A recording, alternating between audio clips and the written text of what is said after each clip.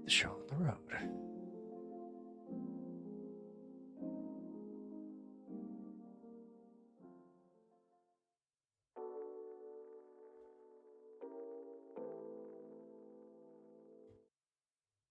Who the heck is Pep Talks?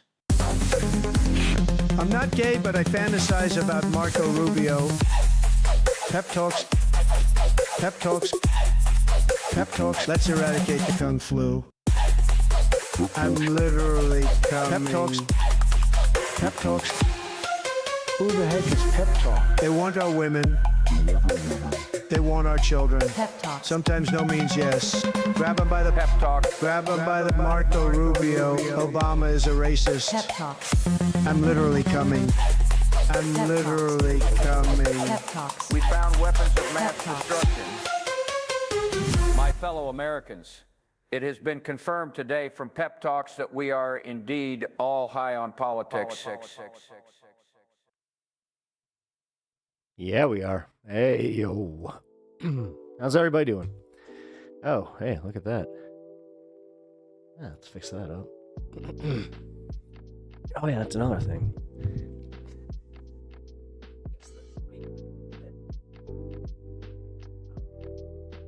Yay. There we are. We're back to it. I got the stand cam. He's fresh in from having himself a nice little day outside. Everybody say hi. How's everybody doing? All right, so... Oh, hey, Mad Pep, I'm pretty much going... Oh, wait, what? No, what? No. You better not be. No. Dude, is everything okay? No.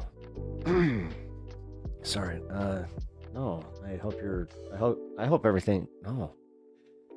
I don't know what else to say. Oh, God. What a way to start the show. Inverted Mystic, I hope everything... Shit, dude. Hey, Anna, how you doing? Damn, I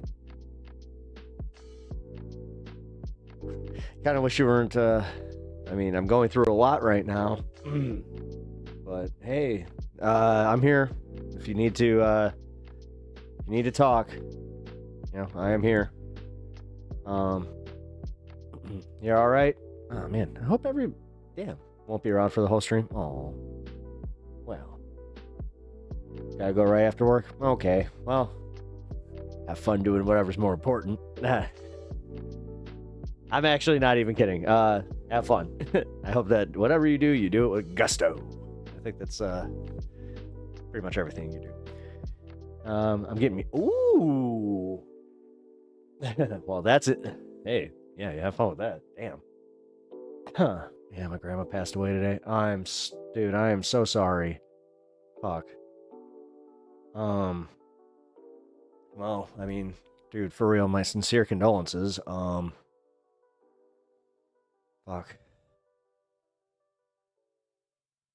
Trying not to cry right now. Well, I hope that everything with your family isn't what I'm going through, because if you are going through that, man, oh God, then yeah, you have literally,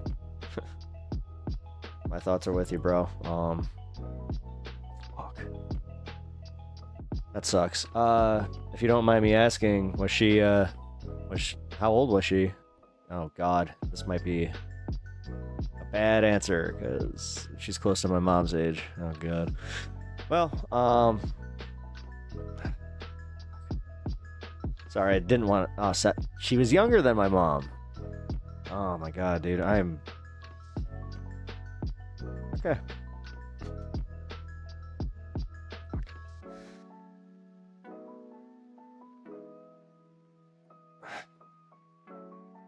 This world is not fair. I'm so sorry about that, man.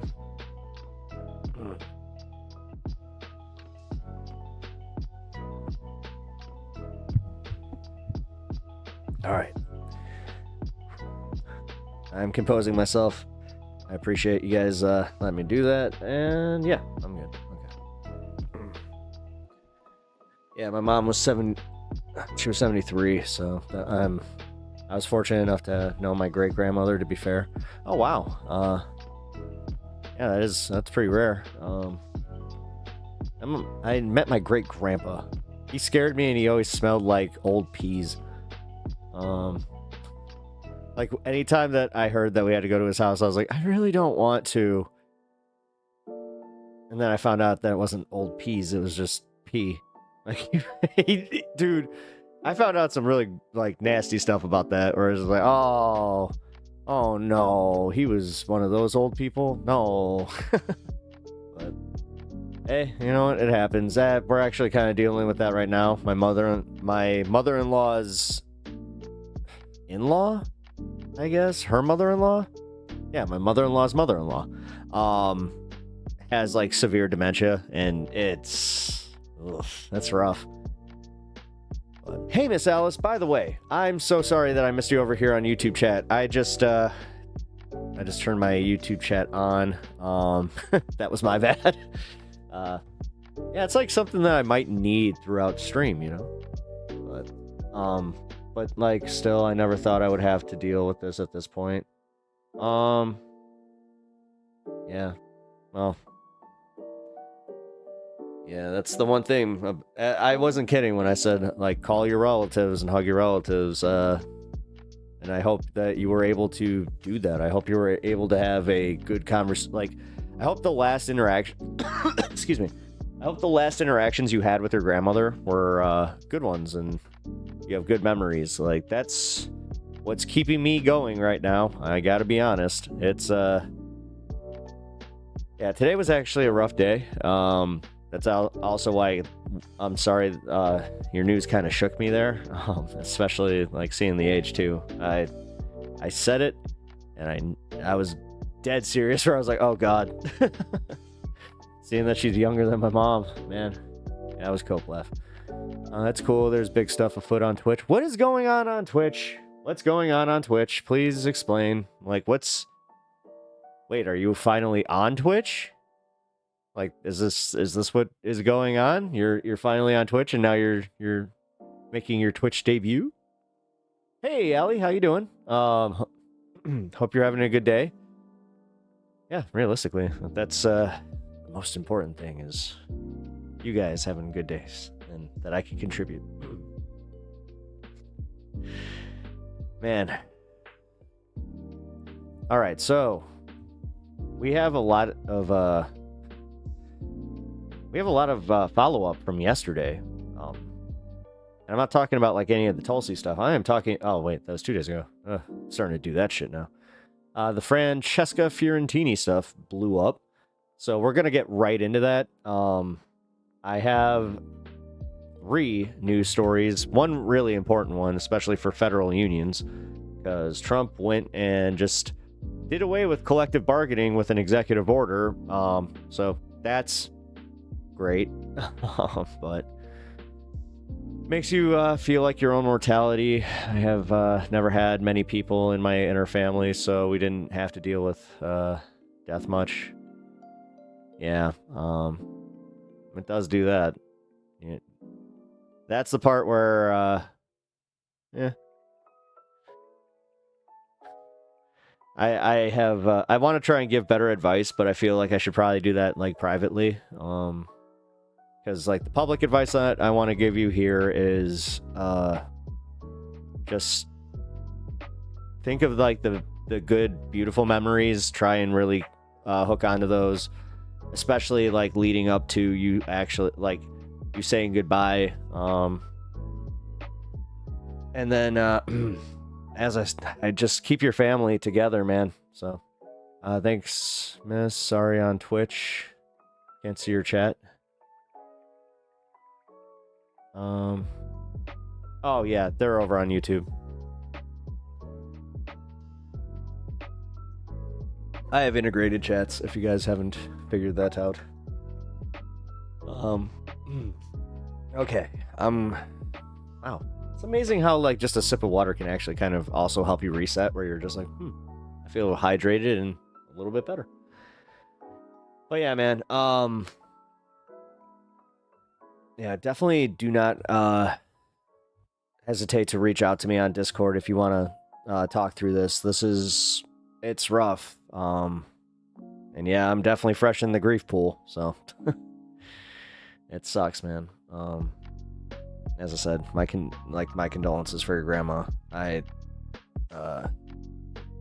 God. Your grandmother? Wait a minute. Hold on, back up. Just an aside. I gotta cover this. Your grandmother was 70 years old. My mother was 73. You're doing it again, man. Sorry. Not trying to make light, but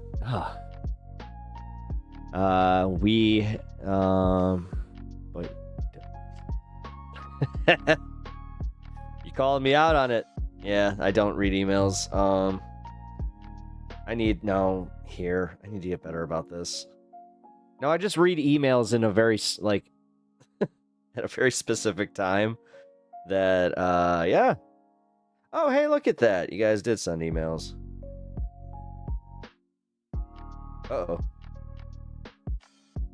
Oh, hey, you suggested a book that I've already read. No, I've read the 4 Agreements.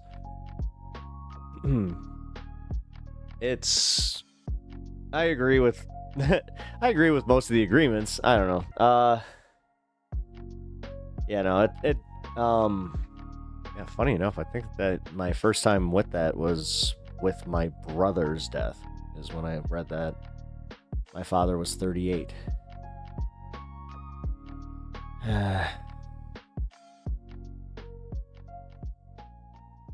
Damn.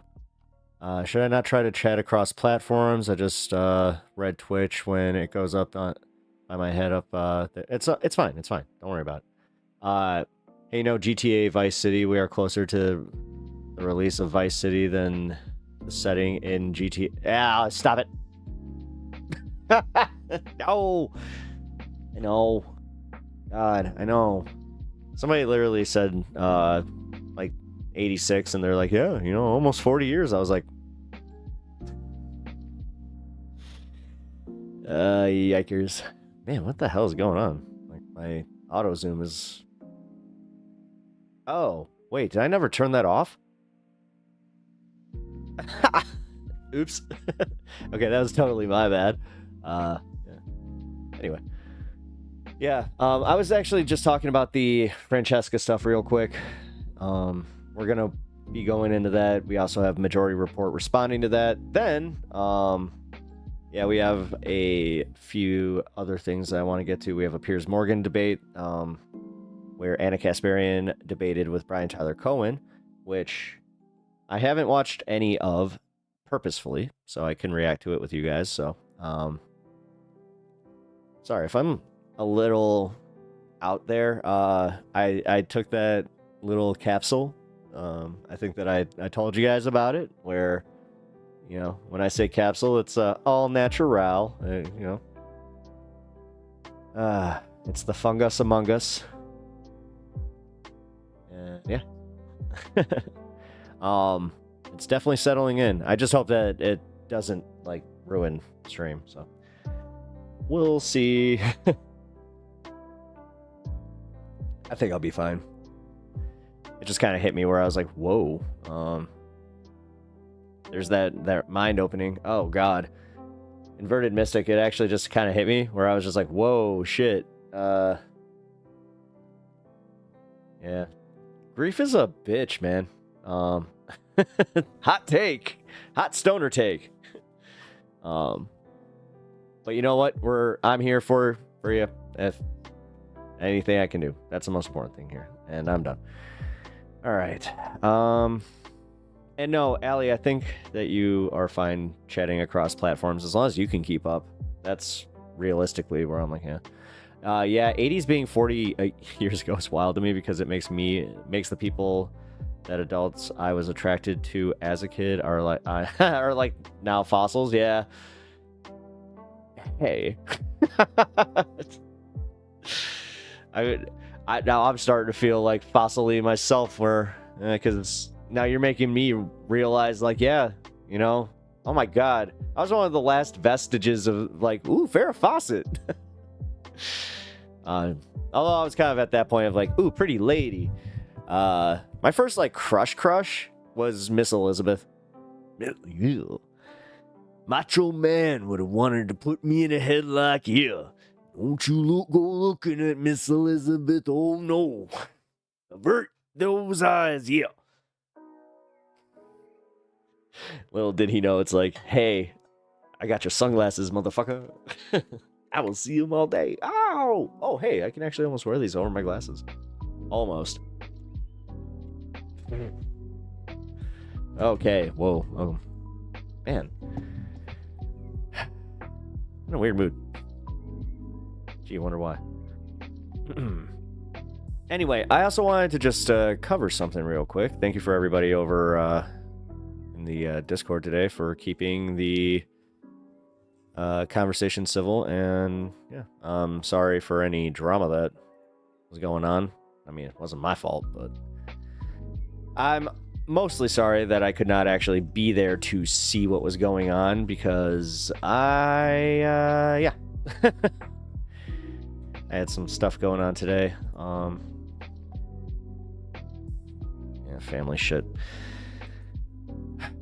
So, real quick, actually, again, Inverted Mystic, this isn't too much about this. I just want to make sure that you take care of, like, your mom, and, you know, make sure that she's, or whoever's parent it was. Sorry, I forgot that's how that works. But yeah, I hope your parents are doing okay, because, yeah, it's rough. Yeah, I lost my grandma when I was 12, and it was not easy. It was not easy. That was the first death that I ever, that ever happened to me, and it wrecked me, because my grandma, like, I always say that my grandma was like my Aunt May, because she essentially was, where, because my parents' divorce, there was always like this tumultuous crap going on, and there were reasons that I could not always stay at home. So, you know what, I gotta say, I had a kick-ass grandma who more than took care of me. She taught me a lot of the lessons that carried over. And I gotta say, like, I miss that lady every day. So. But she's awesome. I just wanted to take that moment to also shout out my grandma. She was really, really, really cool. Yo, what up, Kirk? How you doing there, buddy? Was she martial arts grandma? No, she might as well have been. Kung Fu grandma. That would have been cool. No, she liked her boomsticks, you know, the boom booms. Well, one very specific boom stick. She was very, very proud of it. My grandma was very dirty. she was like, I don't know, Dirty Harry with that thing. God. You're making me think back to the first time that I ever saw my grandma with her piece. And it was just Dirty Harriet. All right, good. That's a good one. No, dude, that was so funny. Because for real, she had a nice little, like, it wasn't a little, it was a 45 caliber revolver, and I was like, whoa. She explained to me how much I had to respect those things. Like, yeah, gun safety was a huge thing in her house. Not bad, cooling off at the moment. How you doing, homie? I'm doing. I hate the fact that, like, I'm that guy now where I'm like, it's going, and I'm doing as well as I can. Like, I'm just saying those things, and yeah, you know, I'm not doing great. Today was a bit of a rough day. I gotta be completely honest with y'all. That's why I did follow through with the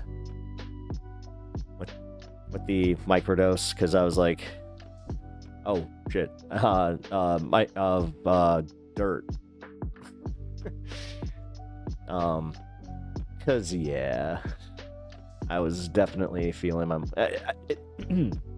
it's happening every Friday, and I hope that it's not going to be every Friday for like a long time, but it's happening every Friday. Okay, so inverted mystic, I could be BW sexist, depending on intentionality. Or it could be sexist. Oh. Teeny bit. Just teeny bit. What's going on here?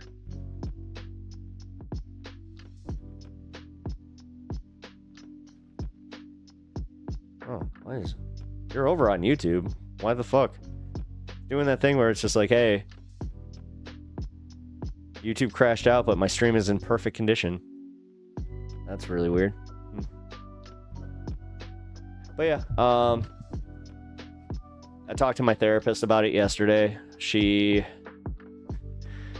didn't really condone it as much as she said, if you need to do it, go for it. She said be responsible with it. So if it's just because she is not super fit and you are worried she can't handle it,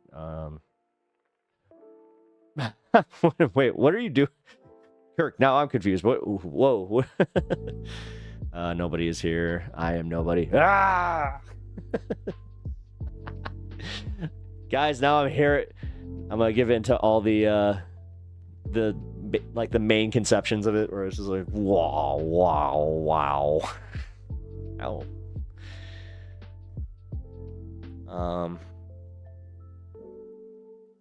God, what is going on with... Hold on, guys. I'm having a problem with YouTube.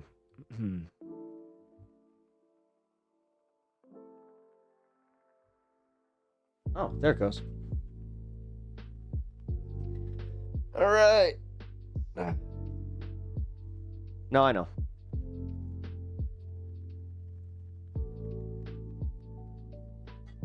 I might go for it.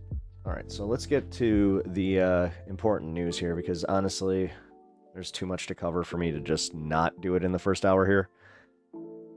Also, yeah, I'm trying to not be bummed, so we need to reset, because so your crying in the chat is empty. Wait, what?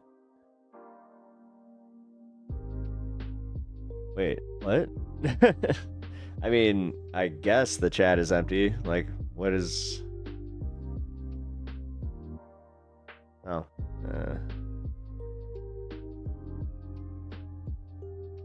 no, the chat's not empty over there. Hold on. My multi-stream chat is also... My multi-stream chat is empty. That's why when you said that, I was like... But I'm not frying. Like, dude, I'm not... Listen, I'm not that bad. Oh, I said that? Oh, sorry. Oh, God, maybe I am worse than I thought. Oh, no, I took like a... So what my buddy gave me, well, my buddy, I'll just say that, he just, yeah, said that this would help, and now I know exactly what I'm taking here. No, the problem I'm having was I was in a really, really good zone, and Inverted Mystic, this is not blaming you in any way, shape, or form. I came here with a really, really, like, good vibe, good, I was flying high, and then that knocked me right back into thinking about my mom and all that stuff, so... some stuff from a dude. Just a dude, man. Just a dude. Well, no, I've actually also been drinking, like, what's that mushroom coffee? Like, I didn't think that I would actually like it, but it's good stuff. My gut health has been, you know, much better with it, but because I used to take, like, Yakults, and I would just, I hate to say that, like, it was the taste of the Yakults that I couldn't do it anymore. I'm like, I need to find a better way to have a probiotic in my stomach. And I was just like, oh, they have this mushroom tea, and it didn't. I thought it was gonna taste like, you know, dirt, which it didn't. It actually tastes like, you know, tea. So there's like it's kind of, the way that I can describe it is kind of like when you eat an Eddie, like specifically like an Eddie candy, and it has that like little bit of an aftertaste where you're like, that's not candy aftertaste. It's a little bit like that. It's good stuff though. Like, it's been as I said, really helping with my digestive health. Uh-oh, I hope that's not a thing today. Oh, look at you. He's hugging his bone, guys. It's like, I'm not letting go of this. But, yeah. Jolly Rancher flavored soda makes me happy. Try that. Jolly Rancher flavored soda? Did we not establish that, like, Canada Dry is what? That's a spicy soda to me? No, I'm for real, man. I can't drink, like, I can barely drink Coca-Cola. Like, it's just sweet. Like, it's just too much sugar, man. I am an old-ass man. I can't be having all that sugar. I'll be up way past my bedtime of 5 o'clock. Wait, guys, in a half hour, I must go to bed. Hey, Matash, how you doing, dude? Didn't get to welcome you in properly. Hope you're doing well. Thank you for the $2 donation for the stand, man. Really appreciate that. Oh, that puts us over to 1701. Cool. Do you actually, like, drink that stuff? Like, do you drink, like, a lot of the, like, I saw somebody, put out a Sour Patch Kids, like, energy drink. I see that, and immediately my mouth is just like, whoa! But, yeah. I love how I'm just essentially exposing it. It's just like, yeah, guys, you know... My blood sugar will skyrocket if I just, like, a Jolly Rancher. I'm not that bad. I don't drink soda regularly, but I do try all the new things at least once. Oh, okay. Yeah, alright. Yeah, my wife is very much the same way.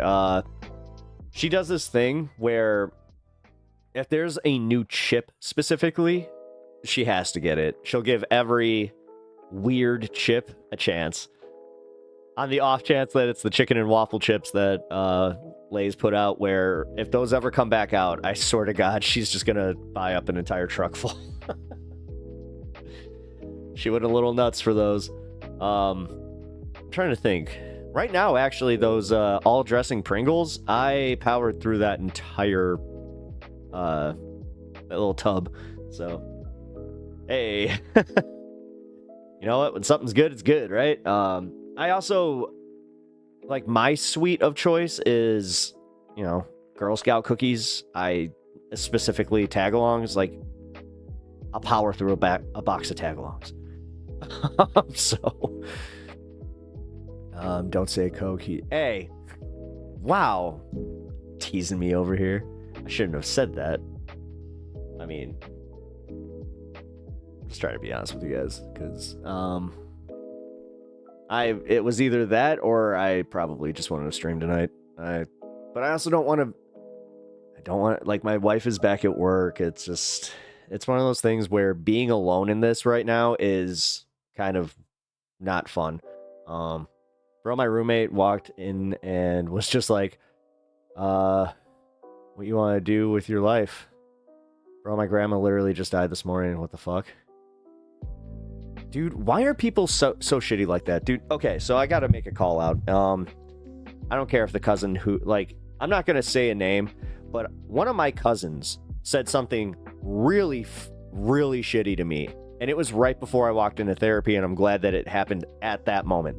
So, with everything that's been going on, you know, they took a decent amount of time to actually say their condolences in the first place, which I'm fine with. I've had multiple people say we didn't know when to essentially get a hold of you. Well, she just casually chimes in like it doesn't get better. It only gets worse. It's like, you are super fucking helpful. Like, I'm still mad about it. Like, yeah, what's wrong? I don't get people. I really don't. And yeah, I'm sorry your roommate did that, and don't think too much on it, man. Yeah, that sucks. What a fucking asshole. Like, timing. You know? That is a thing. Yeah. I did have a coffee that had mushroom stuff in it, but it said it was for focus. Yeah, that's kind of what I've been... You might be... Here, is it the same stuff that... Because I had a friend that was... She thought she was going to be all about it, and then she decided, she was just like, I'm not really into this. Do you want this? I was like, yeah. So, I drink 1 cup every morning. It's also just like a little, one of those powder packs that you just add to your coffee.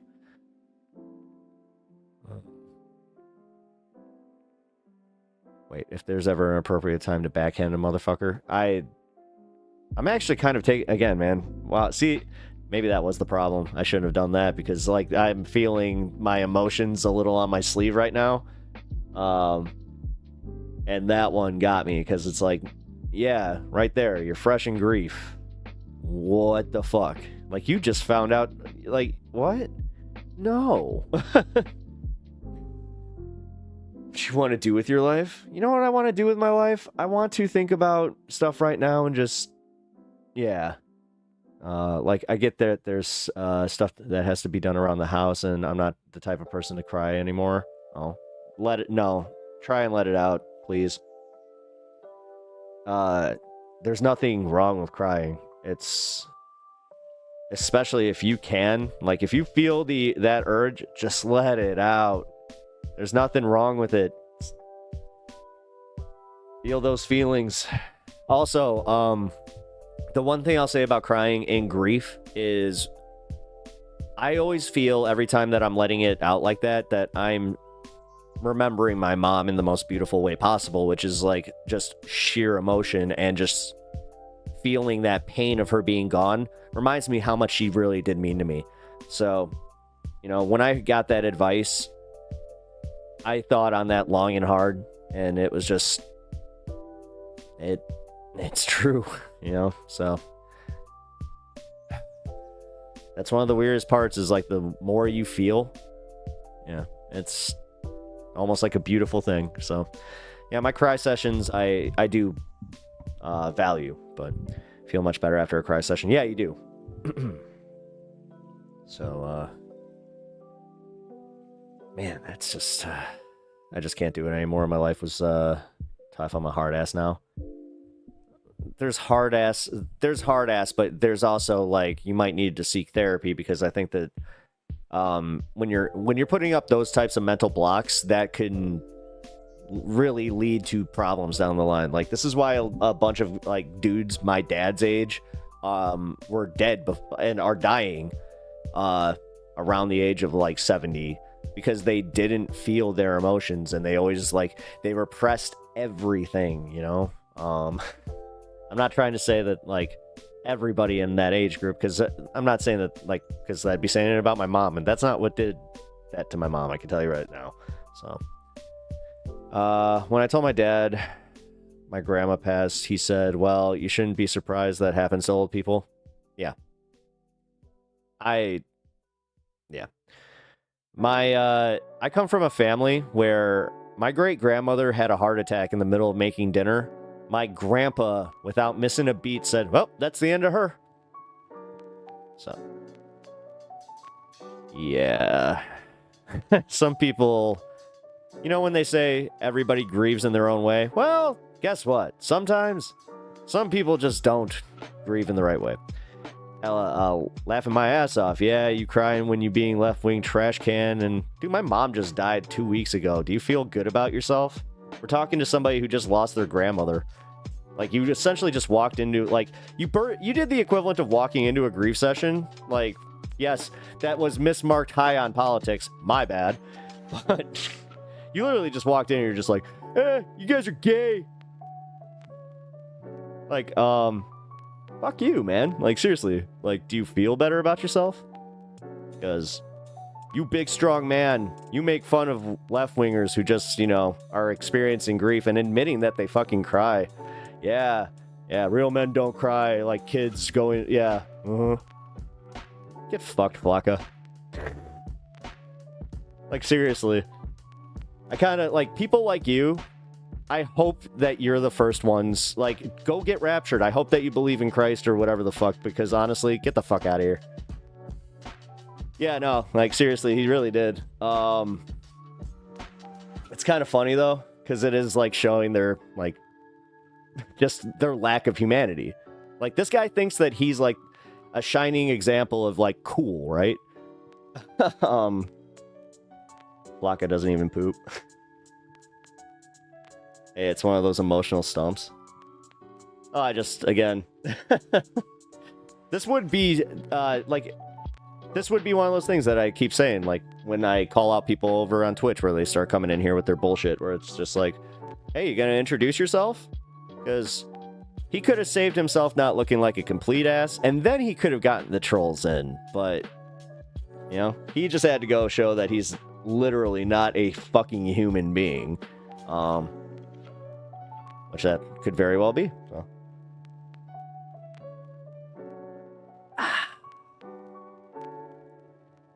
But yeah.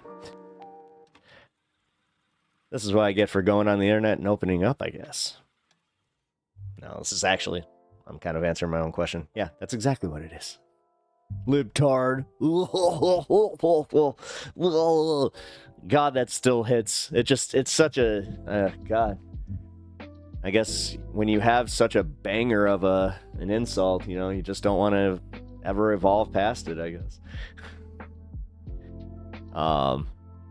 Let's actually see what this asshole really said. A crying with being a left-wing trash can that thinks the leak was real. LMAO. It was... Dude, they admitted that it was, like, real. What are you talking about? Now they're just trying to say that it wasn't classified information. No, you're the fuckface that honestly, like, can't get past the whole, my tribe, my side is so awesome. My daddy is so awesome. He loves, look, I love him so much. Flocka, I love Flocka. Flocka's the greatest. He has absolutely no emotional... He has no emotions. He's kind of an asshole. Totally right up my alley. Man. When somebody plays to his base. Right-wingers don't believe in evolution. He can't do that. Alright. Zing. Well, welcome everybody over on YouTube. Thanks for coming in. You did have, like, you guys have hella timing walking in here. It is very funny. We just had somebody in YouTube chat try to libtard us, but then it was just like, oh, hey, what is a flocka? I don't know. I've never flocka flame. Flocka. Waka waka flocka. Jojo Mojo Jojo. Hey, how you doing, dude? I'm glad that you're here. How you doing?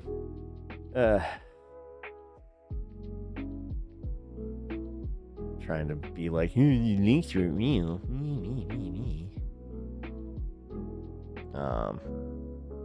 Yeah, he does. He like, I'm not sure actually. That I can say I'm proud to not know. I'm fine with being up and hip on culture, I guess, but some of it I'm just like, I don't give a shit. Oh, come on, man.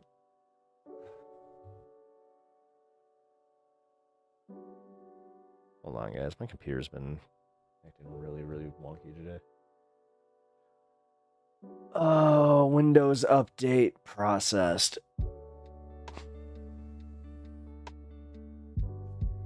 Well, no wonder my OBS has been all messed up.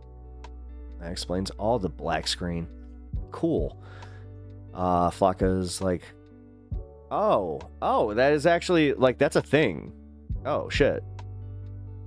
I just thought it was literally like, yeah, he did like waka waka, and he was like waka flocka, and then he was like, hey guys, check it out, waka flocka, and then he just like lit a lighter. He's like flame, and then he's like, I think I just got my rap name, guys. I'm gonna be a star, and then he turned out to be a star. And we know that the guy's hobbies right away. Yeah, I mean, for real, like, imagine getting raptured, then not going to heaven.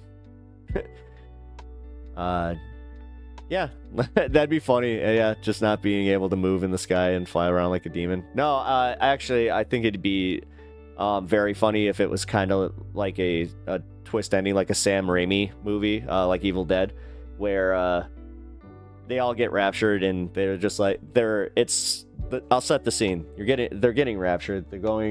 They're peering through the clouds. You got that whole, like, the fisheye lens to show that, you know, from their perspective, and then the clouds break and it's just a bunch of teeth, and it just turns out to be an eldritch horror, and yeah, turns out Cthulhu was there all along.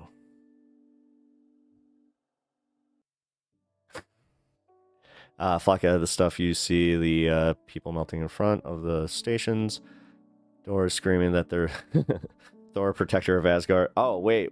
Oh, wait. Is it one of... Okay, so it's like a bath salt of types. Allie.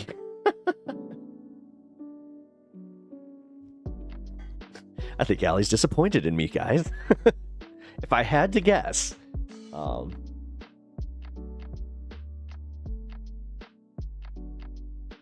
Actually, I gotta say, now that I was able to reorient, I'm gonna have to work on that. I'll be honest too, that's kind of the reason I was even thinking about, like, just going for it, because I was like, I've been having speech problems. I'm also going in for a checkup here because there's something going on. Wait, Google says it's estimated that 10%, but I went and took a test just now. Probably have it. Oh, shit. Wait.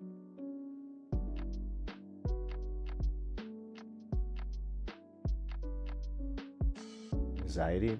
This is why 60% of alexithymia? What's that? Wait, what is that?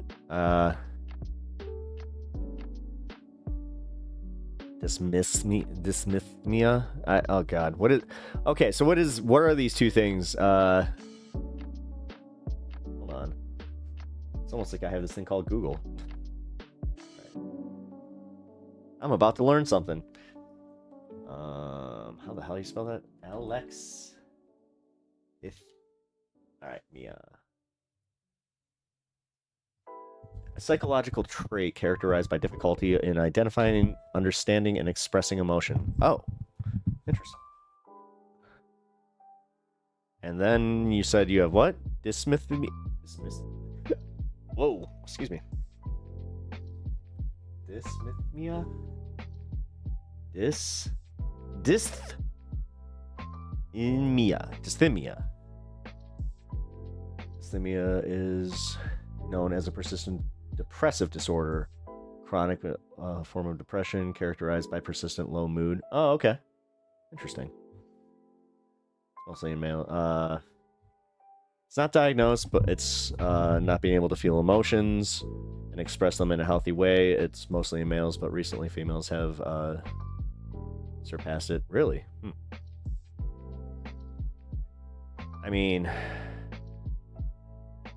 Ew. No, I don't... No, Allie, I don't do that. No. I do nothing like that. Ever. Really. I had a bad time, so I'm just like... You guys have fun. I'm going to just do my all naturals, and that's That's all I stick to. I'm really like the holistic, you know, stoner guy. Well,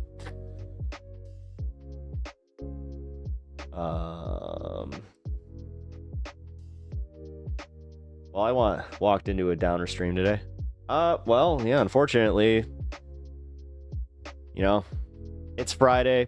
It's now it's the third week, marking my mom's passing, and then on top of it, Inverted Mystic's grandmother passed. So, yeah, we're kind of, we're openly discussing this, which I know, yeah. My God, I'm gonna lose the views. Oh my God. I'm so sorry that I'm not keeping the views. The detriment of, you know, not discussing my emotions and being open with everybody.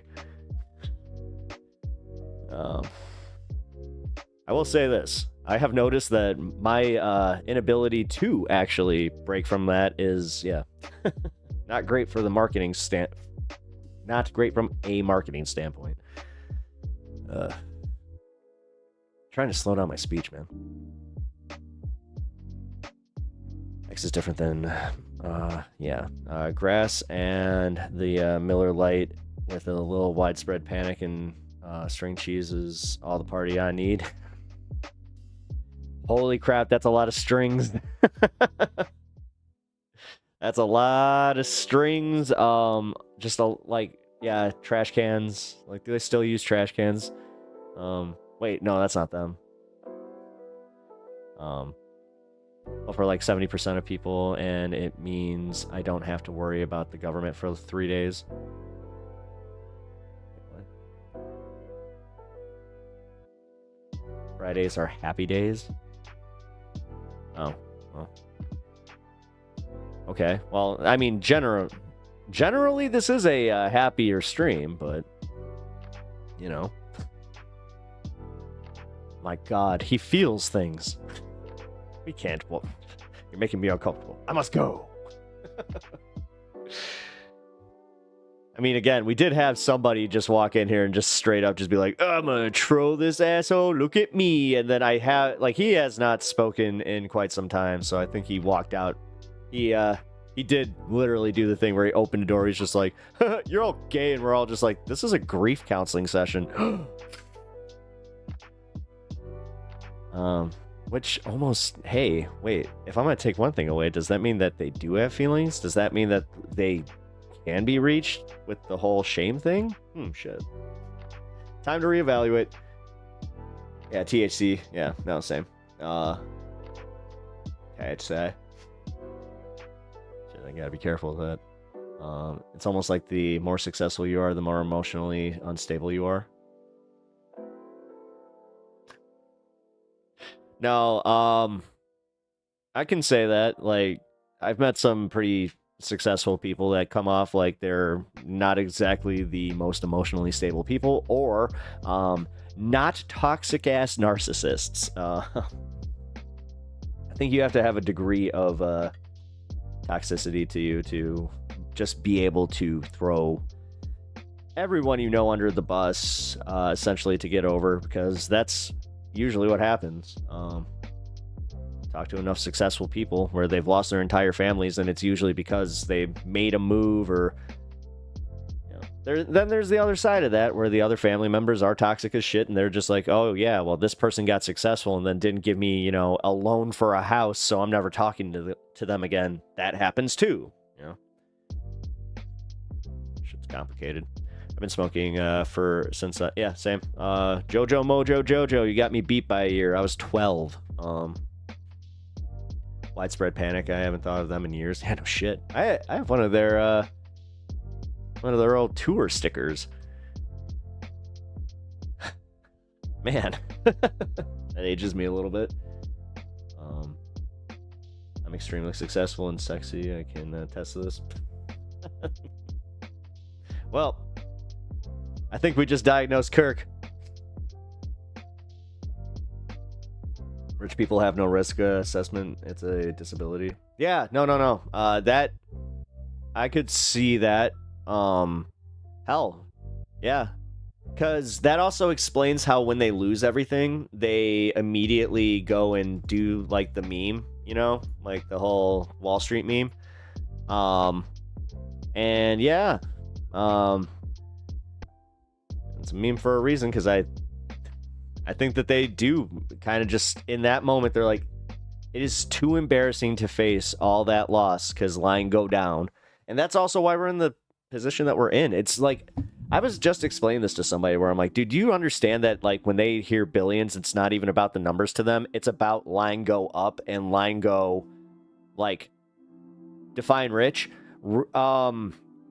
Okay, so rich is what you are. I think that you could be defined as rich if you make, you know, over $500,000 a year. No, I'd say even $500,000 a year, dude. Then you're in the top percentile. No, that's rich. What Elon, those guys, I'm gonna take the joke from Chris Rock where he's like, no, those guys are wealthy. Like, he had the perfect breakdown where he's like, no, you got the NBA, right? The players, those guys are rich. But the guy who owns the team, that guy's wealthy. It's like, no, that's not necessarily true. That's kind of a weird takedown. We're talking about like disabled people are at least 5 million. Wait, what?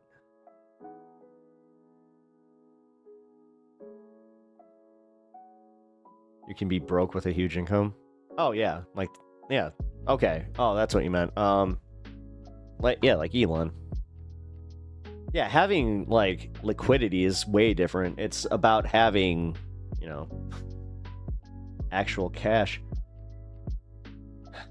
So, if I have 12 million in my bank account, does that make me disabled? LOL. Buy some rims. Yeah, no shit. God. Yeah, at that point, I think, man, I don't know what I'd do. See, now, that's the type of money where if I were to, I'd be uncomfortable with it. Not much would change. Like, that's the one thing I can say, like, yeah, not a lot would change in my life. A lot more security, like, that's different. My wife would not have to, you know, do her job, but the weird part is she does one of those jobs that she loves, so it's like I have a feeling she'd do it just, you know, for her.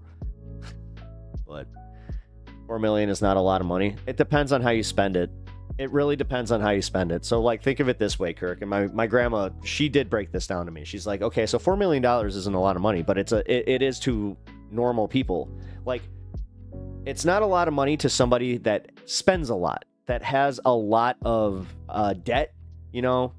But, like, with my grandma, what she had was a business that produced, as I think I've told the story, was I was like 9 years old when I found out that my grandma was a multimillionaire.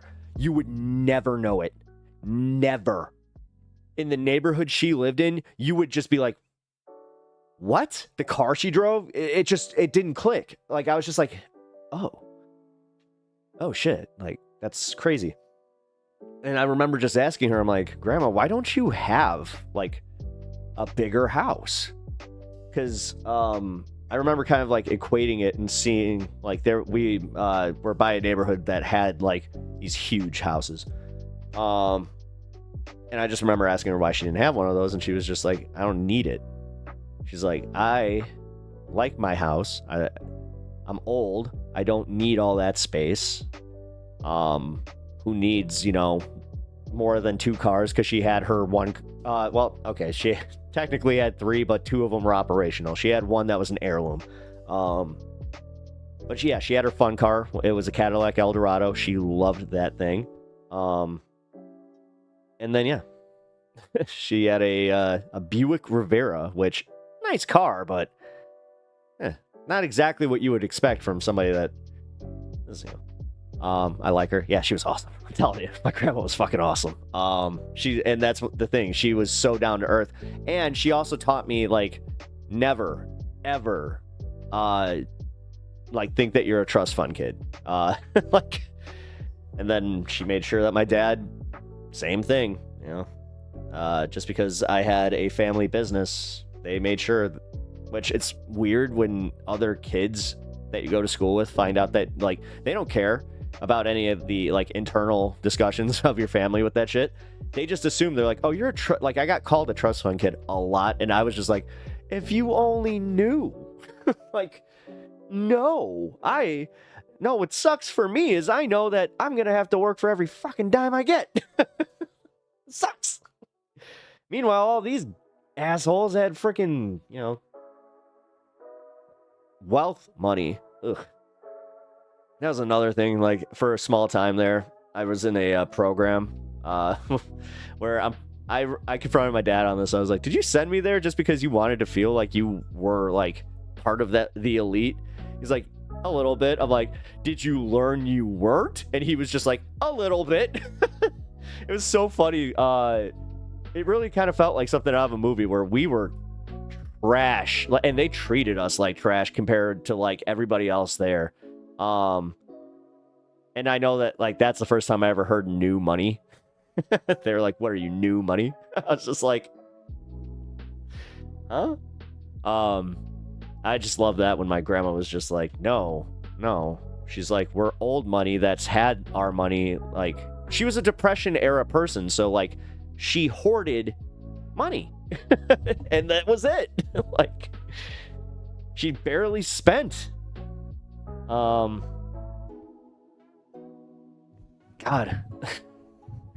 But that's the thing, man. I also, through that, learned, I'm like, oh, you only need so much. You know? It's so weird. Anyway, I've been talking about that a little bit too long. I want to get into the segments here. Hey, look at that. Broke the hour. Woohoo. Sorry for the disjointed hour. I do. My sincere apologies, guys, but I want to say thank you for sharing in this with me, and also Inverted Mystic. So, thanks, guys. So, what is going on with you guys? All right, so my business made almost $5 million last year. I'm projected to make $6 million this year. Does that make me disabled? No, good for you, man. I'm happy for you. It's just, I hope you have a good mindset on this stuff, because like the biggest thing about having that type of money is also preparing for like bad years, not overspending, not taking on bad debts, not trying to overgrow. In your case, steady growth it's always there. Like, you are also in a business that's always going to be needed. So, there are certain protected industries. But yeah, it's also just like, yeah, don't buy stupid fucking houses. Don't buy more than, don't buy more cars than you need. Like, if you need the thrill, this is something that I've always appreciated about like what my dad would do occasionally, is if he wanted to feel a thrill of having like a toy, he would rent it first. And then if he had his fun, there were a lot of those situations where he would never buy. Then there were the random ones where he's just like, hey, I just signed us up for a snowmobile team. I was just like, what? I'd never ridden a snowmobile in my life.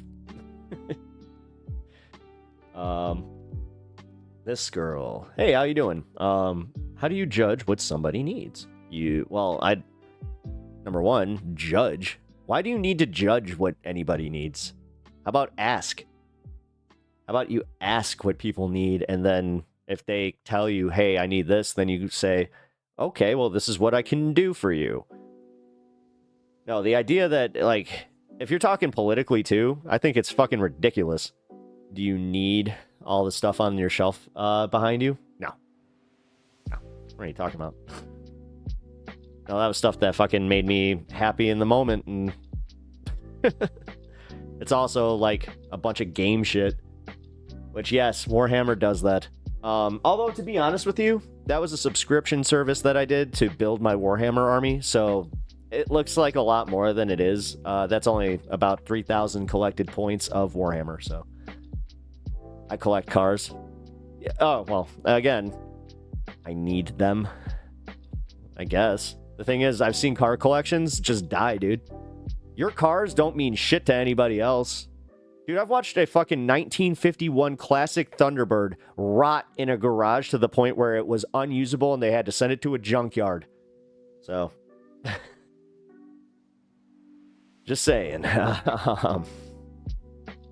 You know, drive them, enjoy them, look at them while you can, and then sell them as, like, if you want to preserve them, because, yeah, car collecting is one of the ones that you got to be really careful with, because we also have a guy locally that he bought a local building just to showcase his car collection, but dude, they haven't moved in years.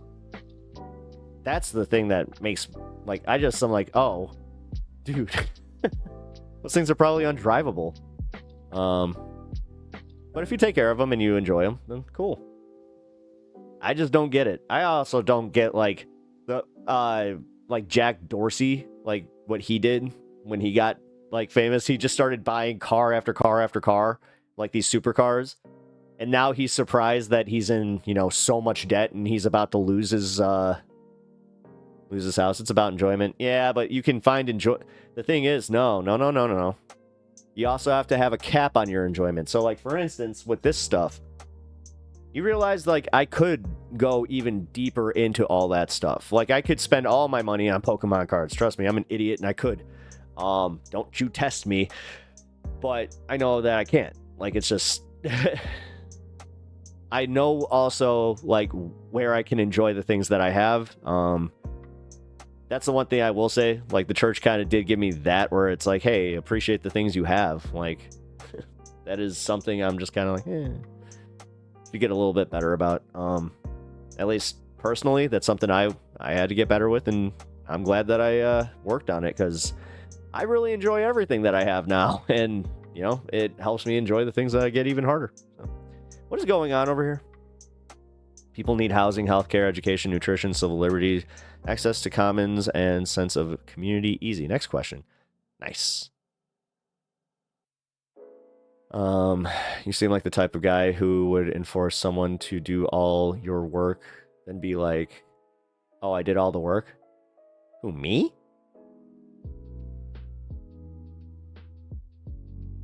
Oh, you're talking to Kirk. I pay myself a fair salary. I make less than my top 3 techs. Oh, see, now that... No, guys, in his industry, that's actually pretty unheard of. Shit, that actually makes you, no, Kirk. Kirk. That actually I respect even more, because I have to say this, is you will always have people, like, chasing to work for you. Like, once one of those techs either has to go start his own business, because sometimes that happens, some of them, you know, some of them pass on, some of them, like, just retire. But you're always going to have people busting down your door to go work for you if you maintain that. So, you know what? Shit. Especially if you're not, like, pulling shenanigans with independent contracting. Like, fuck, dude. That's the biggest thing that will kill a business, is the fact that, like, all the tax stuff, I've seen it happen a lot. While you take a lower salary, your equity in the company goes up. Well, how are you going to hate him for his company, the equity in the company? Like, he is putting in that work and he's paying them. Like, at what point is it just like, oh, well, if you're a socialist, then you should never take any money? Like, that's, dude, that's what they tried to do to Hassan. And honestly, like, what the fuck is that kind of, like, argument? To be completely real, with the world that we're living in, it's like, no, if you can cap out what you're willing to, like, put into capitalism, I think that that's a good step. That's not what I'm saying. Okay. Or if you are reinventing, I do not hate him for it. I'm not being bad faith. I think he is doing the right thing. I mean, I think, again, that's a admirable way to own or, like, run a business. I have to say that.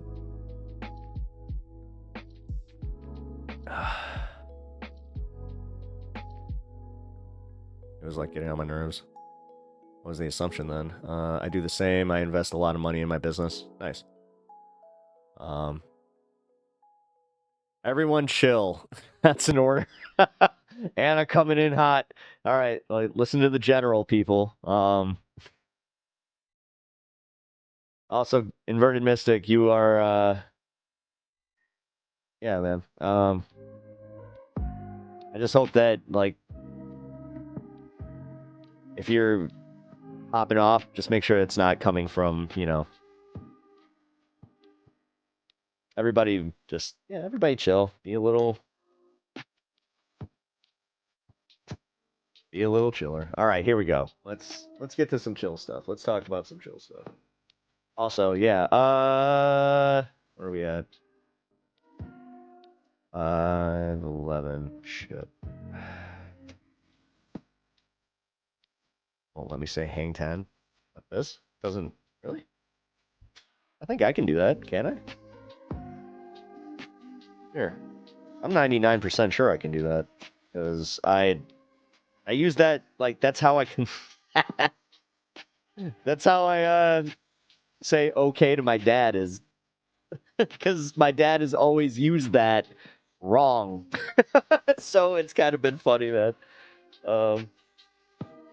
Little family inside joke for you guys. Whoa, that's my voice.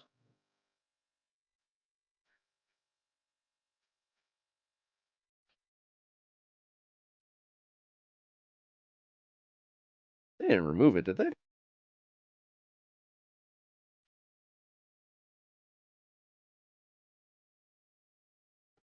What? No. I can't see it.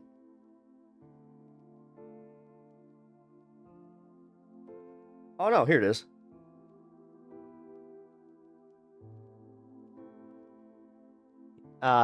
No, the if the censorship is me, not being able to see, and also I just turned on my phone on my keyboard. Hold on. I just opened up like 4 different things. Oh shit.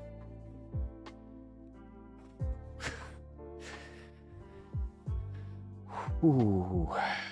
Where's my fellow degenerate Jeff? Head in the gutter. Hang 10.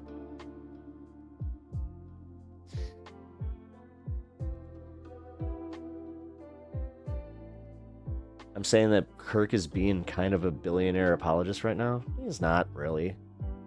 No. No, what he's trying to do is he's trying to do the, but can I have mine? No. No, no, no, no. No, no, no, no. No, guys, chill the fuck out. Like, for real, both of you. Again, Inverted Mystic, I know that you're kind of like... Dude, your grandmother just passed, like... And Kirk, you know what? It's just...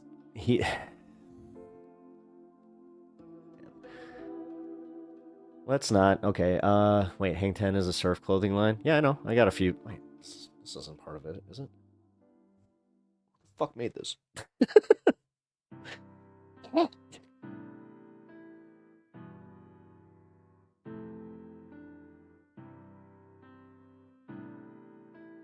I don't know. I can't see.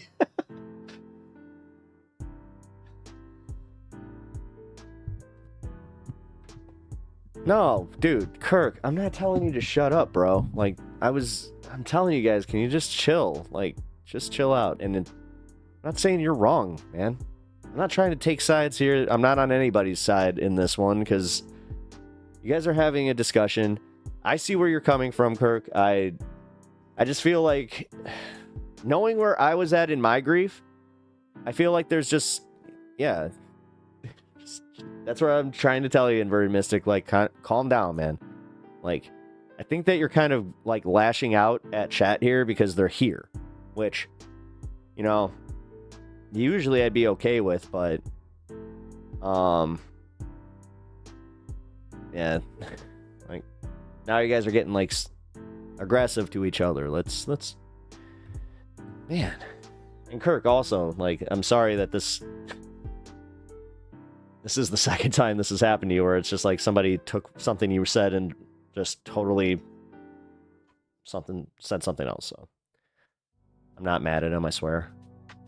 I know it's more so he's like, everybody's kind of on edge here. Let's take a step back and also come on, let's get to the fun part. I'm literally waiting for Mountain Time 420 so we could have some fun. Okay, so it's cool. I get over it quick. I love y'all. Yeah. You're just like, meh. I'm good. Is it literally that quick? That'd be scary. Mr. Pepper is noticing the contradictions. Well, it's also... Dude, I'm not going to solve all the world's problems right now, so...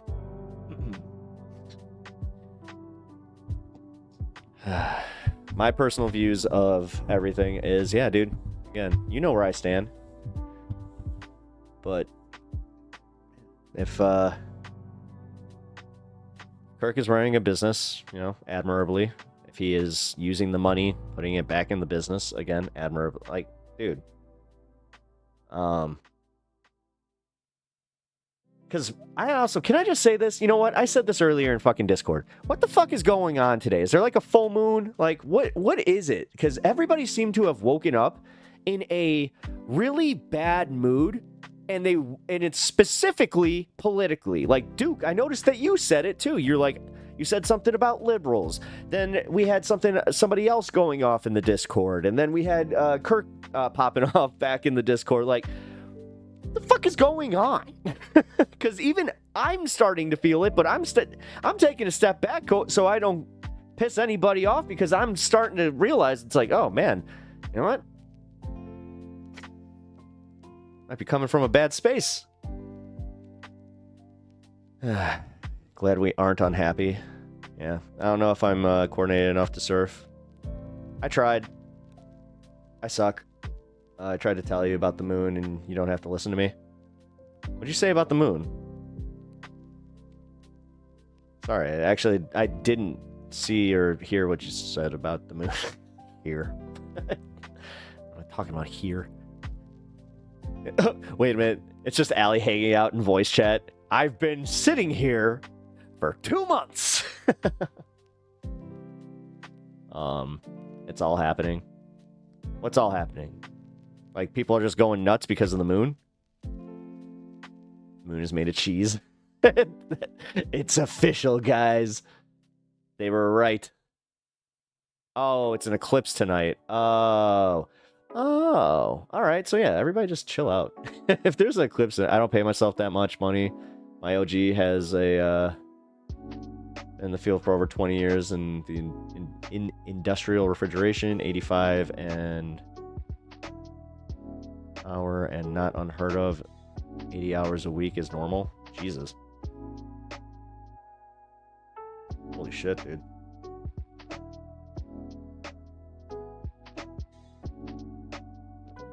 What is going on is the executive is blackbagging people, violating the Constitution, and people are mad generally or genuinely. I'm annoyed with liberals because, or particularly because, half of them are terrible. Okay. How's that solving the blackbagging issue? How's that? So you're like, man, I never want to be the guy that's just like,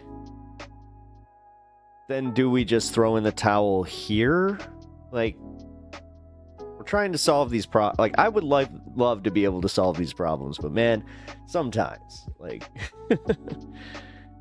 the blackbagging thing, I think, can be solved with more awareness. Half of the people that I talk to don't know any of this shit because they're not paying attention to the news. They don't do what we do. They're not in these chats. They're not doing any of this. Like, hell, dude. Do you know half the political discussions I have off of this stream are with people that do not watch politics? They just don't give a shit. That's the reason that they come to me with this stuff now, where they know I do this. So even though they might have a different opinion, they are just like, oh, hey, yeah, you know, what's your opinion on this? And Is it as bad as you know, they always say this too. It's like, is it always as bad as the left makes it out? Which is a little disingenuous because it also scares me where it's like, oh, Fox News and like the right wing, they're the ones like breaking through to the normies. You know, that's the reason that Donald Trump even got elected. Realistically, low propensity voters, people who do not fucking care.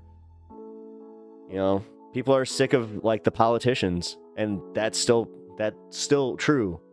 You know, and unfortunately, the right wing is better with the fucking anti-Bernie messaging and all that bullshit. And then you got Chuck Schumer and the libs. Yeah, they do suck. Like, trust me, Duke, I'm not sitting here fucking carrying water for the liberals right now. I'm not. But what I'm just gonna say is I don't think that there's getting so mad at these people right now. Why even use your energy on it? Just focus on the AOC and the Bernie shit that's been happening, and we can put our energy into the positive. But I just fucking, yeah, man. We need to be practical about the things that we can change. Like, this is where the Lord's Prayer, sometimes, you know, like just the words of it, they still apply, man. I'm actually not a communist. So I'll be like Trump and have a staring contest with the sun. I stared at you know what? I saw it. It was the big ball, it got even bigger. I was like, wow, look at that. All of a sudden it turned black. I thought it was the eclipse. It turned out to be my retinas were on fire. Little did the people know that I'm actually like Cyclops from the X-Men.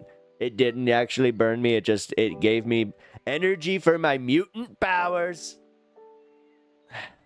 The Serenity Prayer. We call it the Lord's Prayer, but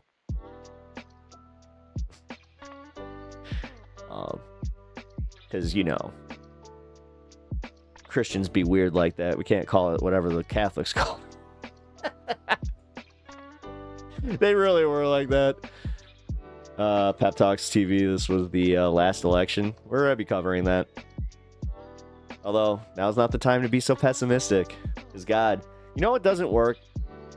Saying shit like that to people who are still in the... What do you mean? You guys are just being hyperbolic. I don't know. There's a fine line between sky is falling and just being like, hey, man. Is this guy on the left or right or liberal? I am left. Kurlash. Welcome. Also, I will introduce myself. I am Pep Talks. Nice to meet you, Kurlash. Welcome to the chat. Left, right, or liberal. Either way. Cheers. Welcome.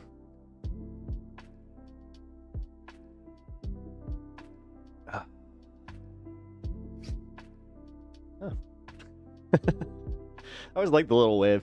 It's just like, hey, cool. People are actually not stupid. They understand no due process and protect the First Amendment. Yeah. No, for them. Yeah, exactly.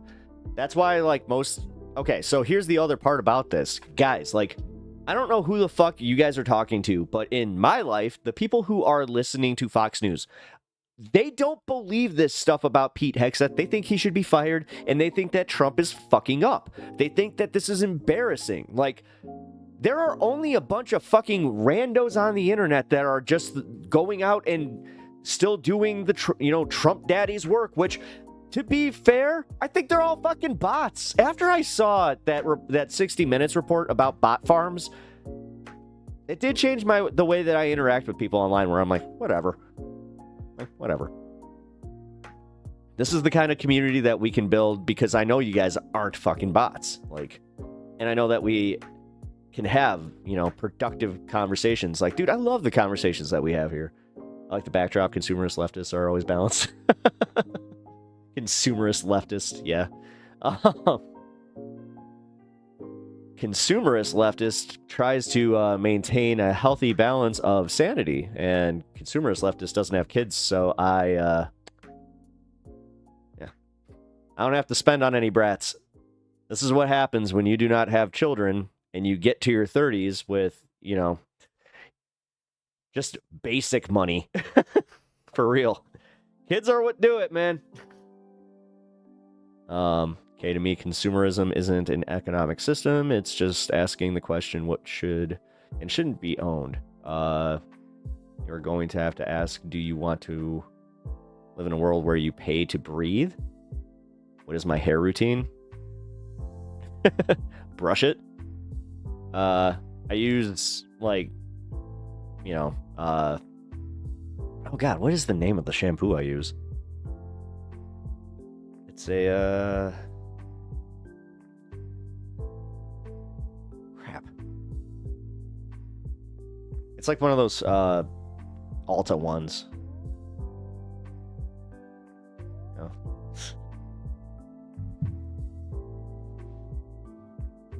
It's like you don't get it at the grocery store. You get it at, like, an Alta. Yes, I use girly shampoo, whatever.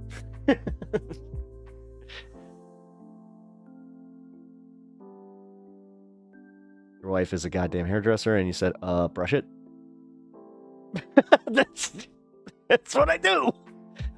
Listen, my wife is a hairdresser who doesn't really do my hair. I'm like, she loves the fact that I ask her for a haircut maybe once every 4 months. I do need to do that. Like Jesus, if he listened to podcasts.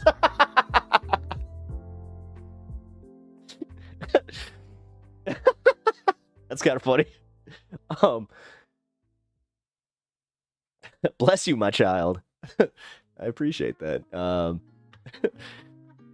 They will be able to cut off your ability to breathe if you don't pay a subscription service. Dude, if it's, yeah.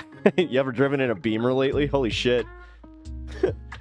I saw a story about that where they were talking, like, I haven't, personally. I've just been reading stories about how every new model of a Beamer has, like, if you want heated seats, pay the subscription service. It's like, wait, so this is in the car right now, right? It's like, why can't I just have this? Ask her for highlights. We discussed it. I'm going a little gray. Not that I care, but I'm starting to see more and more silver hairs kind of popping out. So yeah, I think doing some natural highlights is something I'm for. Oh, I also do get keratin treatments. I will admit to that. So keratin treatments be fire.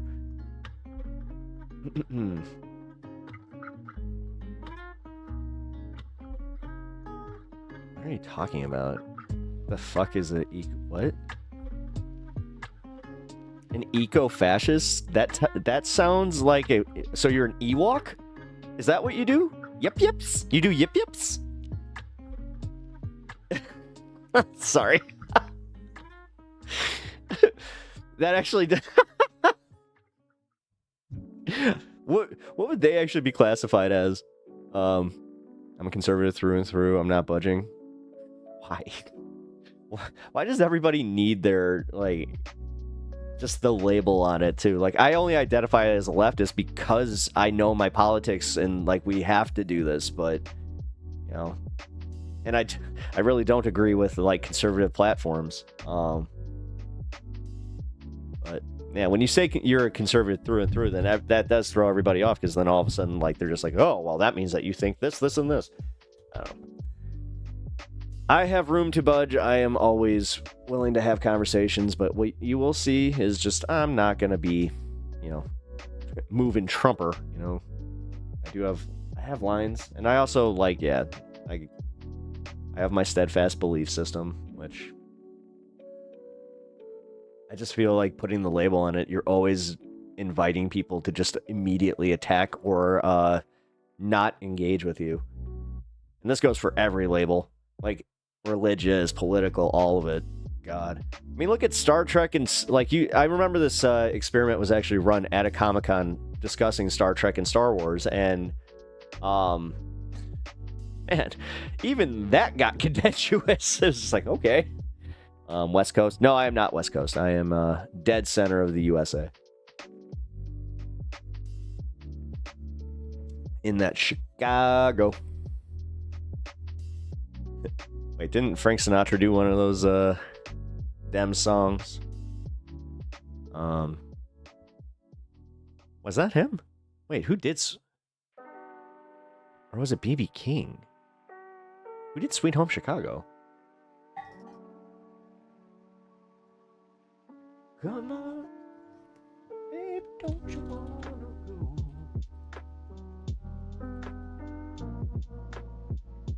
Robert Johnson.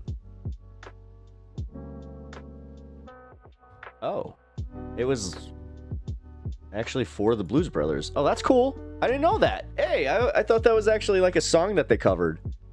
Well, that's neat. I love that song. Roundup would be outlawed as my first exec. What? Oh, Roundup. Yeah, Roundup should be outlawed. I'll say that much. I mean, as long as you're smart enough not to use it.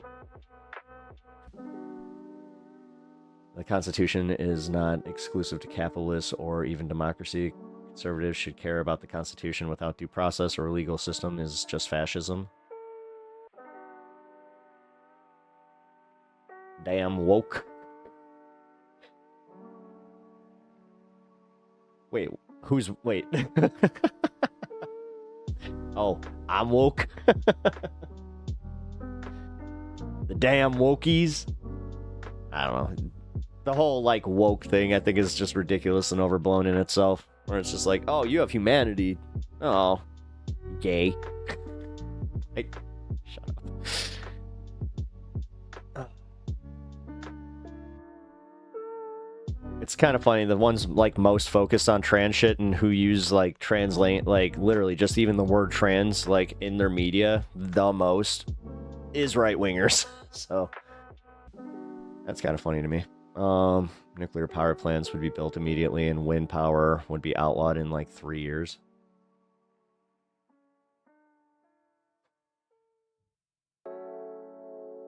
I love how everybody has, like, the ability to solve the world's problems on the internet, but they never run for office or do anything. And, like, I'm a commentator that admits my faults, where I'm like, no, I don't think I would be a very strong candidate.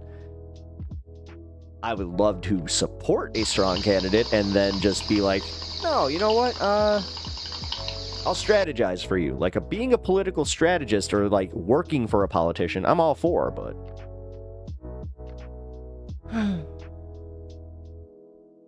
It's just a bit overwhelming, and I have no idea how to effectively fight. Yeah, right now, well, dude, that's where everybody's kind of at right now, and that's why everybody's kind of freaking out. Everybody feels powerless. Even fucking Trumpers, man. Wind power is good because it doesn't use water, so it's perfect for deserts.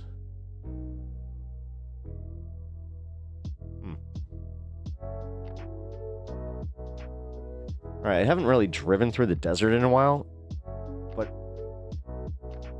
is there a reason that they don't do that? Is it the batteries, or like, how's that? Wait.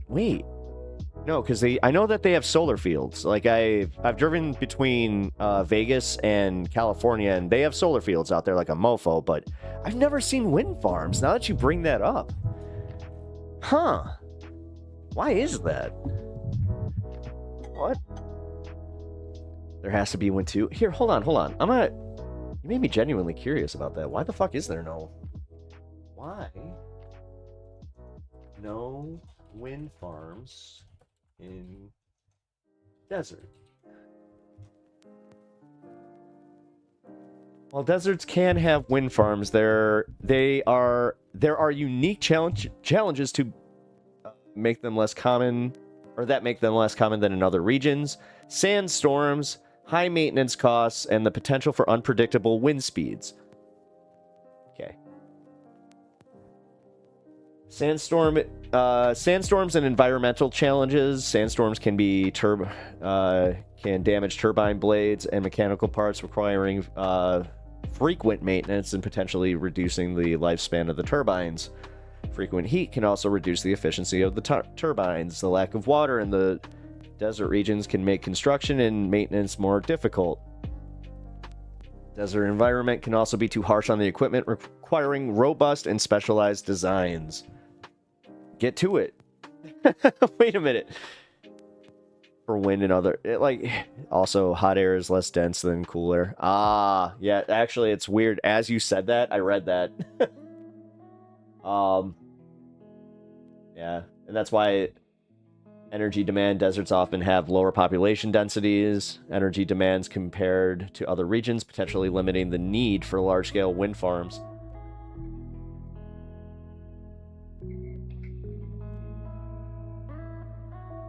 Wind farms in the deserts can potentially contribute to local economies and energy independence. This is the benefits. Wind turbines can also indirectly contribute to soil stabilization by reducing wind speed and preventing erosion. Some studies suggest that wind and solar farms in the desert can even increase rainfall and potentially transform desert areas. What are we doing then? I like how they just saved all the potential benefits for the end there, but there's some good ones. I get it though. Like, okay, so the maintenance part of it, that actually makes a lot more sense than you think. Because yeah, even middle America, you're still gonna have like plenty of water infrastructure, but in the middle of a desert. Also, like, think about it, in the middle of a desert, who are you actually producing that wind for? Like, so this would be great for, like, Reno, but desert ecosystem should not be used as a resource extraction. I mean, honestly, my hottest take is I don't think people should be moving to Arizona or New Mexico when we're, you know, reaching temperatures over 100 degrees, like, almost throughout the entire summer. I think that that's dangerous, irresponsible, and then it's also kind of like, think of just how stupid that is, though. Like, actually, and the vanity that goes into that, where it's just like, we can control this. Heat. Drought. What are you talking about? We'll be fine. The more united the working class is, the more power we have. We need theater kids too. Yeah, I'll do my best, but I'm a theater kid, so no promises. You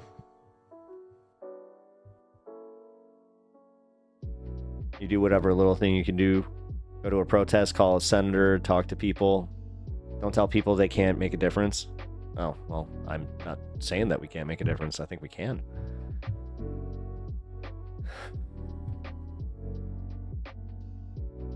Silent green is people. I love how that movie, like, went from just pure obscurity to now being a popular meme with everybody where you're like, oh, I know about that movie. I agree, the Southwest has become overpopulated. Yeah, it has. We can't have a union with two governments.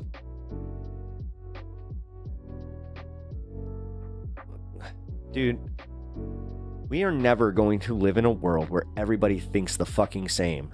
That's one thing that I can't... That is... Because I remember having that where... that discussion with somebody where I asked them, they're a Republican, and I just asked specifically, are you comfortable with the idea of living in a total Republican-led America where there are no Democrats, where you lock all of us up? Then what? Then what? Who are you going to blame for your fucking problems? Then what? You keep going, shifting, and then you're like, well, it's these people who originally thought like me who now are too left. Then they're the radical leftists. Like, God, he just farted.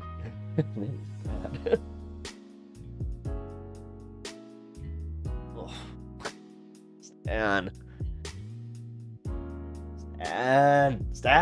Why'd you do that? We are a union family. Dude, it stinks so bad. I think that he, like... Ugh. I know this is difficult, but thoughts on Blinken? Like, Blinken? Like, who's that? Was he the foreign guy, or like the guy that went to... Dog was tired of my political rant. He was like, take me for a walk. No, the thing is, he will not go for his walk. I'm actually a little upset about that. This is the second day in a row that he's just like, I don't wanna. Ugh, come on. Needs to get better about that. Oh, reload. Oh no, $2. Thank you. All right. And that also brings us up to... Oh, hey, perfect. I haven't changed this yet, so...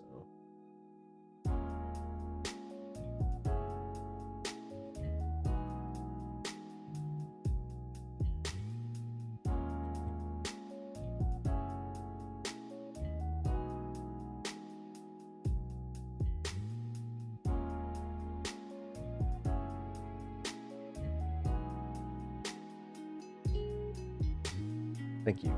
And, here, come here, dude. Come here. You don't get this unless you come to camera. Because, dogs feel what you feel, right?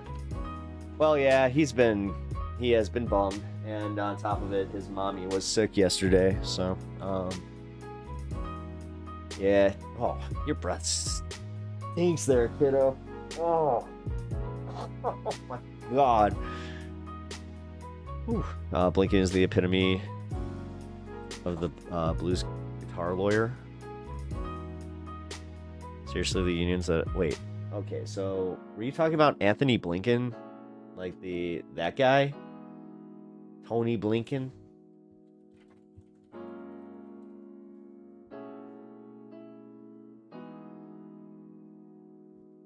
I don't give a shit. I think that him and frickin' Biden did a horrible job on Gaza, and yeah, now we're in the position that we're in. So if that's who you're talking about, again, I'm not one of those guys that's just going to be like, oh, everybody that was a Democrat and they're all good. And I just realized that this is full of coffee grounds. Damn it! Is the dog a boy? He's a boy. His name's Stan. Say hello, Stan. We got a new viewer.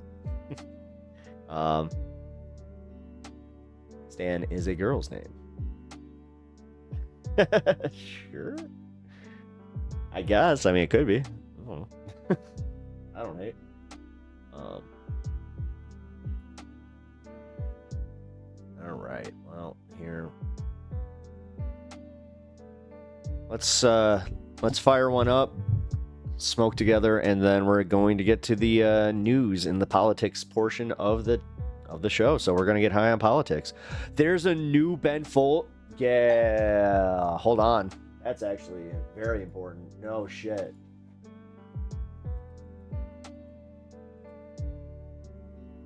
Oh, what matters most?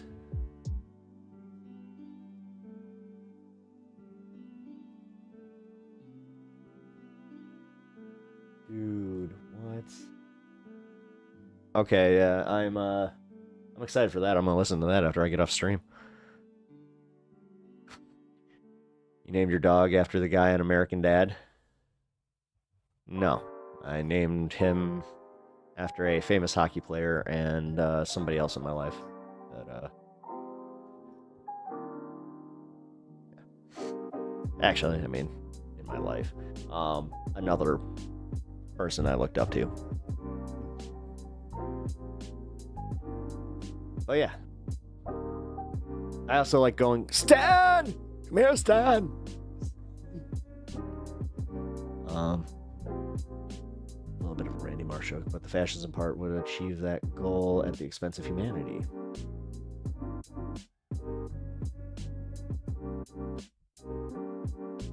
Yeah, see, that's the thing. Like, this is where, like, people not valuing the fact that the American system is kind of like a broader, like, view of America, where it's a melting pot of ideas, and it's always going to be like that. The problem is when you have people like Trump who are just like, nope, they need to be all of our ideas. And then it's just like everybody becomes a fascist at that point, because then they're like, no, my idea needs to be the ultimate idea. It's just, ugh. Somehow, some way, we're gonna look back at the American experiment and just go, okay, it wasn't perfect, but goddamn, you know, like once we got to that 2025 point, then it got, we started realizing that how good we had it. I mean, good. Again, everything's subjective. My brother was like, what if Wayne Gretzky comes back and breaks his leg before he gets the record? Oh, did he? Did he actually do it right now? Wait, that's right. They were, it was an early game today, wasn't it? Quick rundown on Ben Folds. I'm clueless. Oh, Ben Folds. He was a part of a band called the Ben Folds 5. I've always really enjoyed their music.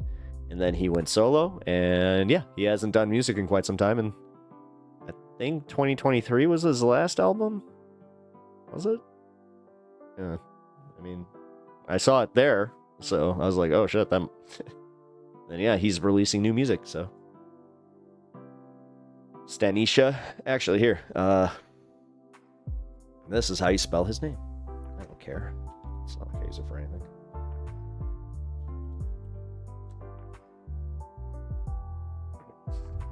It's Czech.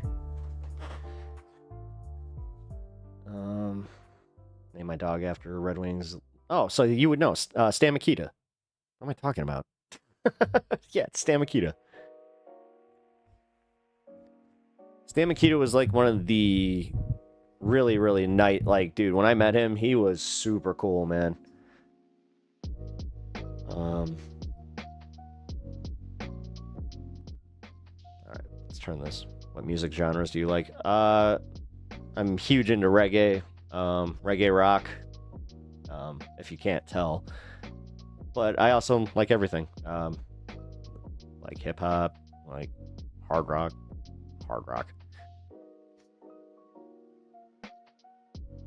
He likes trap hop. I don't mind trap hop. Whatever you're producing, I mean, honestly, it's fine. It's the other dude. I heard some other trap shit. I was like, I guess I have a line. Pep, did you see the band I told you about last night? That was funny. No, oh wait, I might have. Sorry. I heard the Chicago music scene is popping. Literally. I mean, it's yeah. One of the reasons that I still live here. Well, one of the many, but no, for real. I couldn't imagine moving somewhere where I didn't have access to just go see bands that I want to go see. And then just going to get introduced to new bands and new comedians. Like, it is one of the benefits, gotta say. But yeah. There's this place called Shuba's that, man, they have had so many just up and coming artists that were, it was almost like the last show they did before they broke out, where they were just like, oh yeah, Shuba's. This is like, holy dude.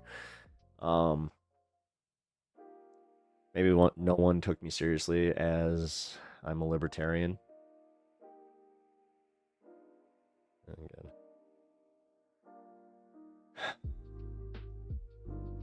This is honestly why I've always been a little apprehensive to just be like, oh, I'm a democratic socialist. It's just like this, like, as I said, going back to like putting the label on it, then immediately you're just like, well, I'm disengaging. Like, the second you're like, well, I'm a libertarian. I hate to say it. My whole thing is then it's like, call into the majority report, please. 866-2930. 866-2930, right? Well, no, that doesn't make sense.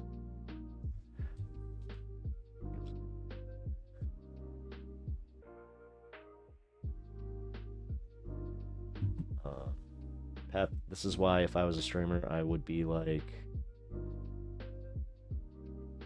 why don't you watch the stream and find out? Ah. You actually... Well, Kirk is on top of this. 451-6,000? Really? That's not... No, because 2930 I thought was I could have sworn that was part of it. Hold on. Gotta be quick. Actually, you would probably know more, though. Is that... Yeah.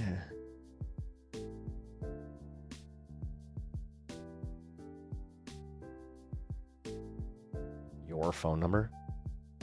Yeah. Yes. I'm gonna put my phone number out there. Hockey is best sports to watch live. Indeed. 2000. Yeah, 2000%. You'll never get an argument out of me on that one. I will always say, sorry, it's 651 6000.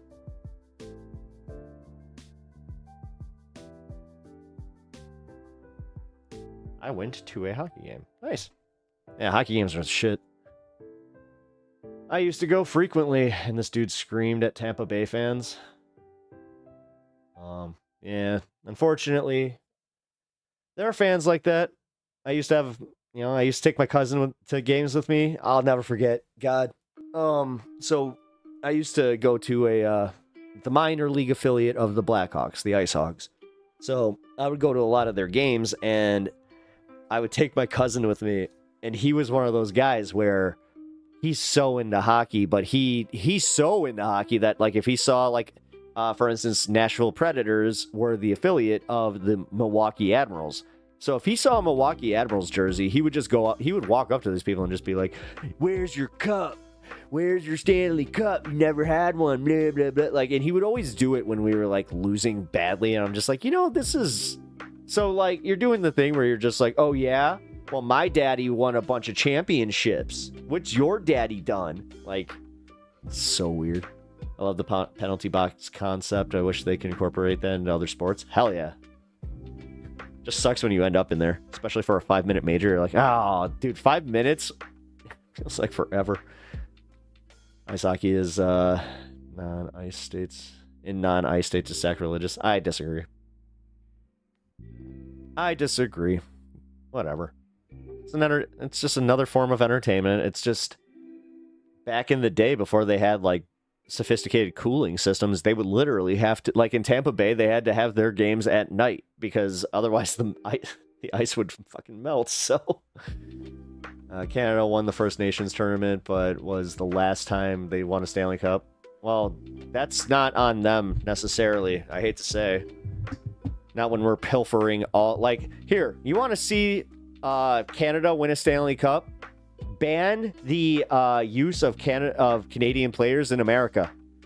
Then watch all of the Stanley Cups go to Canadian teams. If you make it to where only Americans can play on American teams, we're fucked. I'm sorry, man. It's just that's a fact. I know that there's this rah-rah USA, like USA hockey thing, but, there's also the reason that when we win, we are genuinely surprised. Like, we kind of know, like, yeah, we adopted this sport, and then we did the thing where we're like, oh, look, we're the best just because America. We put our USA stamp on it.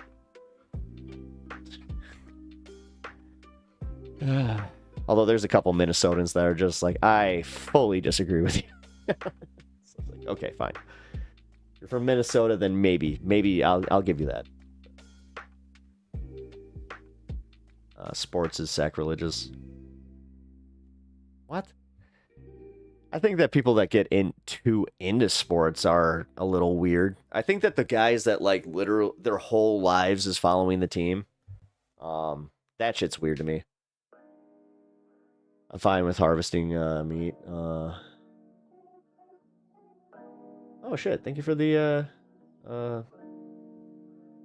whatever you just did there. It didn't actually tell me. It just said, "Hey, Kirk got us started." Well, I appreciate that. Austin wait. Austin Matthews is the best player in the game. I'm sorry. No, he's not. No, he's not. What are you talking about? Like, best player in the game right now, currently? No. You think Austin Matthews seriously is better than Connor McDavid? One-on-one, 1-to-1 comparatives? No. Highest scored average? I'm sorry, Snap Pep. I'm going to take some alone time. I'll catch the stream later, homie. Oh, don't worry about it, brother. And hey, I'm glad that you can recognize that you just needed to take a step back, but yeah, don't disappear too long. Take your breath and then yeah, come on back. Cause yeah, I would actually like you to catch the Jank the Jank Uger thing, because it is interesting, man. But worst case, you got to watch it back. But I appreciate you, homie. Austin Matthews keeps this pace. He will be breaking Ovechkin's record.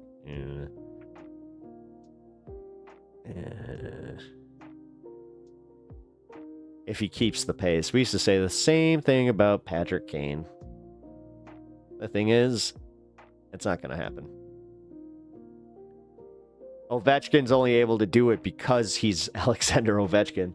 Although, I love how it just went underreported that Sidney Crosby just casually, surpassed one of Wayne Gretzky's goals, or one of his career stats. Like, the thing is, this is part of the problem with goating celebrities as much as we do, where we genuinely get surprised when these people aren't gods. Like Michael Jordan. Like, do you know how much, as this pains me to say as a Chicago fan, where I'm like, okay, I'm willing to admit when certain players are better. Like Kobe Bryant, if you were to put him one-on-one with Michael Jordan, that's the one I was always most interested in, just being like, ooh, shit.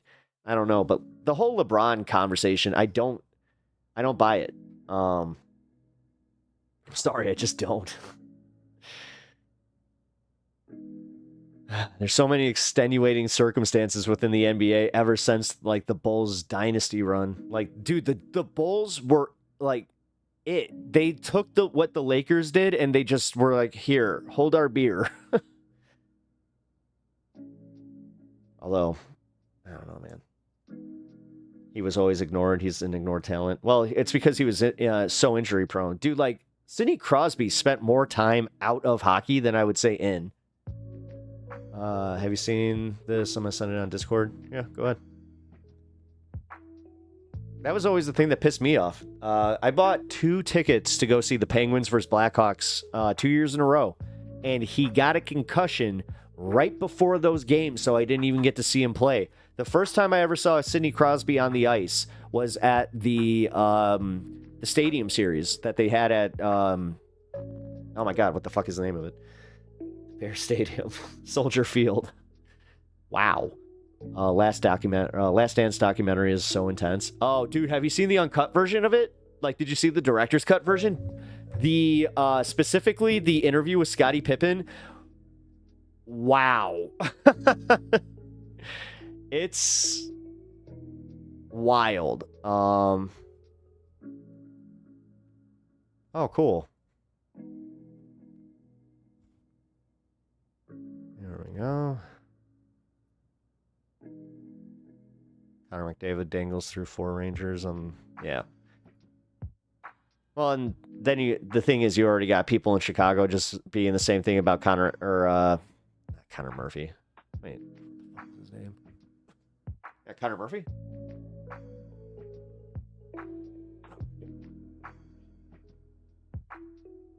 Either way, the new kid, who I have not been... Oh, Connor Bedard.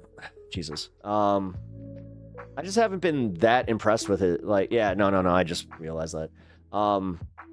I have realized that I'm not that impressed with him. Everybody keeps saying, yeah, he's got some sick moves, but again, it's consistency throughout seasons. It's seeing him get better. That's the annoying part about being a Blackhawks fan, is every time we get a good player, immediately they start thinking new dynasty. They're already doing it with this new goalie that we just got.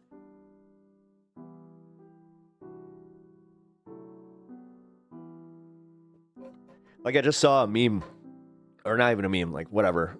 It was a fan poster that was the new goalie and Bedard, and it's Chicago's new dynasty.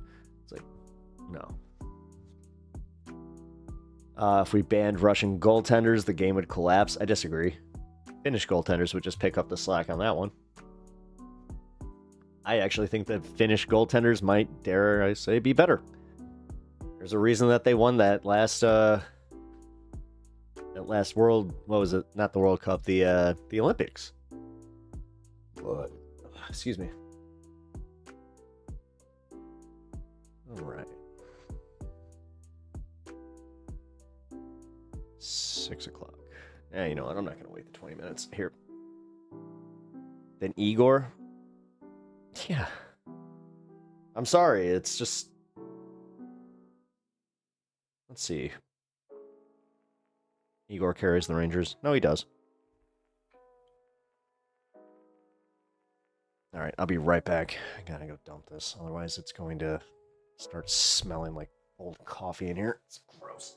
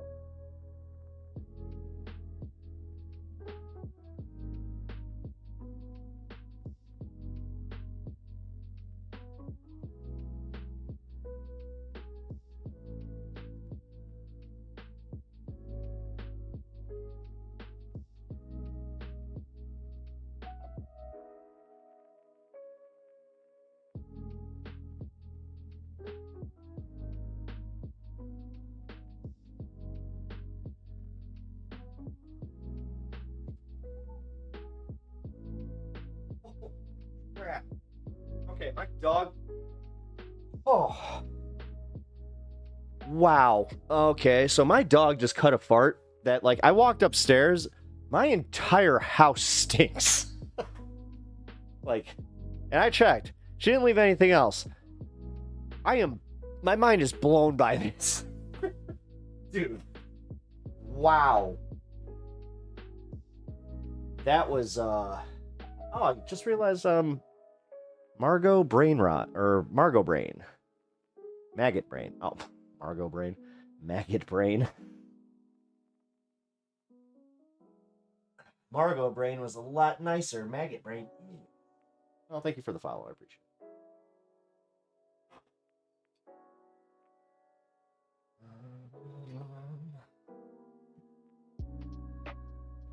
That's how he feels about the stream. Hey!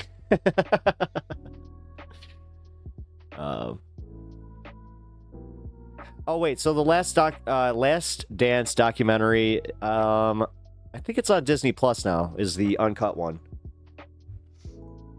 Yeah, it's I think it's called the director's cut, if I'm not mistaken. I will look that up. Oh, no, I think it's uncensored. Hold on. Because, yeah, it's a big deal, man. I'll tell you what, like, they cut a lot of the stuff out of the one that they aired on ESPN. Here.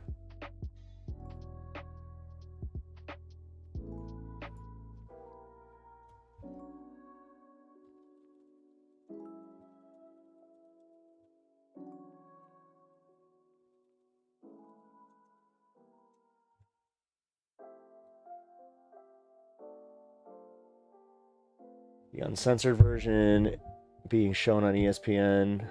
Censored version being shown on ESPN2. The uncensored version can be viewed on Disney Plus. There you go. I was right. I was right about that. I kind of knew I saw that somewhere. The reason I'm so hard on Canada for not getting a cup.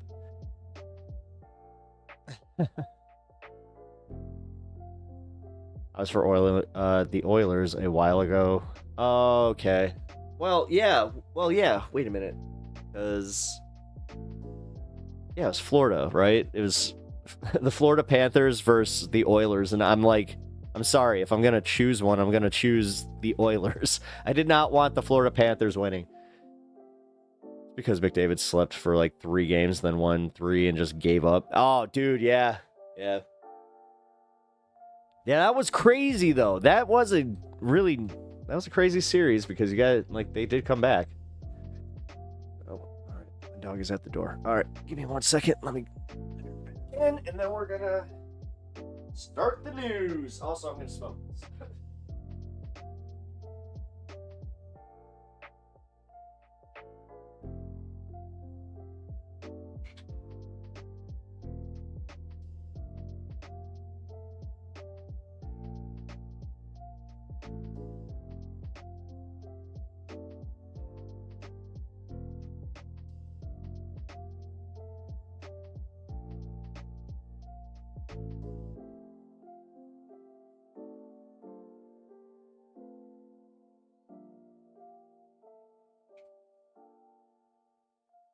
She didn't want to come back inside.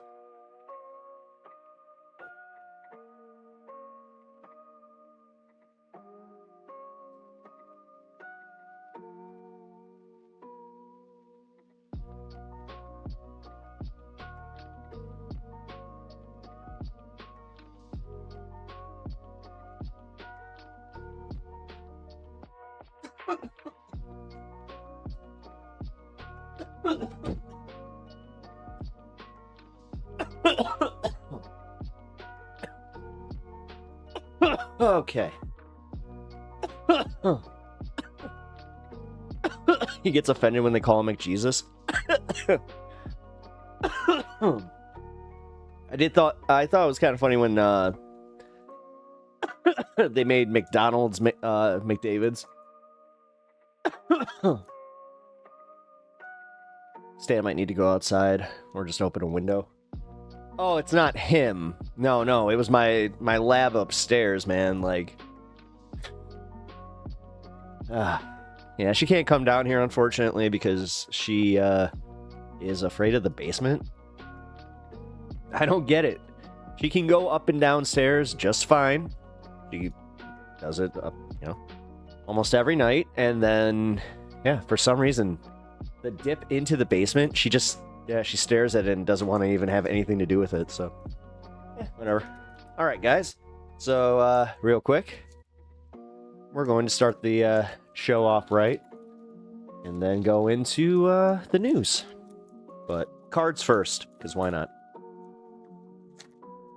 I like this new thing we do. It's awesome. Cards.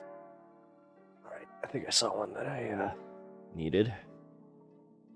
Here comes. You live in your basement? No. I mean, Mantine, I kind of do, just because I started this, but... Quillfish. Masculine. Gina. Oh, that's cool. Register. Shot. Shaman. Shaman.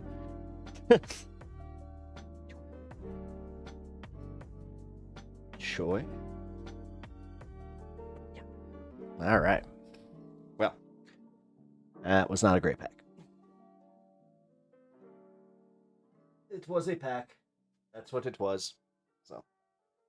But hey, on with the show.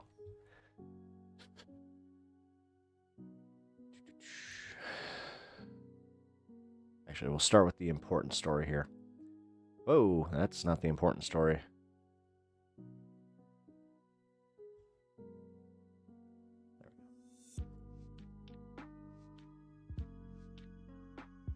Why? This is the 4th time this has happened. Fuck, why is this not working? Dude, my OBS is like, seriously. I might have to restart my computer, which I don't want to do. Because that means restarting stream. Don't want to do that.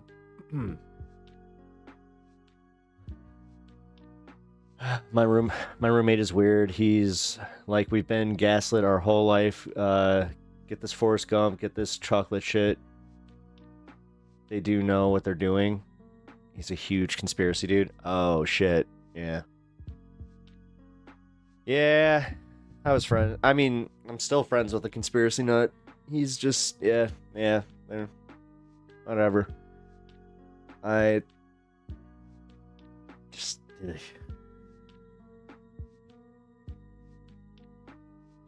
Sucks. All right, so Trump signs executive order to end collective bargaining at agencies involved with national security. Trump signs executive order ending collective bargaining rights for many federal workers. That's a little bit different, is what that one say. Involved with national security. All right, so that was a little bit more specific. President Donald Trump took his most consequential action against federal employee unions late last Thursday.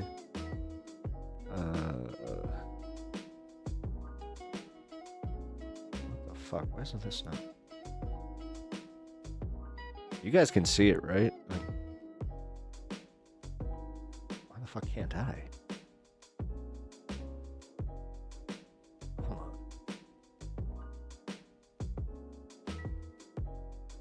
Hold on. It's on my OBS, but it's not showing up here. There it goes. I'm gonna have to reset all this. This sucks.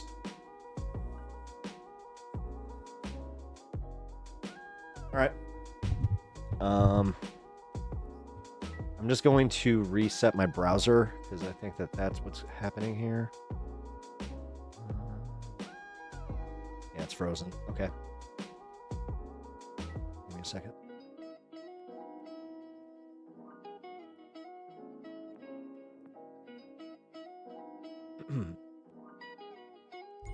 I believe in possibilities of these things because, like, if you're like 100% ghosts don't exist, if you see some real haunting shit that would mess you up. I mean, I'm pretty skeptical, but I'm also very much of the mind of, you know what? Fuck, nothing would surprise me anymore. It does. It's, yeah.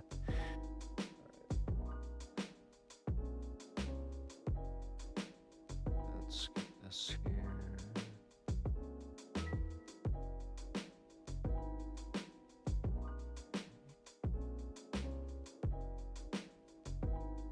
There we go. All right, that should have done it. Okay, it's on OBS. And... aha! It worked. Okay. I don't think I have to reset stream, guys. Woohoo! All right, so here we go. President Donald Trump took his most consequential action against federal employee unions late last Thursday, signed an executive order aimed at ending collective bargaining for government employees whose work includes national security aspects. Let's see. The order applies to workers across many federal agencies, including the state, defense, justice, health, and human services. It also impacts the the CDC and prevention and federal communications. Oh, really? The FCC too? Jesus. A fact sheet released by the White House said the president needs to be a responsive and accountable civil service to protect our national security.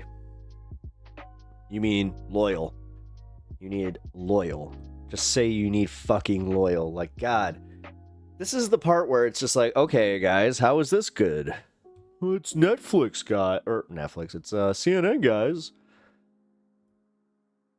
It's kind of like... oh, here. I'll get back to your... I'll get back to the aliens after we're done with this.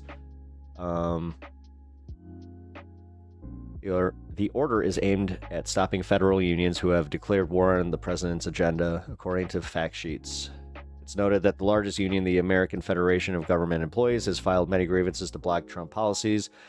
President Trump refuses to let union obstruction interfere with his efforts to protect Americans and our national interests. A guidance issued Thursday by the Office of Personnel Management said that the agencies and divisions covered by the executive order no longer need a need to collectively bargain with federal unions. It noted that the agencies can conduct widespread reduction in force, or RIF.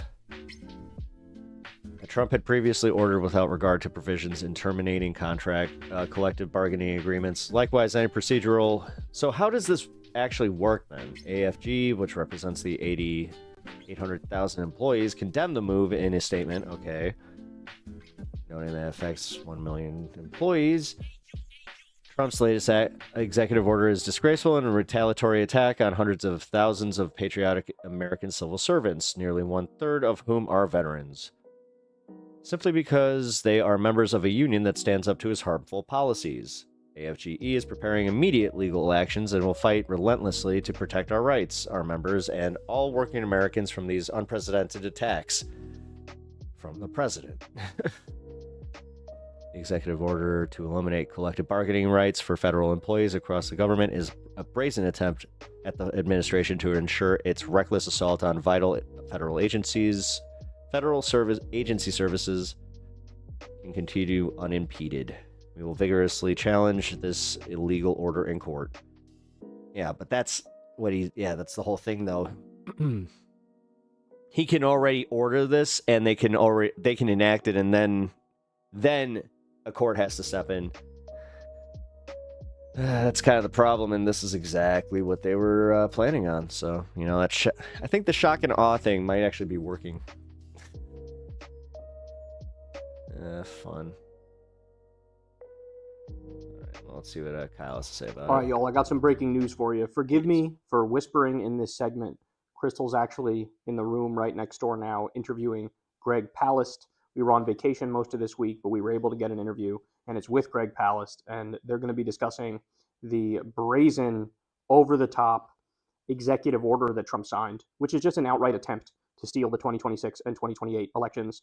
We talked about that a little bit on my show, but we wanted to bring in an expert on this issue. That's Greg Palast. So definitely sign up for Crystal Kyle and Friends below and watch that full interview, because I'm sure he's going to drop some bombs in there for you. But again, forgive me for whispering, because I got to try to be quiet. I don't want to interrupt their interview. But breaking news. So first of all, the stock market is absolutely tanking right now. The line is going straight down. Now, we've seen a little bit of this recently, but it looks like it's continuing. I don't see signs of it stopping, and other economic news is really disastrous. So just to give you some of it here, consumer confidence is plunging, down over 30% since November. Damn. 2/3 of consumers expect unemployment to rise in the year ahead. That's the highest level since 2009, which of course is the subprime mortgage crisis and the Great Recession. Apparently, even the wealthy are worried. Just 26% expect to be better off next year. That's down from 42% in August. Fears of job loss and rising prices from Trump's tariffs are surging. Inflation is rising, and now Bank of America has come out and said, yeah, we may see some modest inflation. Or excuse me, not modest inflation, wrong. Modest stagflation, which is the worst of all worlds, because that means prices are going to rise at the same time that unemployment is going to rise. And this is all self-inflicted. Damn, dude, this really is like 2008, 2009 all over again. Trump and his disastrous economic policies, the robber baron coup that's going on right in front of our eyes. So really, really bad update for you there. Now, I also got to talk about Elon, man. Jesus Christ. He did an interview on Fox News the other day, and it was a nightmare. Lie after lie. He's just a disgusting human being. Like, the way he casually says things that are the polar opposite of the truth is, I want to take a shower after I listen to that man talk. But let's start with this. Elon came out the other day and tweeted, on Sunday night, I will give a talk in Wisconsin. Entrance is limited to those who have voted in the Supreme Court election. I will also personally hand over 2 checks for $1 million each in appreciation for you taking the time to vote. It's super important. Guys, out in the open, he is broadcasting through a megaphone. I am doing election interference, and I am doing election fraud, and literally buying votes directly for this Wisconsin Supreme Court race. Now, by the way, why would he do that? Well, Elon Musk's PAC has spent $17 million on the Wisconsin Supreme Court election. He's also donated $3 million, and he's giving voters $100 a pop. Yeah, but this one, they already so they were just like, "What are you doing?" And he was like, "Nothing." And then he deleted the tweet. And the reason why is because he's suing the state, and he would have cases ruled on by the winner.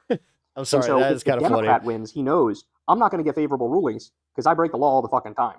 But he knows if it's a hand-picked MAGA cuck, a Trump cuck, and an Elon cuck, he can basically get away with all the crimes he's committed. And then there's also the other angle of Wisconsin, of course, is a swing state. Having the Supreme Court in Wisconsin be a MAGA cultist, how does that bode for future elections when it comes to certifying, say, a Democratic win?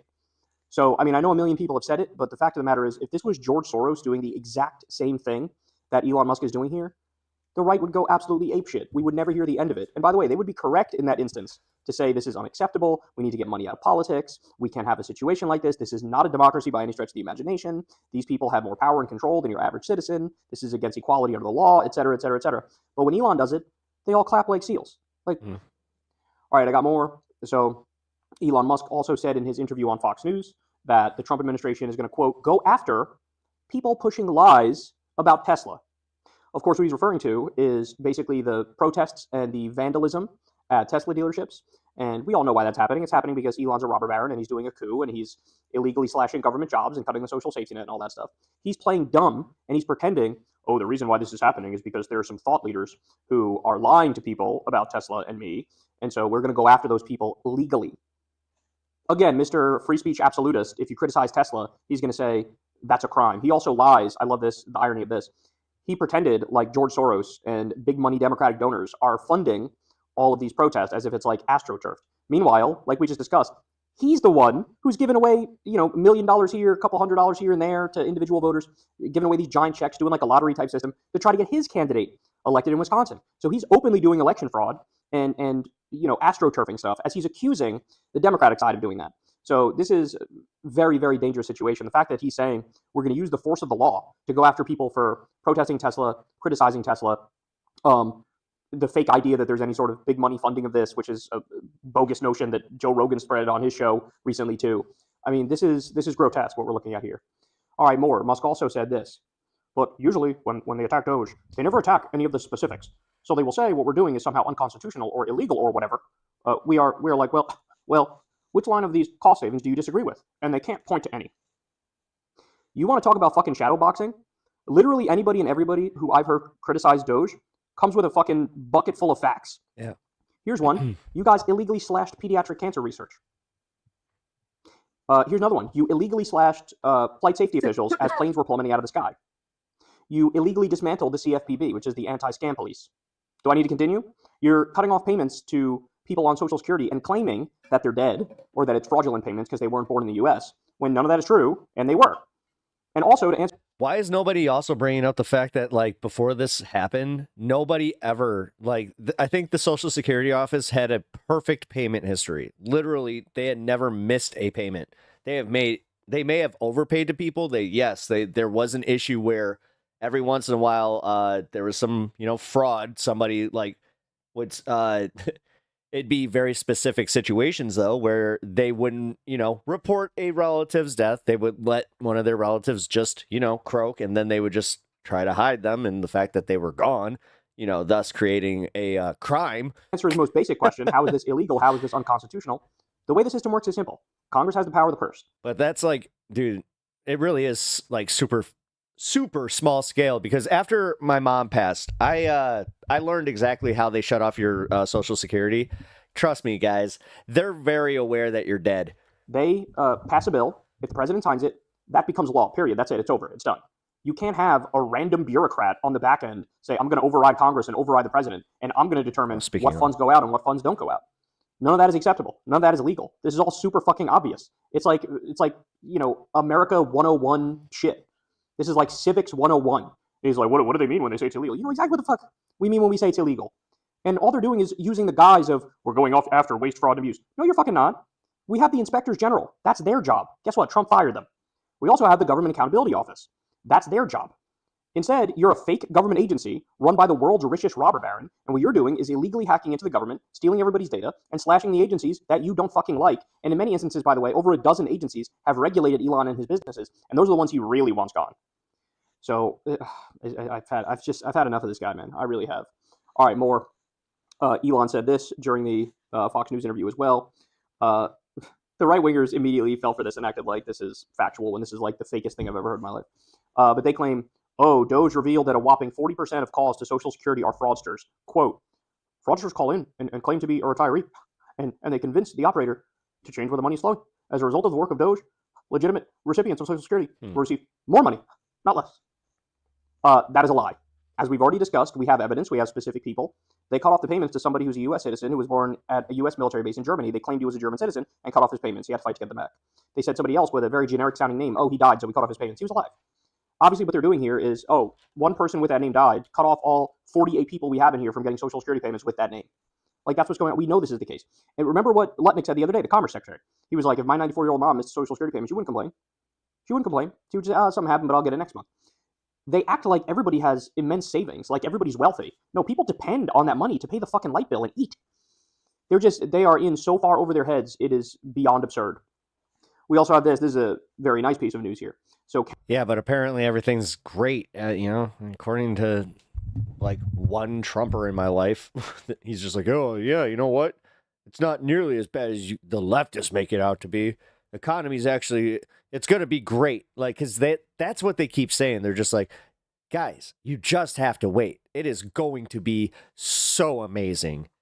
Canada has frozen the EV rebate payments to Tesla. Truly believe it, man. The company is now facing an investigation after 4 dealers claimed to sell over 8,600 cars in 3 days to get $43 million in rebates. So we covered this when there was a local news report on it from Canada, and they were like, look, this doesn't really look right, and it looks like there's fraud going on, and Tesla is trying to shake down the Canadian government. And so now Tesla is going to be excluded from any future federal EV rebate programs in Canada, and there's also an investigation into the fraud. So all of Elon's criminality is absolutely catching up to him. All right, now let's change gears here. We got to talk about Trump. So the Trump administration pulled funding for research to protect pregnant women from domestic violence. And the reason they did it is they said, oh, this is a DEI initiative. Oh, my God. Let me repeat that. They're pulling funding for research to protect pregnant women from domestic violence. Seriously. Because, of course, they are. That sounds exactly like something they would do. That's all they have. We also have just a nightmare scenario for Tennessee. Vanderbilt University Medical Center is now bracing for a $250 million budget cut because the Trump administration slashed the spending. $250 million. We're going to talk more on this in a little bit, but like the amount of medical research that they're cutting and the extent to which they are destroying our health agencies is immeasurable. We're going to go from one of the best in the world at research and development to the worst developed nation by far because they just don't prioritize any of this stuff. They don't care about any of this stuff. They're slashing all the research. And we've talked about it. There were all these different illnesses. They had that, what was it, like a long-term, I forget was it diabetes? There was like a 30-year long-term study. I don't know if it was on diabetes or something else. They cut it off. They cut it off. That's not something you could just like, oh, we'll restart it, when the next president gets in there. No, they destroyed it. It's destroyed now, right? The pediatric cancer research that we talked about. So $250 million budget cut for Tennessee. That's massively going to affect jobs too, not just medical research. The economy in Tennessee is going to get absolutely obliterated by this. And by the way, as we're going to see, there was a Democrat who won in a Trump plus 15 district in a special election in Pennsylvania. What you're going to see now is you are not safe. I forgot to Trump vote today. Plus 20 district or worse. Damn it. All right, elections are on April 1st. Your local elections, check when your local elections are. I know mine are on April 1st, so if you're in the Chicagoland area or like in Illinois, yeah, your township elections are all on April 1st. You're not safe. Those can all go Democrat. All right, more. So I'm sure you guys remember this. There was a MAGA rapper who joined Trump on stage at one of his rallies and endorsed him. Well, it turns out this guy bragged about his crimes in his music, and he was just found guilty for attempted murder. He's getting 5 years in prison after pleading guilty to attempted murder. So this rapper's name is Chef G. His real name is Michael Williams, and he accepted a plea deal. He's a 26-year-old drill rapper from New York. Chef G. Again, he was on the rally stage with Trump. By the way, is there a pardon incoming? Is there a pardon? He's pardoned so many other people who, are loyal to him. I wouldn't put it beyond him. I mean, they fucking brought Andrew Tate back into the country. Andrew Tate, with the laundry list of crimes. He was accused of human trafficking, of rape. There's another report that just came out. He allegedly beat up some woman, and this is like 2 weeks after Trump already had agreed to let him come into the country. He was committing crimes even after that, allegedly. Jesus Christ, man. All right. I got more. So Trump signed, this is wild. And again, they should put to rest any of the speculation about Trump being a populist or supporting the working class. Trump signed an illegal executive order to bust up union contracts. So his executive order would end collective bargaining with federal unions at agencies involved with national security. So this executive order impacts 18 agencies. It tells them to illegally terminate their collective bargaining agreements with 700,000 union workers. And what Trump is doing is taking the bitch's way out. No, it was more than that. In the article we read, there was another 100,000 to that. It was 800. This is all about national security. That's why we're doing it. That's why we have to terminate these contracts. So yet again, This is yet another example of the man who virtue signaled and pretended to be anti-establishment and pro-populist and pro-working class, yet again, for the 9,000th time, stabbing working people in the back and destroying union contracts. Now, again, this is illegal, and this But will they almost certainly love be me. slapped down in court. But at the same time, it's like, Jesus fucking Christ, we're going to have to go through a long process here, and there's going to be a lot of litigation. And in the meantime, there's going to be mass confusion, and people's lives are going to be affected negatively as a result of it. So this is just a horrifying, horrifying scenario. All right, more. So Marco Rubio came out, and he admitted that the people that we are sending to the El Salvador slave labor camp prison, they're actually not necessarily members of Tren de Aragua. Remember when that was their lies, like, bro, these are all gang members, so, like, shut the fuck up criticizing us. Well, now he's admitting, yeah, that's not true. We've sent, quote, a combination of people who were, quote, not productive to the United States, who were removable by law, he claims. Well, we've now seen all these horror stories. We've seen, there was a guy who had an autism awareness tattoo for his little brother who had autism. And they rounded him up and shipped him out of here. What the fuck are we talking about? There was a gay guy. There was a barber. It's basically like any immigrant, legal or illegal, who's from Venezuela and has a tattoo, they're rounding him up. And that's to say nothing of all of the pro-Palestine college protesters, even if they, took place in a pro-Palestine protest at a very low level, just like participated in a couple of them, didn't lead it or anything like that. Even they're being rounded up and shipped out. Even they're on this list. It's like the United States government is acting as a de facto arm of Israel. You're not allowed to criticize Israel. Even if you're a legal immigrant, they hunt you down if you criticize Israel. This is preposterous. Nobody's safe. The First Amendment has been absolutely destroyed by these monsters. And then again, think about the nightmare scenario of being sent off to an El Salvador slave labor camp. No hearing, no due process, no habeas corpus. We don't know who a lot of these people are. These people could all be totally innocent. And in fact, he's admitting, a lot of them are not Tren de Aragua. So that should be chilling to everybody. That is a terrifying notion. The government could just round up people and ship them off and have no hearing, no due process. You have no recourse, no ability to say, hey, what are you talking about? I got nothing to do with any gang whatsoever. So it's just, it's already over, man. Like, we are already down. We're not just on the slippery slope. We are all the way down that bitch. We are at the bottom. And it's only going to get worse. All right, more. So here's a quote from Trump on Greenland recently. He says, to let them know that we need Greenland for international safety and security. We need it. We have to have it. And it's an island that's from a defensive posture and even an offensive posture is something we need, especially with the world the way it is. We're going to have it. You're welcome. So again, first time he said it, people were like, tee hee hee ha ha, isn't that cute? He's saying we want Greenland, but obviously nothing's going to come of that. Then he said it a second time. Then he said it a third time. Then here we are, the 78th time, where he's like, we have to have it. We're going to take it. It's going to be ours. We got to do it. We have no choice. It's not funny anymore. And he's serious, as I pointed out to you guys. He's an old school 1800 style imperialist and colonialist. And that's what you're witnessing right now. And so the American people hate this idea, and the people of Greenland hate this idea. But you had J.D. Vance and Usha Vance apparently went to Greenland on a trip recently. And of course, they're trying to gin up support for illegally stealing a country. And listen to this. The Independent reports that U.S. officials went door to door in Greenland to find anyone who wanted to be visited by the Vances. Literally no one wanted to do a puff piece with J.D. Vance and Usha Vance. Nobody. Because everybody in Greenland is terrified of the notion of the U.S. militarily stealing their country from them, as they should be. As they should be. All right, more. Some bad news for Trump here. His favorability is now underwater in the state of Texas. He plunged by double digits in Texas. What? That is a harbinger of things to come, man. If No I don't say shit. so myself. Because Really? if you're doing that bad in Texas, bro, throughout the country, you are... That's actually a pretty, I hate to say, that is kind of like when California starts showing signs of a Democrat doing bad there, and then nationally all of a sudden probably already just lunch meat, last dog, election, barbecue wink chicken. wink. All right, then we have this. Trump canceled 20 semi-truckloads of food deliveries en route to an Ohio food bank.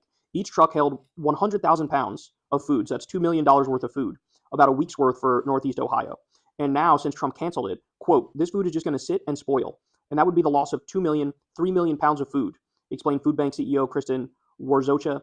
They only discovered the food deliveries were canceled when they checked the website for USDA's food assistance program. No official notice was provided. After Trump signed an executive order last week, the USDA completely eliminated the local food purchase assistance and local food for schools program. Yeah. So again... Yeah, actually one of our local food banks, we just had a problem with that. Bunch of people showed up on Tuesday to go get their share from the local food bank, but they had to all get turned away because there was nothing there. They didn't have any funding for it. This is just like when they canceled Meals on Wheels. Like, they're looking at our government. Now they're using it as like a local thing where it's like, now if I want to donate to that food bank, I can, but I was already technically doing that to other food banks. So it's kind of like, And finding which are the absolute best things that help the most people, cancel those things. So now, just like when they had the USAID food sitting on boats and it just spoiled because they froze the funds and they said you're not allowed I'm not sure if it's right to punish one for using federal funds though. So like that's, I to don't send know. this stuff. No. All that food went to waste. I'm not even going to think like that. I'll still donate to them. Starved as a result of it. Now it's come to hit us Hey, Oro, what up? domestically. And the same thing is happening. How you doing? All right. We also now learn from the Washington Post, shout out to Jeff Stein, the economics reporter over there. He says that the first wave of personnel You got arrested. reductions across agencies, so illegal no. firings by Elon and Doge and Trump, they're reducing What'd you do? The Department of For joining a protest. Base. Commerce 30%, Small Business Administration 43%, All right. Well, then that's a great reason to get arrested. But hey. IRS 33%, 25% for the That's a Interior, weird thing to say. 50% for Housing and Urban Development, and 28% Did you keep it peaceful though? Like what happened? Like for NSF. And now I'm So- curious. Was it just like were the cops just being, cops? This is just, again, first round of layoffs. They definitely want to get Do to tell. higher percentages than that. Details, please. And I can't reiterate enough, this is all wildly illegal, as you all know. So we're witnessing the destruction of our government right in front of our eyes. Now, around the world, the reaction is exactly what you'd expect because of our destruction of due process and civil liberty. Oh, Dave, I just saw your message. Wait, I just saw on Blue Sky that Elon Musk's trans daughter is going on Hassan's stream today. Oh, shit. And the Constitution, because of our rampant warmongering, I'll check in out many that cases interview. even with our own allies. Listen to this. Ah. Here's the list of countries that have now issued a travel advisory Oh, wait, Simply warning Steve. their citizens about visiting the U.S. Ready? Canada, Well, hold Denmark, on, I wanna Finland, know. France, Germany, Ireland, Netherlands, New Zealand, United Kingdom. Think about that, man. We are now correctly What got treated heated? like some super dangerous developing country. All because this government wanted to drag us down and openly Probably burning Teslas with the funding you got from George Soros. fascist path. All right, Nice more. guess. So Republicans in the Senate are hard at work right now, and they just voted 52 to 48 to repeal They're just acting like Israeli police. They disperse us at 2300. They pepper spray us and shoot us with the rubber bullets. We didn't do anything. They were pepper spraying us while we were walking out of the place. Oh, damn. a Biden-era rule that capped bank and credit overdraft fees at $5. So the Democrats and Biden said, Did you guys have protest organizers there? these overdraft fees are kind of bullshit. They're shaking people down. Like Let's cap it at $5 protest leaders and a all pop that? for overdraft fees. Republicans go, hold on now. We took nearly $24 million from big banks. And so we're just going to represent the big That banks sucks, man. Like that's and say, fuck you. also where like what I don't want to like ask for too much info because I never self-dox unless you want to offer this info, but where and what were you protesting? To regular people. And so we're removing the cap on the overdraft fees, and we are green lighting the banks continuing to shake down working people, innocent people who can't afford this bullshit. So don't ever tell me ever again, oh, the two parties are exactly the same, bro. That's like I read no news. I don't follow anything closely. I'm not serious in my analysis of this, but Oh, it's that's right. my Yeah, yeah. dumb guy Istanbul. Okay. jerk reaction. You're just wrong if you believe that, and embarrassingly wrong if you believe that. I have many criticisms of the Democrats, but the idea that they're equal to the Republicans is beyond preposterous. That is just, to believe that in the year of our Lord 2025 is humiliating for you. All right, more.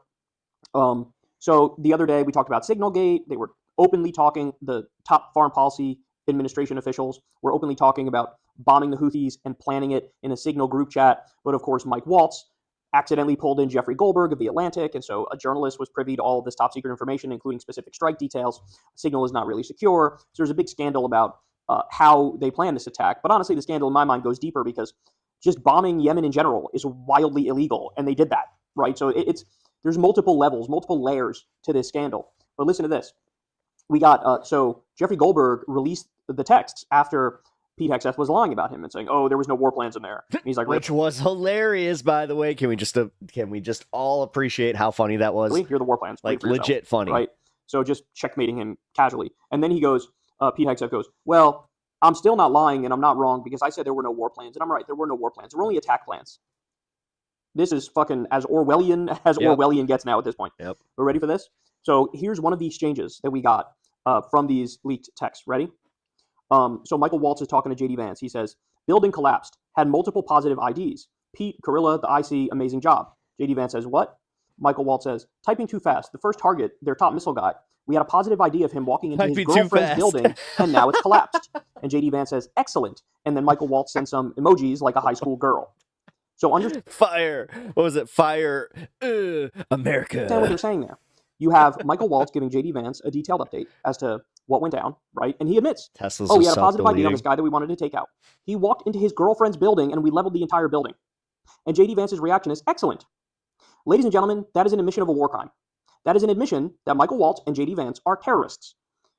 So you knew this was his girlfriend's building, which means his girlfriend, his innocent girlfriend, is inside, and you still bombed anyway, and you killed them, and you're celebrating it. How is that any different from the worst terrorist group Guess I'm on the wrong channel. Gonna wish everybody well. you can imagine, where they take out civilians Take and they care. say, hey, close enough. Close enough. The civilians we killed You are were on Americans, the and wrong Americans channel, are who we're which is targeting. kind of and so funny. you're guilty Like, enough. wait, you said all this time you haven't figured out, like, hey, this guy's a little bit left leaning. For the crimes of your government, even if you're a regular person who works at a salon, right? Like, think about this, guys. Think about this. Just a casual admission of war crimes and terrorism. And the response is, excellent. Excellent, he said. So these people are trash. These people are garbage. These people belong behind bars for the rest of their lives. They all have that mind virus of like, well, when we do it, it doesn't count. Why? Why would it not count when you do it? Why would it not count when you kill civilians on purpose?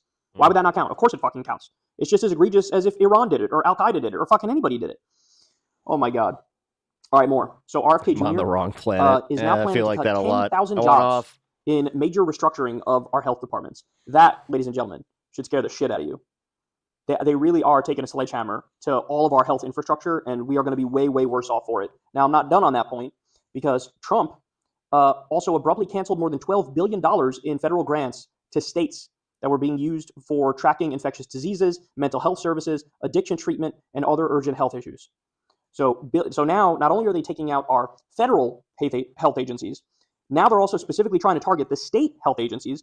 And guys, remember, when the federal agencies aren't doing their job, who would you rely on, right? And I've given you this advice. Look at what the health department in California is saying, or the health department in New York. Functioning blue states, go look at what their health departments are warning you about when it comes to bird flu, when it comes to other infectious diseases. But now, all the federal money that these various states get, they're cutting that off. So you're also devastating the state health agencies. So we're back in some wild, wild west type shit right now, man. We really are. Get rid of like epidemiologists is wild. That's the way we figure out, hey, there's a virus that's spreading around, and They don't we want to do like care. The thing is, dude, this is the problem with not having, like, it's all bureaucracy. It's not sexy. It's not the way that Trump presents it, where, look, it's just waste. We're wasting so much money. I'm gonna cut all your taxes. That's what's gonna happen here. I'm gonna make things better for you. You're gonna pay less. contact tracing and figure out where it came from. We want to And the thing is, they might see this for a few minutes, in the grand scheme of their lives, where it's like, oh, this is good. But then, they have a kid. Like, this is also where it's going to hit, like, the 18-year-olds, where, oh, it's Donald Trump's so based. Well, okay, how based is he going to be in, 4 years, where all of a sudden you are having a kid, and then you're like, oh, what happened to those programs that were there for when I was a kid? What? Wait a minute, you're telling me he got rid of them? And somehow, some way, I wouldn't be surprised if even at that point you'd be like, fucking Biden. isolate the people and make sure this virus doesn't become a pandemic. They are taking away all of the tools we have to keep ourselves safe. That's what they're doing. Is this when rabies goes airborne? Also, the U.S. is going to end vaccine funds for poor countries. I like how they think like, oh, this will be a thing that only affects people overseas. Like, no, that actually ends up affecting the entire fucking world, you jackasses. Yeah. They have no idea how help. Again, they don't think past whatever the fuck they're doing with that day, whatever soccer game they're taking little Timmy to. Works. And we've seen the report. Remember the report, the whistleblower? But then Timmy gets the measles, and then all of a sudden they're so gaslit that they go, you know what? Timmy needed to get the measles for the greater good. From USAID said, hey, here are the results of the cuts that Timmy would love the fact that he died for the greater good. we're doing here. And it was like literally Rest hundreds in of peace, thousands or Timmy. millions of people dead from HIV and from all these other, and from malaria That happened, by the way. and all this stuff. They don't give a fuck. Look up the don't care. measles death in Texas. Imagine being in this position of immense power and you simply don't give a shit about people. about trying to have functional systems that No, I mean, at this point, this is the fun. Like, I just have to laugh at that. Like, the fact that anybody's just like, what? These billionaires don't give a fuck about people and they're just willy-nilly cutting these programs because they see it literally like a spreadsheet. And this is what we get when we hire a bunch of businessmen to run our government. And you're just like, yeah, you know what? Donald Trump, good businessman. He's businessman. He did things that make good business. He wrote a book that said he was good at business. make everybody better off. That's where we're at with these people. And then, dude, I legit have a cousin that said, yeah, but he wrote Art of the Deal. And then I had to break it to him where I'm like, no, he didn't. One more thing while we're on the topic of then my cousin learned what a ghostwriter was that day. So now Joe Rogan, I mean, he shit the bed and he jumped the shark a long, long time ago, as you all know. But he's only getting worse. So Will Sommer, reporter for the Bulwark, came out and said, grim news from Joe Rogan world. Joe is now getting into polio vaccine skepticism. He just had a guest who said polio wasn't that big a deal. Really? These people who never lived through it. This is where we're at now? Awesome. That's awesome. My aunt would disagree with you. She had polio, and polio vaccine denial. She, again, pretty Republican, but this is where you started losing her because, I mean, they're banking on this, by the way. They're literally doing this thing where they're just like, oh, the generation that remembered that stuff is dead, so now we don't have to really worry about them. Look at the way that they're treating, Holocaust denial. God, man, he's cocooned himself in this bullshit right-wing bubble, conspiracy bubble. He's completely and utterly unfamiliar with any of the mainstream scientific arguments for vaccination and other things, and he just humiliates himself. Like, you have to know, Joe, you have to know. You are the king bro science enjoyer. That's what you are. And it's one thing if you're sitting around with your friends behind closed doors and you're bullshitting and, somebody floats some conspiracy or whatever. That's fine. You have millions and millions of people who watch your shitty fucking podcast, who watch you suck off robber barons and suck off corrupt MAGA politicians. Yeah. And now they also have to hear polio vaccine denial. And this is at the same time, by the way, we have a resurgence of measles in West Texas. If vaccines are so bad, why is it that the measles outbreak happened in an area with very low vaccination rates? Riddle me that. But they won't answer that. They won't talk about that. They will summarily dismiss all of the evidence to the contrary and embrace the biggest cranks online and biggest alternative health experts who are just wait. It starts affecting enough like red districts. They're going to be like, this is a conspiracy to kill off the next generation of Republicans. Junk science peddlers. And he'll believe that stuff wholeheartedly. So that's what we're doing now. One of the top podcasts in the world is now doing polio vaccine denial. Thank God Midas Touch dethroned this guy as the #1 podcast. He deserves to slip down that list into irrelevancy. I'm glad that he does that little petty jet. Like, just like, hey, guys, remember, he's not the king anymore. With the garbage that he spews on a regular basis. All right, then I'll give you this too. The FBI is turning itself into an online rent-a-cop for CEOs. Spying on social media posts it considers threatening to corporate executives, per a new FBI assessment obtained under the Freedom of Information Act. That's from Ken Klippenstein.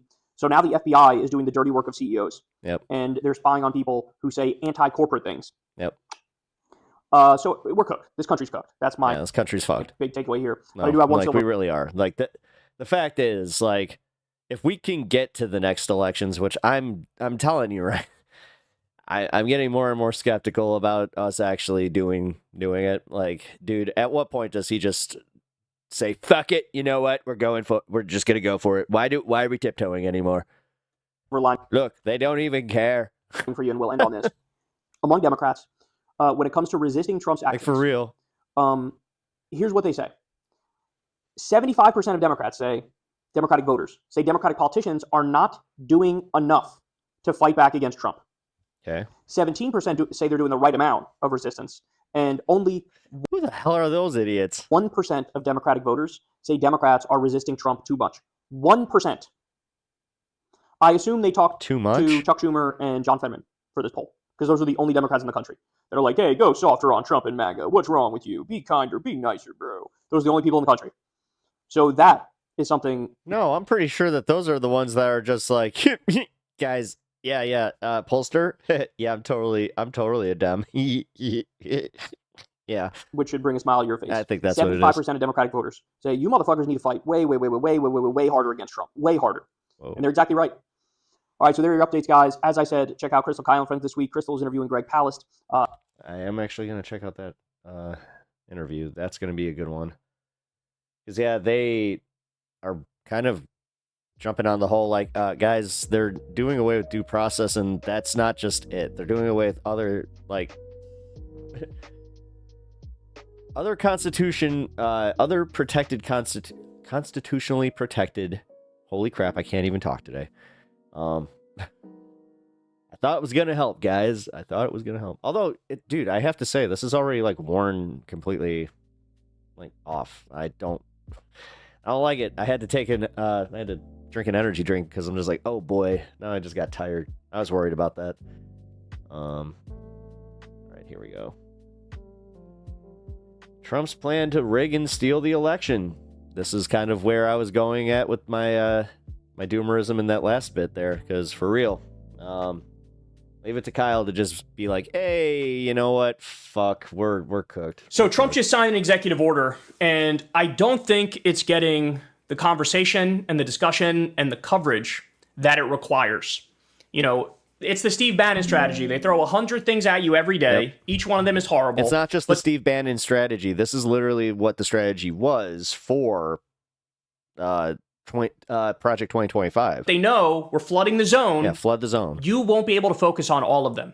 You'll have to pick 2 or 3 of them and focus on those. Yeah. And we get away with 97 other things. Right? So this is Well, they also said, like, we're going to flood the courts with a bunch of like, we want them to file lawsuits so, like, we can eventually get the wins that we want. And think about this. Like, let's think about the dumbest lawsuits that they're filing. The ones that they want is the ones about the money, so we should focus on those. A huge deal. 2020 is going to be a shit show. 2028 is going to, I mean, again, if it even happened, dude, if he doesn't, this is what's really scary, because they're trying to even play around with the idea of, like, oh, well, we can give him a 3rd term. Like, we can give him the ability to have an election for a 3rd term. Yeah. That's if they even go for the election thing where he doesn't just declare martial law. Pay close attention as I walk you through this. But here's the thing that I'm a little worried about is the stories like what's going around right now about him declaring martial law on April 12th, or it was either April 12th or April 20th. But they're talking about how he might be doing that. And it's just like, yeah, but if he doesn't, then you're doing this thing where you're just like, but look.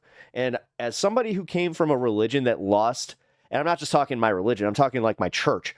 My church lost so much credibility, even within the broader religion, because they kept doing this thing where they're just like, well, we're going to play around with the end of the world stuff, so we're going to give it a date. And they stopped doing that after, I think it was like the 3rd or 4th attempt, because like after 2012 didn't happen, they kept playing math games where they're just like, well, technically, you know, my favorite one was like, well, did you know that they removed a bunch of days from the calendar? So this is actually going to happen. Carry the 2016. And it was like, they said it was March something. Like, they always moved the date around too. They never went back to December. That was always my favorite part. They were just like, now we got to keep this one away from Jesus's birthday. This year. So Democracy Docket says the following. Trump order could disenfranchise millions of voters. Yeah, be careful with that. Now, this is... Don't want a boy who cries wolf. It's actually, believe it or not, sort of a soft way of describing what's really happening here. So, we know that in the last election... Then you got situations like this, where it is just like, yeah, you guys just kind of... Yeah. Based on Greg Palast's incredibly detailed work... He strapped that to some pillows and then punched us in the face with it. That Kamala was effectively screwed out of, I believe the number is 3.54 million more votes. So she actually won that election. She actually got more votes. Don't take my word for it. You go listen to Greg Palast. You go watch the interview Crystal and I did with Greg Palast.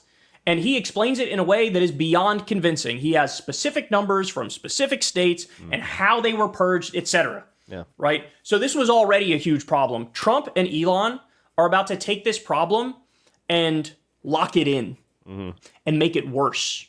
Okay, so the title in Democracy Docket, Trump order could disenfranchise millions of voters. That's one way of describing it. Another way of describing it is Trump and Elon plan to rig elections in 2026 and 2028. All right, so let me walk you through this here. We have a good thread that lays it out. New, what if I told you Trump's new executive order could rig elections and give Elon Musk power over who gets to vote? Gives Elon Musk power over that. By the way, that's literal. That's what's in this. All right, let me walk you through it. This isn't your typical MAGA voter suppression. It's a Squishmallow, welcome to the show. blueprint for authoritarian control. Here's what's in it. Good to see you. The MAGA fever dream executive order. Oh, Squishmallow Dragon, are you in Discord? And if you are, just sound off in there, because we were adding mods to the Requires Pep Squad. government-issued documentary proof of citizenship to use the federal voter registration form, even though only U.S. citizens can vote in federal elections and already swear to it on the form under penalty of perjury. What that means is it's an attempt to disenfranchise millions of poor folks, low-income folks, minority communities, because not everybody has a fucking passport. Not everybody has a fucking driver's license. And for you to say, oh, you have to show that in order to vote. Well, what if I don't have a driver's license? What if I don't have a passport? I'm an American citizen. I was born here. I've always been here, but I don't have either of those things. They say, fuck off. You can't vote. So it's a way to take away many people's right to vote, particularly lower income people and minority communities. All right, here we go. It gives Elon Musk's Doge more power to comb through state voter files. What? Elon is going to have the ability under the law to comb through state voter files? Based on their track record, this is a recipe for unprecedented voter purges, major human and database errors, the disenfranchisement of thousands or even millions of eligible Americans. So in other words, in a lot of red states, they have these laws on the books. All you have to do is question the citizenship status of somebody else, and it defaults to they're not allowed to vote. Here, they could have a provisional ballot, and that's it. And they could use the provisional ballot. But guess what? Like 50% of the provisional ballots don't get counted anyway. They get thrown right out. We know this all because of Greg Palast and his detailed work. If somebody challenges your right to vote, they default to assuming that person is correct. Yep. Not, hey, you have no evidence. Hey, how can you say that? If this person's here to vote, of course, they're on. Yeah, and then they're also doing this thing where they're only allowing, avowed Republicans to even be election commissioners. We're going to We've been running into this problem locally here. allow them to vote, right? It defaults to, this is a Jim Crow era law that they revived in many red states. And that's what happened in the last election. What they're going to try to do is scale that to the whole country. They're also going to try to do spoil more ballots. In other words, if you put your middle initial but you weren't supposed to, or if you didn't put your middle initial but you were supposed to, if you have one line is messed up, or you don't put the date, or they find any little thing, they go, nope, not good enough, throw it out, throw it out, throw it out, throw it out.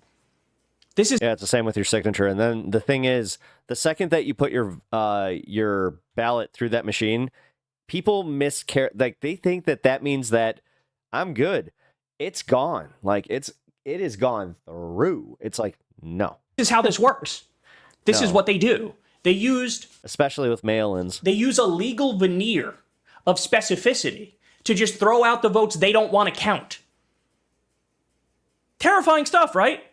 But guys, this is the history of this country. This is how it works. This is how it works. Go read about the tests they used to give to minorities, right? Poll taxes. They do all these things to try to get the result they want while eliminating the votes they don't want. And they have a bullshit cover story about, oh, no, we're not just disenfranchising them because they vote Democrat and they're poor or they're a minority. We're doing it because look at the ballot. The ballot, it's not really legible. I can't read it. So I guess I got to throw it out. Oh, the middle initials there wasn't supposed to be there. Or the date is messed up, or they come up with anything. That's what they do. And they do this in red states already. Here's another one that they do. Take a name that sounds like a traditional African-American name. If one person with that name dies, purge the voter rolls of everybody that has that name. Yep. That happened. So we have a city called Lakewood that happened in. So one person with the name, I don't know, let's say Leonard Johnson dies, right? Let's just make up a name. Yeah. They go, okay, this one died. Well, we have 413 Leonard Johnsons that are in this state. Throw them all out. Now no more Leonard Johnsons get to vote. This is what it's death by 1,000 cuts. And now you're going to let Elon Musk do this? Elon Musk, we already know he's a fucking liar. We already know he was out there saying we have 150-year-olds and 200-year-olds getting Social Security checks when we don't. Yeah. right? That was a lie. That was Again, and the fact that this guy is an unelected official, the fact that he's not even a fucking American, like, let's be fucking real. If they want to apply their fucking standards to everything, then, you know what? Why can't you be consistent in your hate? Like, he is a white immigrant. Is that it? Is it the complexion? Because every time that we call you a racist, it's always just, no, I'm not a racist. I'm consistent. I don't want immigrants, period. the way that But then again, never hear about Polish immigrants. Never hear about any of the system the white fair-skinned immigrants. worked It's for- always the brown-skinned freaking that they have to go demonize. Like, it's so freaking apparent, and then we have to feel like we're going crazy just for calling it out. coding, it would backdate to it would default to a Man, this certain eclipse is really, I can already feel it. Like this. date. If there's not now I perfect know why information, everybody's so it upset today. defaults to that date. He lied and said it was 200 year olds time's the getting Social eclipse, by the way? Security. Does anybody Just know? the other day, he was like, fraud is being committed because we have children getting Social Security checks. That's fraud. Cut off all that money. You idiot. That's for kids whose both of their parents died. He just cuts it off. I don't think you understand how bad this is. I don't think you understand how bad this is. Only eligible Americans vote. Even conservative think tanks like the Heritage Foundation, creators of Project 2025, found just 85 cases where people who were not citizens voted in 2 billion votes cast over the past 20 years. So they did a study on voter fraud and they found it basically doesn't exist. 85 votes out of 2 billion were like non-citizens voting. 85 out of 2 billion. This isn't a problem. So it's a solution in search of a problem. But what they really want to do is just purge the rolls of all the undesirables who they think will vote Democrat. Trump is trying to rig Oh, that sucks. I'm like right on the edge. I'm not going to be able to see it. elections and stop the American people from holding him accountable. They're Yeah, if you're over in New York, Maine, Kirk, you'll be able to see it. Looks like Maryland, like pretty much down to Maryland. recycling a scheme And then, Alberta. Yeah, you guys should be able to see it. courts already blocked and handing it to Elon Lame. Musk, whose roots are in apartheid South Africa, to decide who's American enough to vote. The order also targets states that count mail ballots received after Election Day and threatens to cut off federal election funds unless they 9:30 through comply. 10:30 UTC. So that's the other thing. If you don't comply with this executive order, the federal government are just going to cut off all the federal money that your state gets, which is not survivable. This could disenfranchise U.S. military personnel and overseas voters. DOJ has warned it may be illegal. So this one is, they say like, oh, all the ballots that get to the state after Election Day, they're all fraudulent. Meanwhile, they're not. It's U.S. military personnel overseas. It's people who, maybe you voted, you sent it in 2 days before the election, but it gets there a day after the election, right? So it gets there in 3 days. Well, that's still a legitimate vote. They cast the vote before the election, right? But what they'll try to do is say, no, it has to be here on this day or that's it. Well, again, at that point, you're just trying to rig the election and throw out the ones you don't like. Because as we all know, mail-in ballots in particular, Democrats are more likely to do those. Let's be clear about the chaos plan here. One, Elon Musk's Doge floods us with so-called fraud. That's what they'll say is the problem, even though it's not. Then Trump points to the chaos to claim fraud and stop eligible Americans from voting. The goal, more power for Trump, less power for us. Just like the massive voter suppression law moving through Congress, this is all about locking the doors to democracy and handing the keys to oligarchs and super-rich campaign donors. We've seen this before. Judges have ruled that proof of citizenship for federal voter registration is illegal. The Supreme Court declined to hear appeals, effectively affirming that these mandates on the federal form are illegal and unenforceable. We've also seen this playbook before. Intimidation, disinformation, and distraction. It's a power play to score voters and get headlines, probably to distract from the war plans group chat scandal. We faced down No, that's actually what, power-hungry weird. politicians before, and every time Hey, and it worked because look, this is all we're talking about today. We're not talking about the scandal. We're moving on. come back- We're doing exactly what they want us to. So after this, I think we're gonna cover the scandal a little bit more. tougher, louder, and more relentless. Let's check in read on it. more, enjoy. Oh, wait, we got the Piers Morgan debate that they talk about In it. fair fight Score. action in fighting to protect American democracy. So yeah, fair fight action. They're one of the people fighting back against this. Democracy Docket, I believe, Mark Elias, I think he might have a case on this as well. But make no mistake about it. The idea is to say, and there's going to be a bunch of legal cases over this because this voter board commission that Trump is trying to force to do these things, there's no legal authority for him to force them to do anything. They're not under the direct control of the president, right? But he's trying to make them do it. And again, so there will be court cases over this. But what this is an attempt to do, take the most restrictive states that are the worst when it comes to voting rights. And they have all these ways to purge people they don't want. It's Friday. Right? The mail-in ballots. They do that with the mail-in ballots. Texas. Thanks for the $5 donation, Mitesh. He's going to love this. Here we They go. threw out like millions of mail-in ballots based on fucking nothing because the attorney general wanted them gone. This is an attempt to take a Texas-style system, an anti-voting rights style system from the states, and scale it for the whole country. Force every state to do the same thing. We've never seen anything like this. We've never seen anything like this in modern American history. Oh boy. Five alarm fire. I know I say it every day, but that's what this is. It's five alarm fire. And just like the voter disenfranchisement fucked up the last election, what if I What told if someone content nukes you? you they're trying to codify it the country over, not just in certain states? I would ask why they're so obsessed with me, and are they like, why are they doing scorn lover stuff? And lock it in to try to guarantee Republican rule for a generation. Are we just going to sit back and take it, or are we going to rise up? Hey, y'all, do me a favor and like. Hey, y'all. I think we're rise up and take. I mean, I think we're going to rise up and not take it, is what I meant to say. I almost said rise up and take it. Content nuke you, buddy. I'm not your buddy, guy. I'm not your friend, buddy. I mean, okay. Shit, if that means that you're going to go through my content, can you do me a favor and, like, edit it down into, like, you know, palatable clips? Because I am starting to find out that I don't have as much time as I thought I did. So, yeah.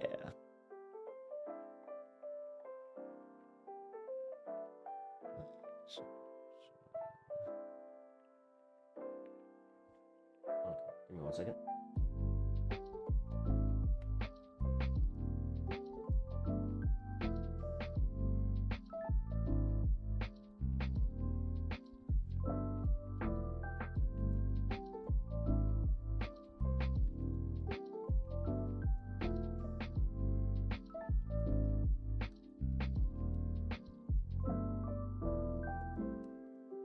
And thank you for the $5 donation, Mitesh. I really appreciate that.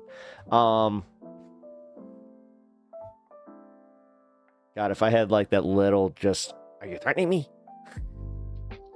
Maybe for my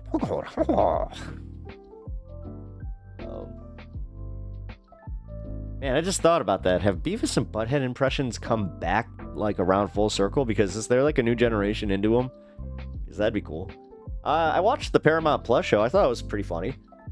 Especially like the first episode where they like go to the mall. Dude.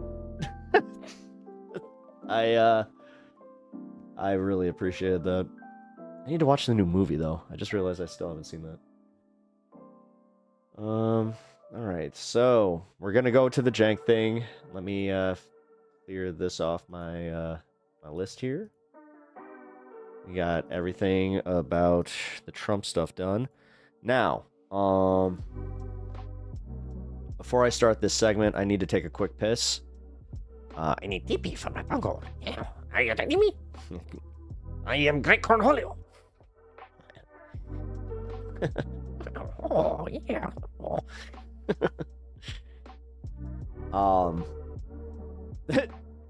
One of my favorite scenes ever from any Beavis and Butthead like thing was when in Beavis and Butthead Do America, where it's like he's talking to that. Yeah, I'm going to Vegas score. She's like, oh, I'm going there too. I like to do the slots. I want to find some sluts too. She starts giving him pills. What else you got in there? When you know we are gonna feel old when Pokemon ends. I don't see that happening, but yeah, I gotta pee. Thank you for the. I gotta pee. So, give me 1 second. I'm going to show a quick, very, very, very quick video. Gotta be quick. No, it didn't. Inverted Mystic. No, it didn't. It really didn't. Because think about it. Dragon Ball Super is still going on. Like, they carried on the property, and then you got Daima. Like, Dragon Ball Z ended, but, like, Pokemon... no, Pokemon ended. Wait a minute. No. Pokemon ended when Ash was no longer the main character. Now they have the new Pokemon, which... No. And I'm dealing fine with it. Actually, they didn't just get rid of Ash. They got rid of the entire, like, old cast... only recently, because I have checked out a few of the new episodes, and it's good. I actually enjoy it. I like the fact that it's not your average bullshit, and it makes me look forward to the Ash cameo, which we all know is going to come at some point. But, come on, it has a awesome type of Kakashi character that rides a Charizard. I'm in. Like... That was all they needed to do, was just be like, and yeah, he's technically the professor of the show. It's like, get the fuck out of here. I want them, I want to see them bring back, I think Sabrina's coming back. I see they're slowly Larry just showed up. Like, no, they're bringing back old trainers. Iono just showed up. So, I am such a fucking nerd. Okay, dude, I love Daima. It is the best mix of OG Dragon Ball and DBZ. The theme song alone hits. I haven't gotten past the first episode. I have to watch, like, I have to get past it. Now that it's all out, now that the dub is all out, I can finally just get on that, because part of the problem is, too, sometimes I like to watch, like, shows like that, and kind of binge them, but also, like, get my chores done. So... Which now I need to do, like, a lot more. Now I'm streaming, so... My time is, coming... One of those situations where I'm like, oh, I actually have to, like, schedule when I'm doing my chores, and it's like, oh, that's... But I wanted to watch Daredevil. I still haven't watched the new episodes of Daredevil. I don't know why I'm saying Daredevil like that, but whatever. I'll watch it in Japanese. Come on, man. I love the Japanese voice acting. Trust me, I'm not one of those guys that, like, I don't like, I can't go sub over dub. It's just that I see the merits in having, you know, a dub, because I don't want to just commit all, like, that time just sitting and reading and watching, you know what I mean? Depends on the character. Yeah. Well, yeah, Goku's Japanese voice is iconic. Vegeta's... pretty much all of them. Yeah, no, all the Japanese... Like, the Japanese voices are freaking perfect. The English ones are the ones that are a little bit harder to get through. But man, if I don't love me some Piccolo, like, he's too cool. I hate Black Clover's main character voice. It's obnoxious. Yeah. Actually, I'd say in both. Because I've watched the first episode twice now. I watched it in Japanese, and I did watch it in the dub, just to see if I would be able to tolerate it. And I was like, actually, the dub's not bad. So, I don't know. After everything after Dragon Ball Kai, or Dragon Ball Z Kai, they got a lot better with the dubs. Like, I think that once Sean Schimmel took over, like, the actual voice direction, things got a lot less hokey, I guess is the word I'm looking for. Because, like, man, the original Funimation dub is awful. It's so bad. I recently watched a collection of the Cell Saga that was from the original. Holy crap. I also forgot that, like, for real, man, they needed to Dragon Ball Z Kai that shit, because, I forgot that there were entire episode, like, there were, like, 4 episode arcs where I was like, I forgot these even existed. And they didn't need to. It's all filler. Literally. Don't need any of it. The dub of Inuyasha, which I'll never understand. Why waste that money? Just produce the stuff. Like, I get it. You're on a schedule, but the dub of Inuyasha is kind of where it's up to personal preference. Cowboy Bebop. Cowboy Bebop is one of those for me. Where actually, no. It used to be, but now I recently did this experiment. No, the English voice, the English dub of Cowboy Bebop is superior to the original. Trigun, also the same thing. Those are like two shows that I could say that about, though. Naruto sucks, though. Like, the dub of Naruto is unwatchable to me. Naruto.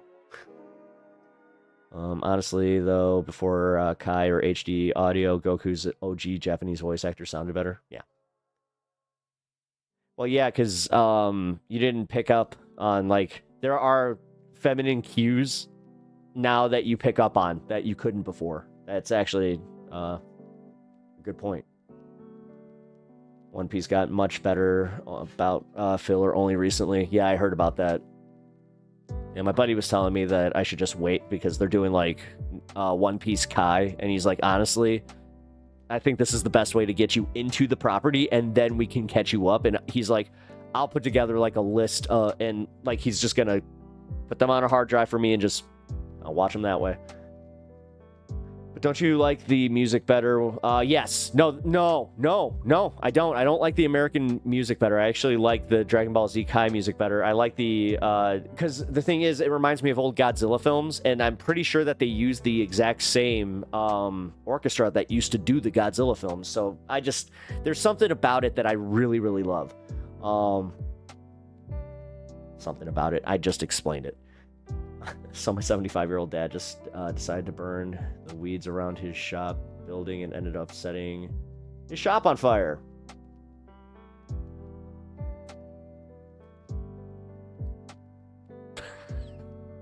For real? I shouldn't laugh. Oh no. Oh no, insurance isn't gonna cover that. Oh no. Oh no, he's cooked. Bleach uses Godzilla. I watched Bleach. I have God, I quit watching it a while ago. Yeah, it's voiced by the same dude that does Ichigo is voiced by Vashta Stampede's voice actor, who is also the Black Ranger, the second Black Ranger. He was Adam. Johnny Young Bosch. He's a pretty cool guy. He's actually a really cool guy. I met him at a Comic-Con once. With the Red Ranger. They were nice. Oh, and the Yellow Ranger. She was there too. God, that was like 2 years ago. Did not pay to meet them either. It was just one of those situations where I was walking by their table and I was just like, oh shit, what's up, guys? And like they were so cool, man. Feel bad for him, but at the same time, it's like, dude, that was dumb.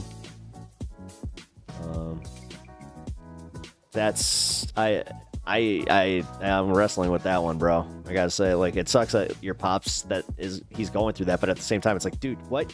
No, dude, I gotta be completely honest with you. No, I have neighbors because we recently had a situation where we had some protesters go to a bunch of city council meetings, and they overturned a burn ordinance that we had where you had to get special permits to burn anything. And like, now they're burning leaves. Like, dude, I saw it once where this he started burning these leaves, and it was right next to my neighbor's house where you could see the siding starting to melt. So yeah, I was just like, oh, you know what I'm gonna do? I'm gonna call the fire department because it's not the cops. And yeah, fire department shut them down because they were just like, what are you doing? And yeah, we still haven't overturned that though. Like, it's still perfectly legal to technically do is almost burn your neighbor's house down. And then my neighbor, I found this out just through, neighborhood gossip. He had to sue the guy to even get him to acknowledge that he did it. That was, yeah. And he had to use like Ring doorbell footage and shit. Like the fact that your neighbors could just be that utterly stupid, but also be complete pieces of shit is beyond me. And the thing is, our insurance doesn't cover like neighborly stupidity, really. Like, I know that I have something kind of like that on my policy, but that's one that they would fight. Trust me. The way that they fought just hail damage. My God, dude. You'd think that I was out there throwing baseballs at my fucking house. The way that they were just like...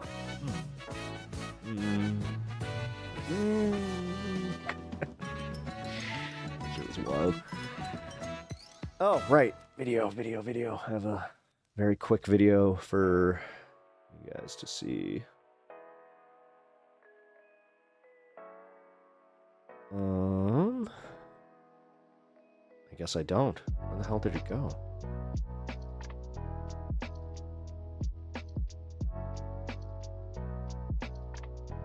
You know what? We'll just do a quick news story before we do this then.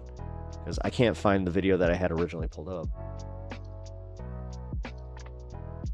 Dude, I hate when this shit happens. Oh, that's right. No, never mind. I just... I had to reset my browser. Tom, it is a race in... Oh, that makes sense. All right. Here we go. Well, I found this. Let's learn about the earthquake that just happened, and I have to go take a tinkle. So, I'll be right back.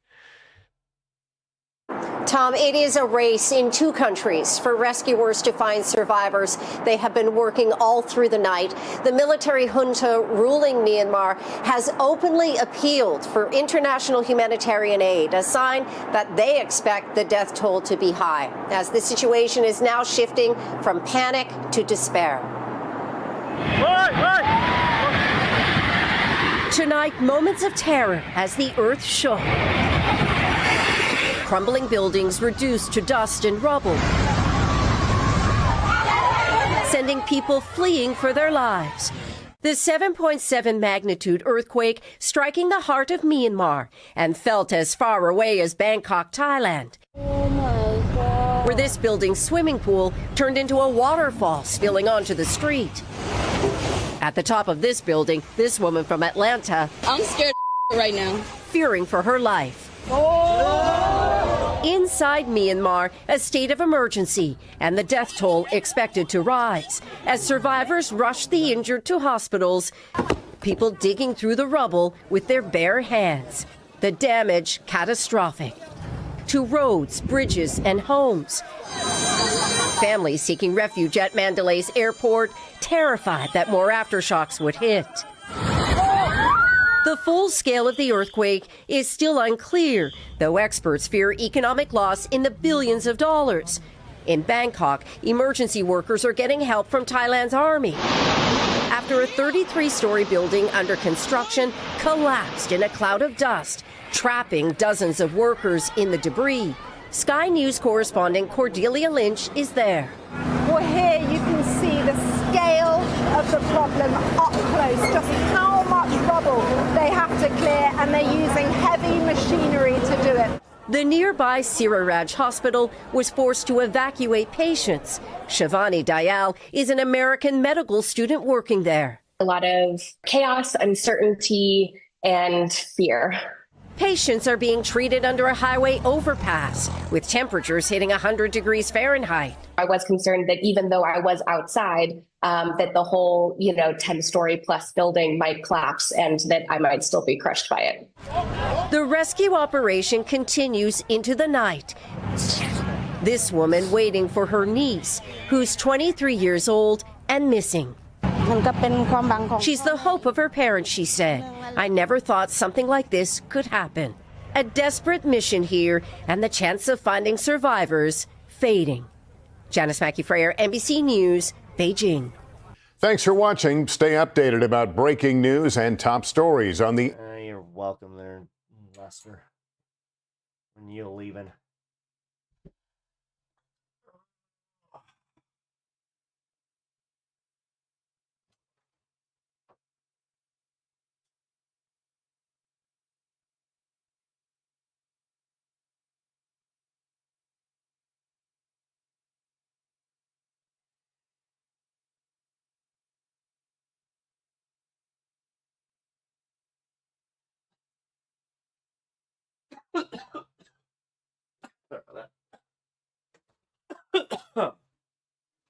All right.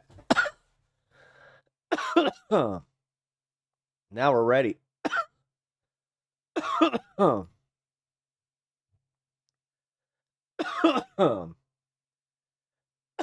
Group photo. Aw. Look at you guys. I love the community. The community emotes. That's fun. Whew. Okay. Cheers, guys. I celebrated specifically for the segment because this might take longer than an hour. So just in case we miss the the actual 420, which we will try our best not to, but this is going to be a recorded segment, just so you guys know. So that means limited interruption. Alrighty.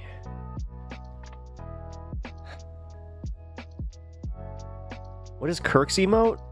Is there a guitar? You could do a guitar. I'm not trying to choose for him. I don't know if he actually chose one. Knowing him, he would probably choose like, well, no, because he can't really combine, so it'd be like guitar, eggplant emote, you know. Okay, like the Quake coverage, cool. Yeah, I was actually kind of like, oh shit. You know what? I have Quake 2. Hey, man. Wrong Quake. We were talking about Earthquake. Like an earthquake that, Jesus. No, you don't have, wait, did you not play Quake 3? Like the best Quake? Quake 3 was the best. Alright, guys. I have been teasing this long enough. I feel bad for anybody that came here and is just like, you know what, I'm going. I wanted to see the TYT drama. Well, you know what? That is called a tease. I'm trying to get better about that stuff. Alright, so apparently Cenk made the entire front end of his show about Fran. I'd say Fran leaving, but him banning her and almost being a little too happy to admit that he did so. So, and then we also have the majority report reacting to it. So, without further ado, let's take a look. And this is straight from the Polymarket Studios with TYT and Cenk Uygur. This is, I think, maybe the second actual Young Turks video that I've watched on this stream, so I hate to give him the view, but here we go. Wait, actually, what's the view count out at for this? 261K? That's it? For 6 million? They have 6 million subscribers and that's it? Huh. That's interesting. All right, well. Yeah, that's recently, Francesca Fiorentini asked us at TYT to take her podcast, Habituation Room, off the network. And we happily agreed to that. And today, I'm going a little further, and I'm going to take Francesca off the network entirely. So you won't see her on any of the TYT shows going forward. So I want you guys to know why I'm doing that and how this whole situation isn't really about Francesca. It's about TYT, our community, and what we stand for. And so we're for open minds and open hearts. And so my streams get more views. I want all of you to know that, and I want to build a community that believes in that and invites people in that believe in the same things. And by the way, if you don't believe in the same things and you say, no, I have a strict ideology and I believe one day it will happen. No open mind about that, no problem. Everybody will want to get high on politics with us. Tons of shows out there for you guys. So first of all, we've had some disagreements, I certainly have, with some of the far left, but I think they've been relatively small. But if you think that they've been large, no problem. So they've been around the issue of crime. Did crime rise between 2019 and 2023? Well, that's a fact, it did. But it's okay, we could have different interpretations of it, that's not an issue at all. We certainly are against police abuse and we've fought against it. I would argue hey, Anthony, at least as much as any show on the planet and perhaps a lot more. And I take great pride that Benjamin Crump, among others, said that Trayvon Martin would not have gotten anywhere near the national coverage that he did if it wasn't for the Young Turks. So nevertheless, we could have disagreements about specific policy issues, and we do on slogans and framing, et cetera. For example, defund the police, Latinx. These are normal disagreements within any community. And I certainly would never want to shut that down because we're, again, for open minds. And of course, we've had some disagreements on the issue of transgender rights. Let me just say quickly what my position is, because a lot of people, and this is him separating from Anna, outside of the network have been misleading you about this. So I'm for 100% constitutional rights for transgender Americans, because why? They're Americans just like the rest of us, and they should have the same. Yeah, but are they saying this about you, or are they saying this about the network, which Anna does represent? Exact rights as us. They should be protected in bathrooms. They should definitely be allowed to serve in the military. And I happen to think that they should be allowed to play, transgender girls should be allowed to play in girls sports in high school. Now, my position on that is not overall popular in the country. I understand that, and I have a strategy for hopefully how to win on that in the long run. But I don't believe that they should be mandated to play in college and professional level. I think mandated. The league should get to make those decisions on their own. This is just. Think that is a small disagreement. My God, this is so weird. The fact that they're talking about this issue like it is the biggest issue in the world is insane, when legit, man, like we have attacks to democracy happening daily. We have the economy still tanking. I don't understand, how more people are just taking the Fox News, spoon feeding of, yeah, look, everything's great. The stock market tanked today. 401k, what's that?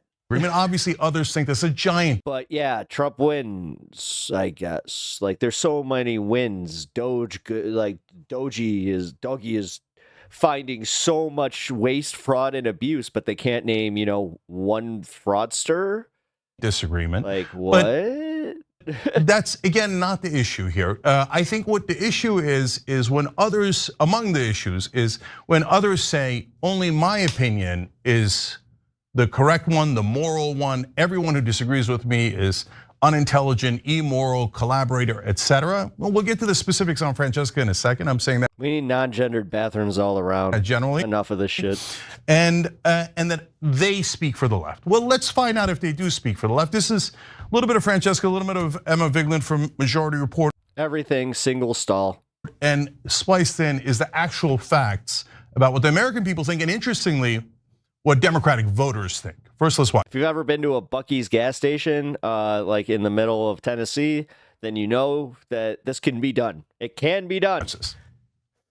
Long doors, full doors, locked. I'm a big Messi fan, but let me just explain this. Answer my question. Would you allow him, if he said I'm a woman, to play in the American women's national team? You're using the wrong pronoun Yes, right now. Hell yeah, are you kidding me? Transgender female athlete. Actually, you know what? Fuck that. If this is the whole thing, like tampons in men's bathrooms, who cares? Who cares? Like, what does that do to you? Like, just seeing them, does that remind you that women need to use them? Like, what? Periods icky? Like, what is it? Like, I need to know this. What is the actual issue with that?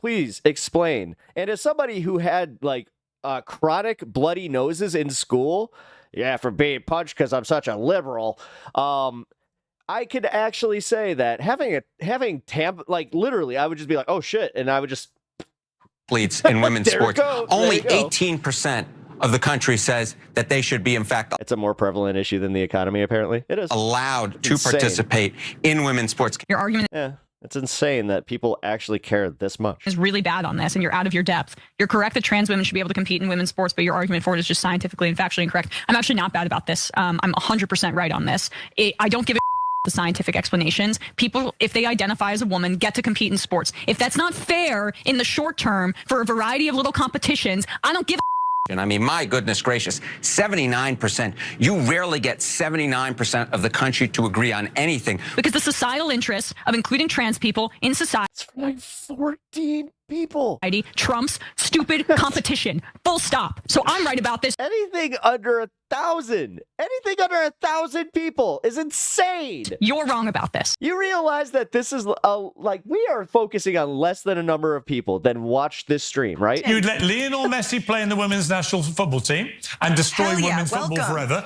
The saddest thing to me is that people get angry for the sake of others. No, because the thing is, sometimes there are like for me, my stakes in like the trans rights is literally my best friend is trans, and one of my best friends is trans, and my best friend is dating her, and so like it's one of these things where I admit my personal stakes in it, and but that's where I'm trying to pass this on, where it's like, no, this is personal. And yes, I see how they're treated. I see the fact that they're treated differently. I see the fact that they are literally told, like, you guys, you just shouldn't exist. Haven't you just tried to accept who you are? Like, there's so much mind fuckery there. And then it's just like, wait, but because that could only be applied to one side then? Because then what about the other side that gets mad about the being trans? Like, it'd be very difficult to get a ticket. But I mean, emotions has no bearing on debating. That's like saying that, oh, then don't be human when you debate. Which would suck. I want to do a little checklist here. You'd let Usain Bolt compete as a sprinter in the American women's Olympic team? Yes. Okay. You would let Floyd Mayweather compete as a boxer in the women's American boxing team? Opposing them in women's sports. You get 67% of Democrats, so 2/3 there. You get 64% of independents, so you get about 2/3 there. Tell Andrew Wilson that. Have you ever watched an Andrew Wilson debate? So I'm right about this. You're wrong about this. Have you ever seen the funny part is calling her emotional, but not calling out like Tim Pool. Okay, generally speaking, if you want to say that you're right about something, sure, everybody has their own opinions, and it's their opinions. That's why they think that people who have no problems in life love to want to be heroes from the comfort of their cozy lives, like you, pathetic. They're right. Yes, I'm trying to save the world from my little my pillowed life. Yes. It's another thing to say. At least I got this comfy Snorlax to fall back on. You speak for the left, as you just saw there. 67% of Democrats. Me and my virtue signaling, disgusting. Have a position that is actually to the right of mine. I say that trans girls should be allowed to play in girls. The thing is, why do you care? Like, why do you care? Like, who are you virtue signaling for by caring? Sports in high school. Like, who's this hurting? 7% of Democrats. Why is this hurting you? No, not allowed in any women's sports. The fuck was that?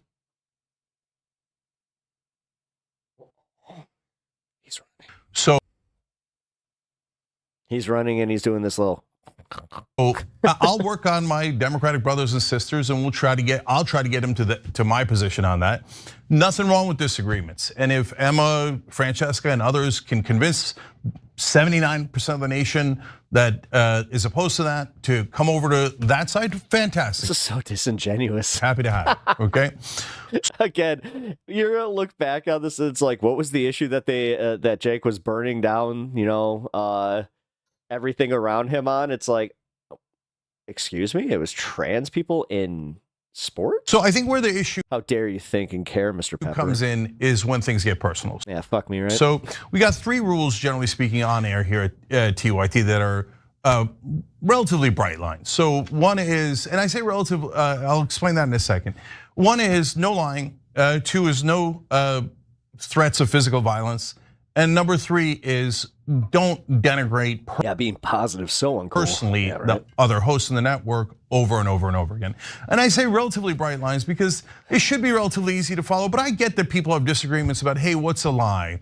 Are what they say about crimes. They get offended when you think and care because they do not, and it scares them. They also they think, or they can only imagine themselves doing that cynically, so they assume you That's are. a lie. Ah, yes. Or not. No, I'm not going to nitpick that. Yeah. And we get into heated debates from time to time. Wow. Actually, yeah. Hey, great take there, Duke. And it's kind of something that I just overlooked. But yeah, Me and Ben Glebe in the past, me and Ben Mankiewicz. They do look at it as from like such a cynical view, where it's just like, oh my god, these libs like caring. What?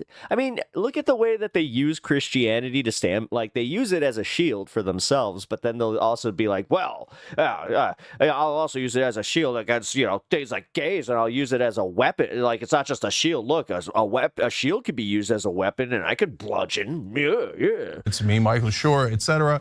And I love. Meanwhile, also not just like actually looking at Jesus, who would just be like, bro. I love those debates. And from somebody might cross the line and say something they shouldn't know, but we usually hug it out.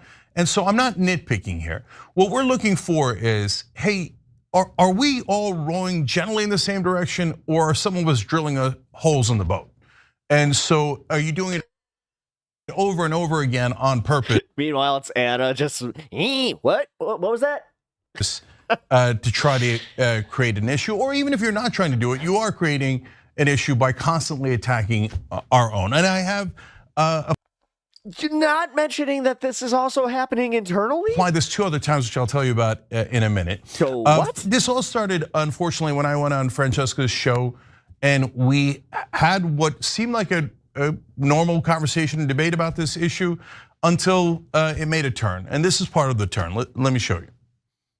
I'm reminded of the book by I think his name is Michael Schneider on tyranny, and he wrote it's like 20 lessons from the 20th century about authoritarianism and fascism. And one of the things that has come to mind when you say my strategy will protect us is he has this chapter. I'm going to bring it up. The first part of it called "Do Not Obey in Advance," and he writes most of the power of authoritarianism is freely given. In times like these, individuals think ahead about what a more repressive government will want, and then offer themselves without really? I couldn't catch on. being asked. A citizen who adapts in this way is teaching power what it can do. In other words, you don't have to do the sort of crackdown on the left around speech because I'm going to do it for you, or you don't have to come to me. Down. Again, you're misstating it. I'm doing the exact opposite. You're cracking down by saying, "Cenk, you're out of bounds, so you should stop your stupid opinion." So and you're implicating me. I can't believe that a guy who I used to admire and who I thought had a lot of fight is trying to. The way he just woke up. And I just saw him pop up in the camera like that. To scratch the back of people who absolutely would never do the same for them. So we just spent an hour and a half me explaining how I'm not scratching their back. I'm trying to get But I can show you more populace clips, to agree man. with us on things we believe in and we've always believed in. And you go back to scratching their back. At least the trains will run on time. YouTube voice. Yeah, right? The train's running on time, presumably a reference to Germany. Although, what was, hold on, maybe if you had done just the 1C. I'm the collaborator, and I've done, just C and then ORS. I'm scratching the right wing's back by having my opinion. The opinion I've always had, an opinion I've had for years, and you guys have seen for years on the show. But if you don't agree with Francesca in that particular case, and some other folks in the extreme left, well, you're not allowed to have that opinion. Max left. That is immoral by definition. And how dare you disagree with them? That makes you a right winger, a collaborator, et cetera. But if you say, hey, Cenk, look, I know that she's quoting someone, collaborating with an authoritarian government and saying that that's what you're doing and you're helping the right wing, and that she's not open to the idea of, hey, maybe there's a different strategy and a different opinion on this that gets us the same result, protecting trans folks or whichever topic we're talking about. Okay, if you're not, and at that point, I certainly hadn't done anything. I think that was, I didn't appreciate that, but that's okay. We kept going, and she's been on the network since. Then she started to do more and more and more, and it got more and more personal. So after that discussion, this happened. I like that we can both be very Mediterranean about it and get super mad, but then rein it in and be cool, and then be we're we're just gonna yell, and then we're gonna be fine, and then we're gonna get over it. So that's the kind of beer I like to have. Yes, thank you. 2 days later. I mean, I have my own thoughts on why he's doing it. I think, if you think your brain was broken by the 2024 election, I think we're looking at a case where someone's brain was broken even harder. Okay, so but look, guys, if she had said that about another host, I probably would have drawn the line there. but it's about me. So Jake, why did you sell out so sad? The thing is, it's like half of what he was saying before, like, it's like, I agree with some of what you're saying. Like, but then he's like, but then the trans sports, it's like, I wanted to give Polymarket. Did Polymarket pay for you to focus on that issue specifically? Where you're like, I will not compromise my integrity on any of these left-wing issues except that one. More leeway. My brain is broken. And by the way, that's still okay. The first time she's getting super personal. Collaborator, maybe really. That's a political opinion. Now we're a broken brain, even though we were supposed to have a beer and we were supposed to hash it out and be okay afterwards, but apparently not okay afterwards. But then that was the tip of the iceberg. She continued. Guys, I'm gonna just go out on a limb here. She actually really hurt Cenk's feelings. You can kind of tell. Again, Cenk seems kind of bummed. And then again, here's the next one. I do think it's sad that even though they allow people like us into— oh my God, Mondale out here, he's just like, you want to talk about a glow up? To the fold and the fray, they refuse to learn from us or listen to us. And I think that when you have been doing this work for so long and you still cannot grasp the idea of intersectionality, how race and gender and class all intertwine with one another, and how the right, the fascist goal is to divide us based on these lines. Like, I don't know like who you are. Like, I'm not even, I don't even know if you're smart. You know what I mean? I don't even know. First of all, I don't know who your political mentors are. I don't know who you look up to. I don't know what your touchstones are. I don't know if you know your history in terms of like civil rights, women's rights, gay rights struggle in this country. I don't know anything. I call into question all of that. It sounds like you are just an opportunistic mouthpiece who wants clicks time and time again. Okay, so obviously it's getting deeply personal there. Opportunistic mouthpiece, can't grasp simple concepts, not smart. But guys, and I'm not angry. Look, people have different opinions and they want to make it personal. It is what it is, right? I'm more sad about it. You know, I'll say something at the end about that. But to me, the attitude that is— that's the first part of this. I'm like, toxic, and that's what I don't want at TYT. I want to build a community that is really open to conversations. Man, it starts sounding like me. They refuse to learn from us. But I mean this though. Like, I want to so have the these idea is, conversations. well, obviously I'm right and the only moral center of the universe, and I already told him that, and this guy wouldn't even learn from me. It's just such a deeply arrogant thought that if someone disagrees with you, they need to be re-educated, and maybe they haven't read any books at all. Okay, did she stop there? Of course not. And yes, as I told Cenk, I do feel very implicated. I have felt implicated by their takes, specifically around crime and policing in years past. Definitely by this new heel turn since Trump's reelection, and absolutely by the misrepresentation of the Los Angeles fires and who the responsibility lies on. It is enraging, to say the least. I want to see Sam Seder and Cenk cut wrestling promos on each other. That would be great. The Los Angeles fires are not the responsibility of the mayor. They're apparently the responsibility of Republicans, or I don't know. I don't know what her thought on that is, and I don't know why she's enraged by that, but that's okay. Apparently I've taken a heel turn. By the way, all those folks, not just Francesca, but others that told you we're right wing, you watch the show every single day, you see us criticizing Trump and Elon Musk over and over and over and over again, telling you how they're gonna do a $4.5 trillion robbery in those tax cuts. Yesterday we talked about how they're already hammering Social Security and costing good Americans, what they need from Social Security, how they're gonna cut $800 billion from Medicaid, how there's a series of robberies on the way, et cetera. But it's okay, let's just simplify things and say anyone who disagrees with us a little bit is a right winger. But the good news is, at least Francesca will not be implicated anymore. And I never understood that, because she's been saying this for a long time now, that she was implicated by us. Then why keep taking the check? And it's not a big check, and Francesca has had a career before us. She talks about that, of course she did. And she'll have a career after us. There's no problem with that. So why, if you think we're collaborators and we've taken a heel turn and we're working with fascists, Why did you choose to get implicated with us all these days? But good news, no longer implicated.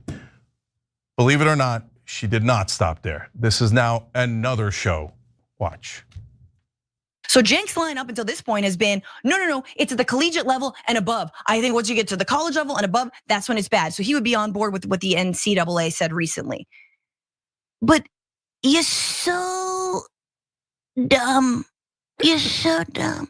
I don't even know how to explain this to you anymore. Unless, this is the other option, unless you also are a transphobe.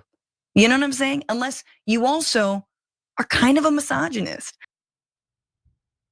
Because if you disagree with Francesca or anyone on that part of the spectrum, well, you must be a misogynist. You must be collaborating with the fascists. And obviously you must be unintelligent. Now, if I had called her dumb, I wonder what her reaction would have been. My guess is nuclear. But I didn't call her that because we have a disagreement. We have a political disagreement. You don't need to make it personal. Not done yet, one last one. What has it got you? What did it get you when you go and share a stage?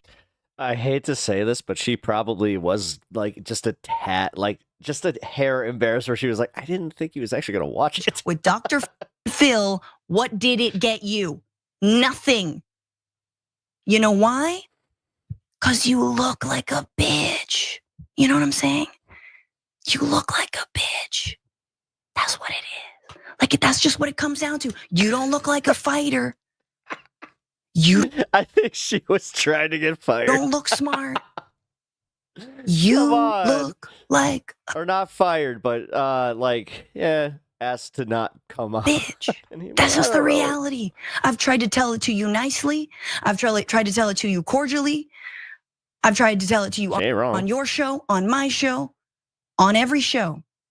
And so either you A, are a bitch, or B. She was saying this while going on John's show.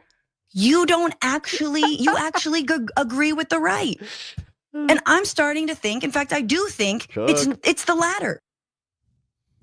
Okay, so again, if I had called her that, that would have been a different situation, right? But look, guys, also on the policy or the strategy, when you go talk to the right wingers, first we did that, and I mainly did that, and there was a lot of blowback saying, don't ever talk to the right wing, but they won the popular vote. How are we going to win back the voters if we never talk to them? What? If we don't win them back, we can't ever win an election. No, it was kind of the general rule was don't let them use you as a puppet.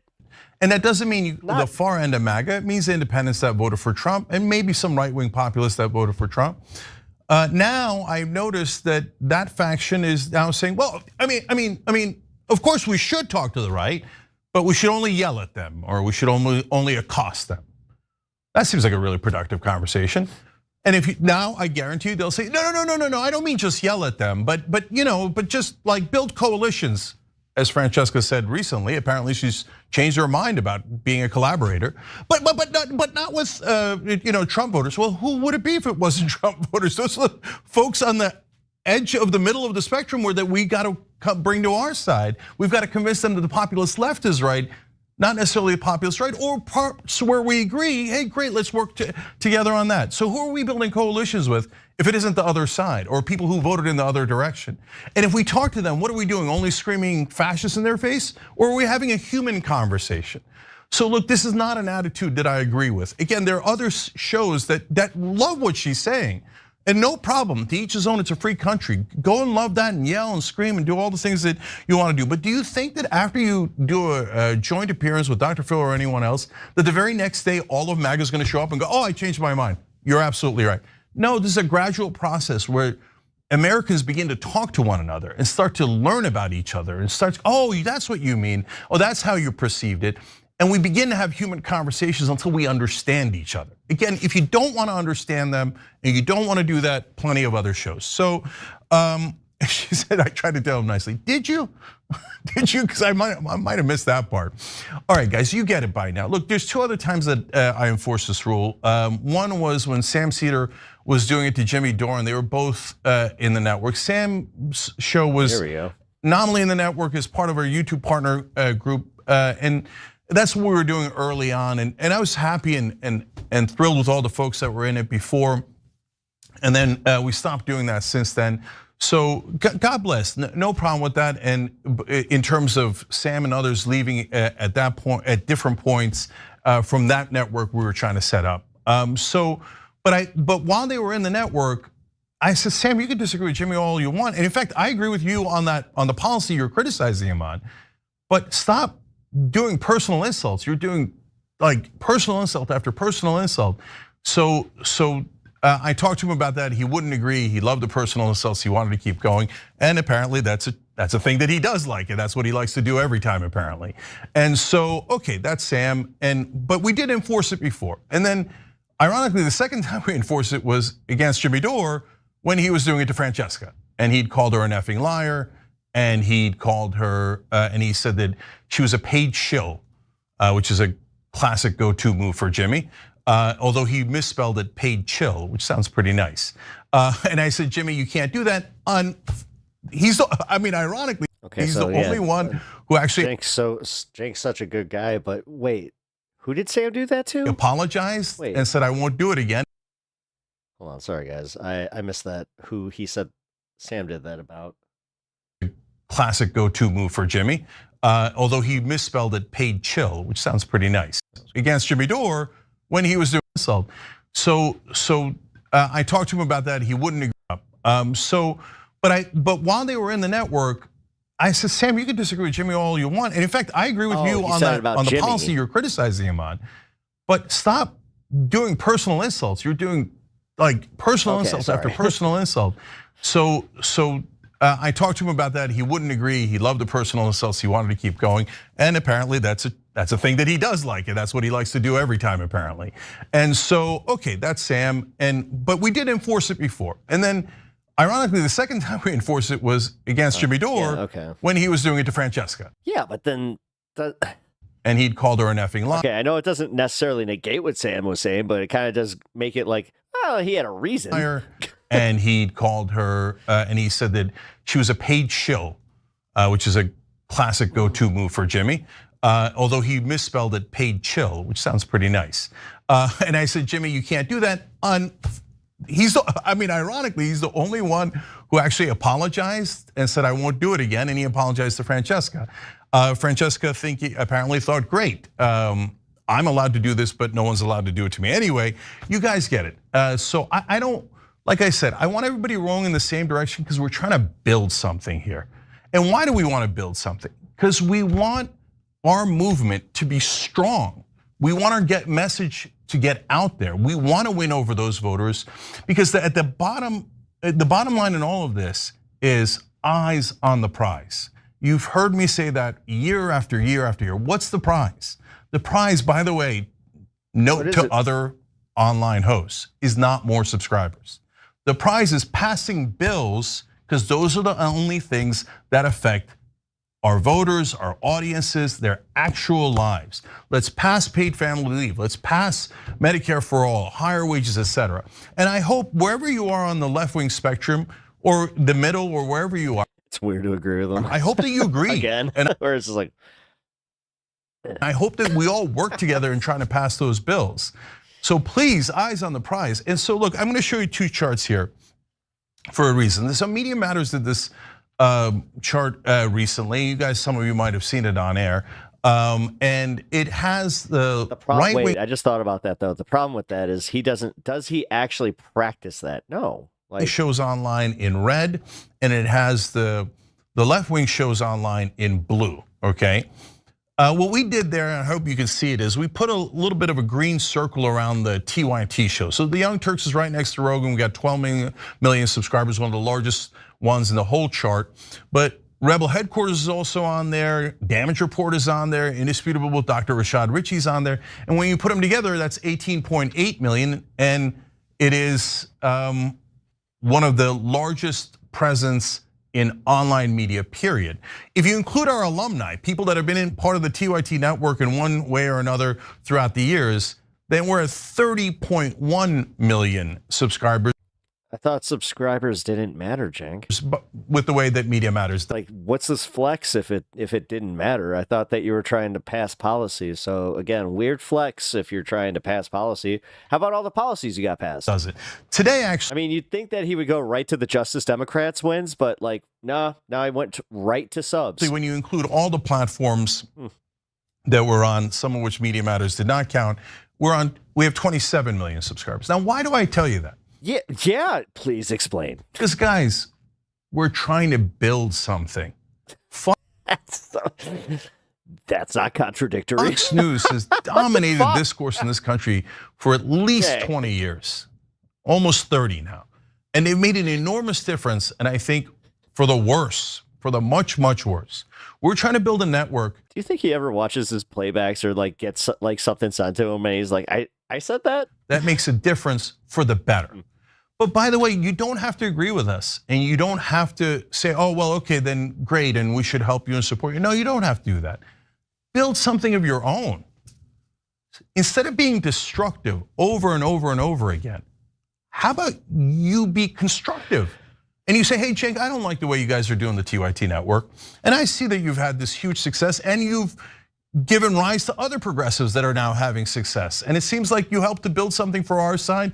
Well, you know what, though? These days, I don't agree with you. So I'm gonna build something larger. Guess what? I would mark it right now, guys. Pep Talks. Larger than TYT. Love that. And whether you build something larger or not, you build. I'm staring at the 6 million. It's just like. Say you, instead of building a media company or a media show, you built a platform that actually got Democrats elected, but progressive populist Democrats like Bernie Sanders, Ro Khanna, etc. And then they got those bills passed. Oh my God, I would love you for it. Please do that. Build something positive. Hey, and that's what we're trying to do. I literally got the stoner circle of the internet right here. So you want to talk about positivity? I mean, let's go. Oh, speaking of let's go. In 12 minutes, no, 22 minutes.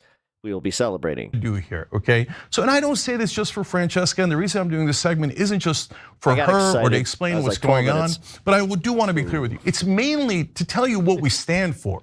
Not just the media end of it, not just the host, but as a community. We all have to be open-minded and open-hearted enough to get these things done and push forward. So, look, last thing is, I wish Francesca well. I mean, she said those things, and I get it, we've got bad feelings these days, but all the power to her, okay? If she can convince the country to be on her side on all these issues, even the ones we disagree on. I'm still trying to find where he made her look bad, so. Terrific. Like he did kind of, like all the clips that he played, put her in a positive light, and on top of it, the few times that like she was doing direct call outs there, he didn't really address them.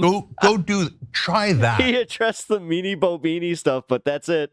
Try to make that happen. And no problem, happy to have it. Like she said, good career before, I'm sure she will afterwards. You can go check her out wherever she is.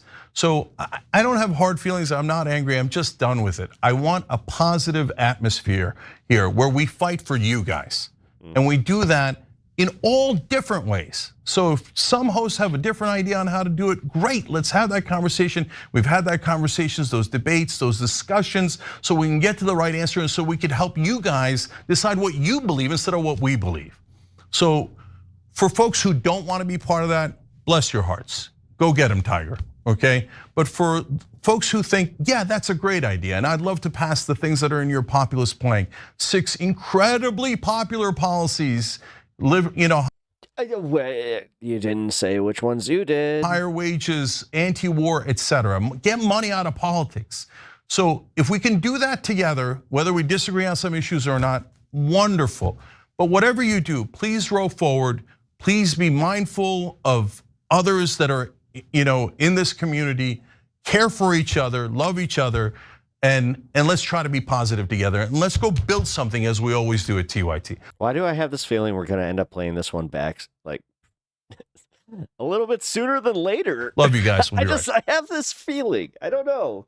Right around Thanksgiving. I'll give it up till then for me to not be surprised. But every time you ring the hey, changed. He actually changed the bumper. Hey, look at that. All right, let's see what Sam had to say about it.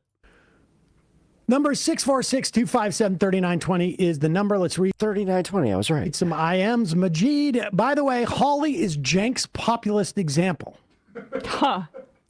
Oh, Cenk Uygur. Gotcha. Live from the Polly Morgan studio in LA. Is that still going on? Apparently, yeah, they took their time out of this very busy news cycle to make a proclamation. Oh, hold on one second, Russ. Will you get me some batteries, some AA batteries? Sam, there, money. Oh, your mouse trackpad. My mouse. Mouse just went. It was important for them to make sure that everyone knew that. And it's a AA batteries, guys. At least half of the hosts were to the right of the Democrats on the border, but now apparently they're to the left of the Republicans. So it's unclear, stuck in the middle with but you. they basically Duracell. They basically did a whole half-hour segment on why they're firing Francesca Fiorentini. I don't know why that was so funny to me, but the fact that he just had that moment live on air, it's like, wait, I need some batteries. Wait, it's in the box. It's Duracell. Hold on one second. Let me get some batteries here. Okay, no problem. I didn't watch those black boxes that say Duracell. It's the first time. All right. Never seen. Do you want me to read some IMs? We will win. Let's talk a little bit more about this whole thing with Cenk, because I was sent this clip, part because Cenk was discussing me. I don't know what. Oh, he watched out of curiosity. Went on in at TYT. Sam looked unamused. Over the. He was just like, "Can you read?" 10 years. It's the one. Yes, the one that says Duracell. Francesca was a contractor. Francesca was no benefits. a contractor there. Tyrant Sam. I do know only because I have firsthand experience about it. He put a soft collar shirt on Sam, and all of a sudden he gets a little cranky about those batteries. That Cenk was completely lying in his characterization of what went on with he and I. I mean, I sort of couldn't quite make out exactly what he was saying, but I will be absolutely clear about this. Cenk and I, in October of 2016, went and had a drink at the. Give me them store brand batteries, not for my mouse. He's got the ones for the mouse, which are the Duracells, because he needs the reliable ones. Then the store brand ones are just for, little desk lights and shit like that. The Tord conference that I would go to. And in Las Vegas, he invited me for a drink because he wanted to ask me, and this is specifically said, what can I do? And I should say at that time, the TYT liked to pretend like it was some type of network, that it was not a network. We basically we were basically TYT's client. And for, I think it was 20% of our YouTube revenue, they would do all the optimization. Oh, wow. We were too small of an operation to do it. And so they would do it. That's actually kind of a fair deal. And occasionally they'd put our stuff on their Facebook page or something.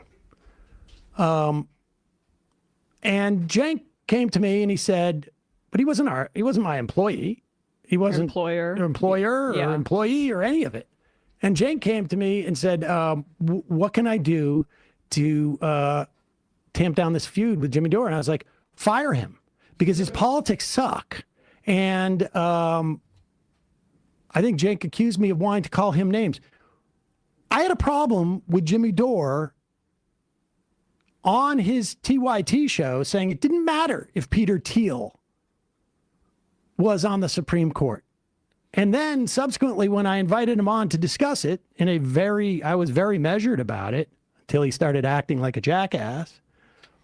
I said, hey, dude, we could end up with Donald Trump appointing 3 Supreme Court justices. Yeah. All right, getting both sides of the story now. I'm starting to maybe think that Sam's memory is a little bit better on this one, but also knowing Sam's memory, And Jimmy's response was, "Oh, we could also have the moon fall into Lake Michigan." You're trying to manipulate me with fear. Exactly. Right. And I think Roe v. Wade was also the subject, and that Trying was to manipulate me with fear. basically him saying that the moon it's more likely that the moon falls into Lake Michigan than Roe v. Wade gets overturned, and look what happened. That was not Lake Michigan. Then I'm like the first to go. No. back in the day when he acknowledged 3 Supreme Court justices as a bad thing.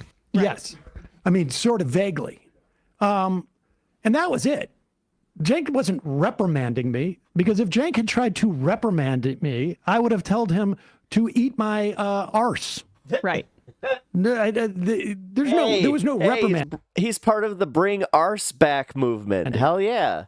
I don't we definitely pioneered that here. remember when we left TYT, but it was basically when we decided, I said the words, we got to bring arse back. But don't need them to optimize anymore. It wasn't because he fired me, because I was calling Jimmy Dore I didn't even catch that. garbage or whatever it was. They were upset when we left, because we were just paying them money for stuff that we didn't need to really do. And so that was it. And, listen, Cenk is upset because he got $20 million from, Katzenberg, and he had gotten a couple of million before then from Buddy Roemer. And who knows how much libertarian paid. Well, yeah. But I'm saying he got all this money invested, right? And they blew it. They blew all the money. They didn't know what they were doing. Cenk at the time was desperate to be seen. He kept saying he wanted to be on in airports. And I'm like, dude, you got the biggest YouTube channel. Got the dream, That's guys. going to be the future. Dream. And so he was very aspirational about his business. That's fine. I'm very much like 1,000 flowers bloom. Absolutely. But the idea that he's talking about somehow he doesn't like to get into name calling. He, a month and a half ago, was calling me all sorts of names. Now, low-rank grifter? Frankly, I don't care. Right. Apparently, he's very sensitive to being called, but we're going to do something. Emma must have a favorite. Something here on the program right now. I would like everyone in this office, you can do it off mic, to call me a bitch, and let's see what happens. Wait, can I just wait? Are you going to remove me from the show? Well, I guess we'll find out. You know what? I'll just make this easy. You're a bitch. Oh, God. Oh, God. This is so contrary to the community we're trying to build here. Matt? I'm supposed to insult you? Yeah. You stutter a lot. No, you're supposed to call him a bitch. Whoa, that one cuts a little close to the bone, buddy. Use a bad word. Listen, asshole. Listen, take it easy. I see up in here.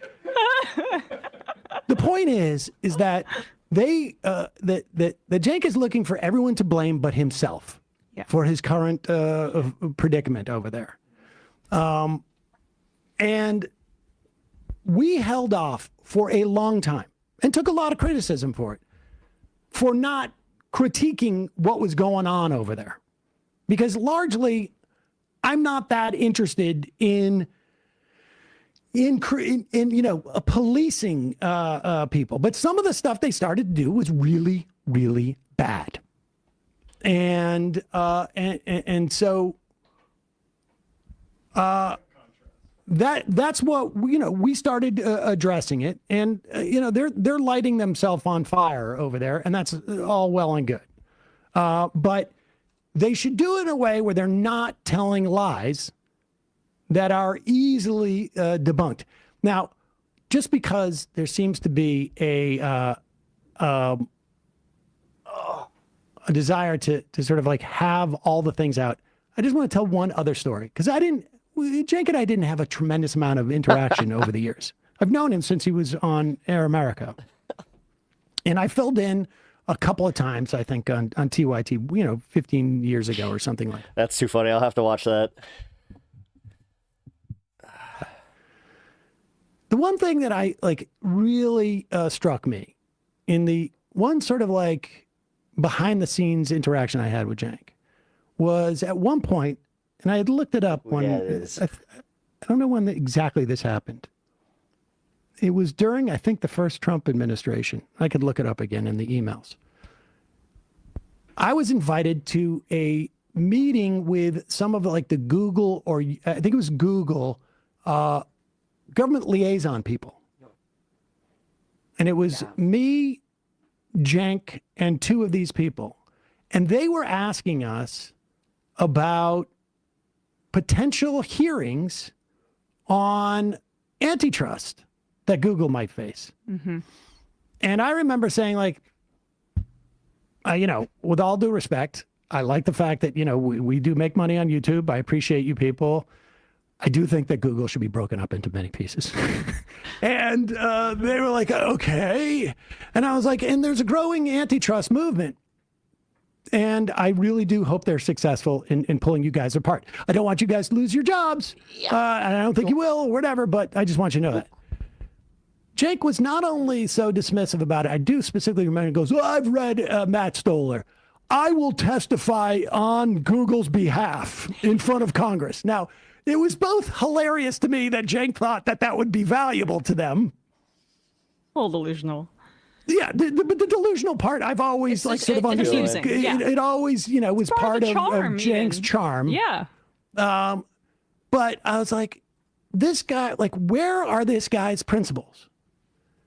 I mean, I remember like the first argument we had on air was about Bill Clinton back in 2008 or 7, because he thought that Bill Clinton was one of the good Democrats, because when Bill Clinton was in office, he was literally a Federalist Society member, a Republican and lawyer. Now, I love converts, and sometimes they have the zeal of converts, but over time, if you are untethered to some type of like fundamental ideology, what happens is when you hire people, for instance, all right, that's he's got to go back. You don't even know what to look for because you don't have that yourself, and so you can hire people who walk in and go like, "Oh, these are the principles I believe in," but if they can't articulate them in a way that hits your understanding of why you have these beliefs,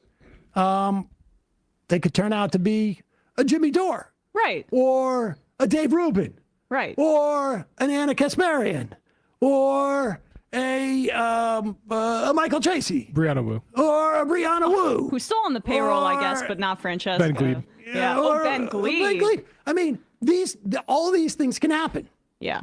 Right. Or honestly, I think you can also see it reflected in the way you treat your employees, right? Like with the efforts to bust the union. Oh my God, the union busting was so gross. It was. And even at the time, I received a call from somebody high up in the network asking me not to speak publicly about it. I was young. I kind of have regrets about that I should have spoken up a little bit more publicly, but I was also not making too much money and trying not to rock the boat, but it was a part of the decision that I made, to leave.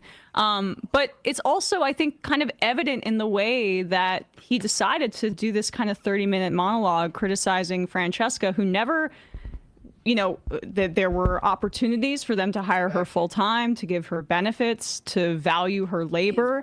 And instead of doing so, they just kept her on as a contractor. She took a check from them, sure. But then to make a whole show out of banning her from the network and doing this video about somebody who has very little power, you are the employer. She is the employee. She's the contractor.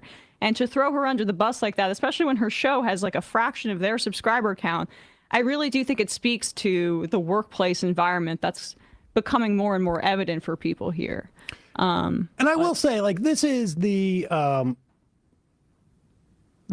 to be the last segment that we do about this kind of drama. I suspect it won't be the last segment we do about their takes. Right. Because literally every other segment we've ever done about them has been about a take. Right. That we think is not good to have. But we should also say, when is this happening? The 31st? Oh, yes. The poly market bet is expiring. So you've got until the 31st. Although now it's down to 1% chance. It's down to 1%. We really blew it because this could have been like, I could have had like so much opportunity if I could have like somehow And I know exactly who I would have borrowed the money from. Like crypto? Yeah, scroll up to the question part. Although we can't, it's not At legal one point, in the it was United 37. States. Well, I know people who live, in Europe. Wait, America? His breath does not smell great. Americans can't even bet on this? No, it's not legal in the United States. And TYT sold the naming rights of their studio, which they crowdfunded from their audience back in the day. They turned around and sold it to Polymarket. So did Kamala buy ads on the Majority Report? It's now down to a 1% chance. That's unfortunate. Now, here's the irony of this. Yeah. Oh, I mean, Mitesh, you're not wrong. And you're not wrong. I'm going to put this in the chat, guys. Ooh. Here's the irony of this. You know how that dynamic of like every right-wing accusation is a confession? Oh shit! Hey, thank you for the raid, Sand Soul. Oh man, I can talk. Appreciate it. The sometimes Internet and this is the gas, thing how's it is that like going? and I think everyone is subject Welcome, to everybody. sort of like ambition taking over and chipping away at any type of principles that you have. It is a danger. It is very dangerous. We're just chilling. Oh, you're just chilling. It's Nice. a huge danger. We're about to be just chilling. We're watching this, but we have a thing here where I do a 420 fun half, and I'm at 417. So once I hit that 420, lighters up, and then we're going for it. In every business, I would imagine. Certainly in YouTube, where every of every click that you're going to get at any minute, and this and that. And certainly, like in this, where like we have an email list, we put ads on our email list. It's we do that, but we from day one, we have always vowed we're never going to sell or rent out our email list to anybody else, just because. As I said, welcome, guys. Sanso, Internet Gas, and Talon. Hey, what up? I personally find it annoying and whatnot, but I don't think there's something wrong with the practice of doing that. I do think that there is something wrong with the practice of doing that and then falsely acclaiming that other people are doing it. Right. And this is why I love Sam. He understands. He understands the fight we're in. This is how he surrounds himself with good people and makes sense. As if it's problematic. Yeah, it's interesting because I knew that this was the case, but I wanted to check again that I was recalling it correctly. So I just put into Twitter, I think it was TYT Biden email list. So you can go to 2020. This is probably around the time that I received a call from someone high up in the network asking me not to speak publicly about this. Oh, wait, was it about this or about the union busting? Oh, that happened twice. So it was about this. That TYT was selling its email list seemingly covertly to the Biden campaign in 2020. So this guy... Like the exact thing that they accused us of doing? Yes. That's the It's point. always projection. I find. Isn't that interesting? Listen, I don't like. Again, Oh, man. I'm not judging that practice. We don't do it because I personally find it annoying to like. Are Sam and Pac-Man enemies? I thought they were friends. No, they're friends. Sign up like for behind one the thing scenes. They're and fine. have it be sold to somewhere else, and so we don't do that. They josh around. We'll put an ad from Sunset Lake in like the AM Quickie, but. That's a newsletter that we sign up and we have advertisement.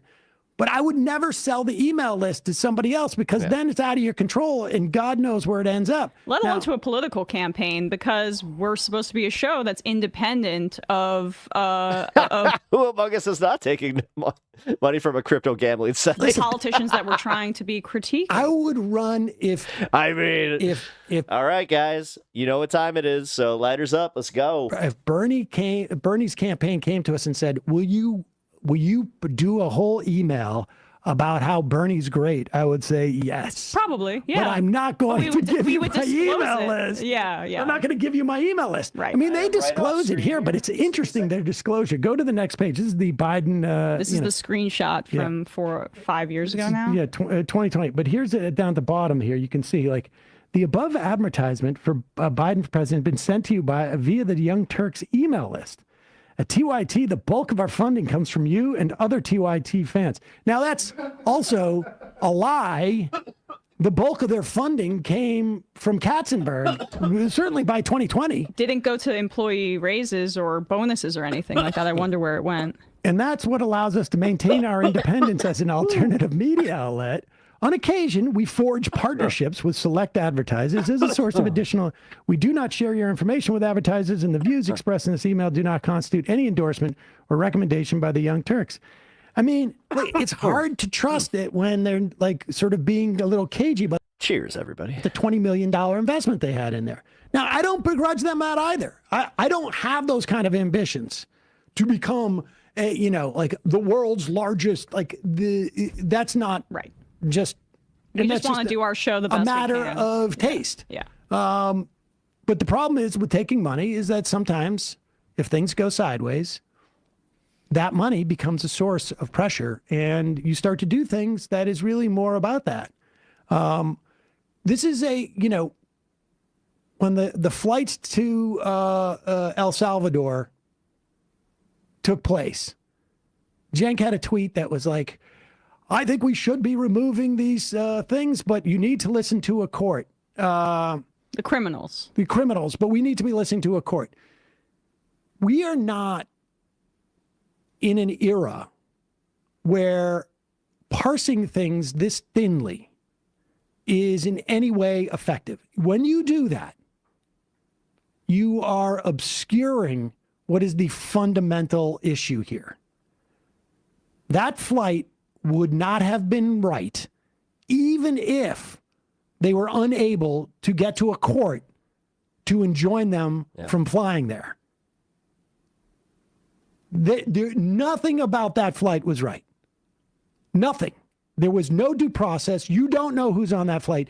When you start having to do if. Yeah. Righty. Well, that's the end of the Cenk segment there. So let me welcome everybody in from the raid here. Hey, how's everybody doing? Oh, sorry. My dog actually just hopped off cam. That's my dog's cam, if you don't, Hey, buddy.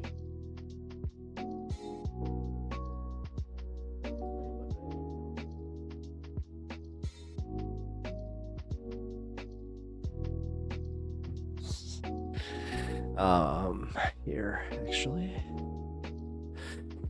But yeah,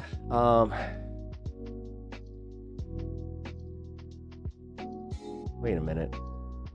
Hold on, Mitesh. I just saw that you donated 10. So you know what? Here, this will get him on there. Ah. He gets one more. Oh, see? Nothing will wake this dog up quicker out of a dead sleep. These things smell good. They literally smell like strawberries and cream. Oh, good boy. That's how you know that he really likes that one, is he'll sit there and he'll chew it, but he'll also kind of feed it with his tongue, or is it, oh yeah, and he just savors it. It's very meticulous with it. But as I said, thank you for stopping by the channel here. If you guys are enjoying yourselves, definitely drop a follow, helps me out. I'm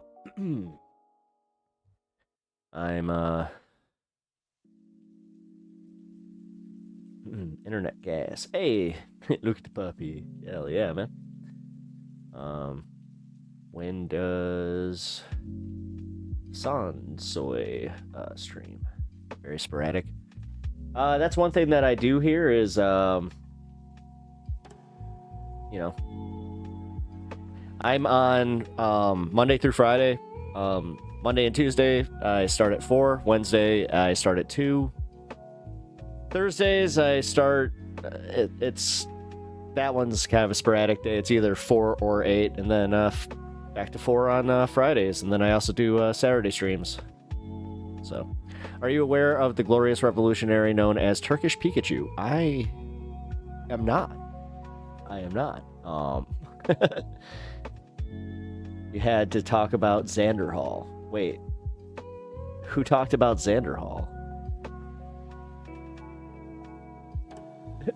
I mean, hey, Xander Hall is, hey, I got no bad blood with him. Nothing.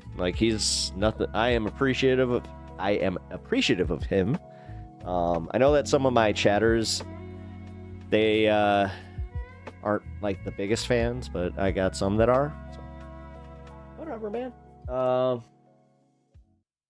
It's just like me. I might not be your vibe. I might be your vibe. So, oh, good. More links from Internet Gas incoming. Oh, cool.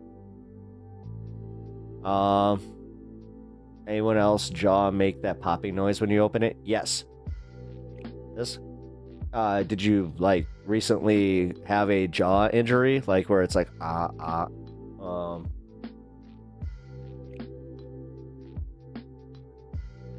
Yeah. No, I also have a that little problem where I have some tinnitus in one of my ears.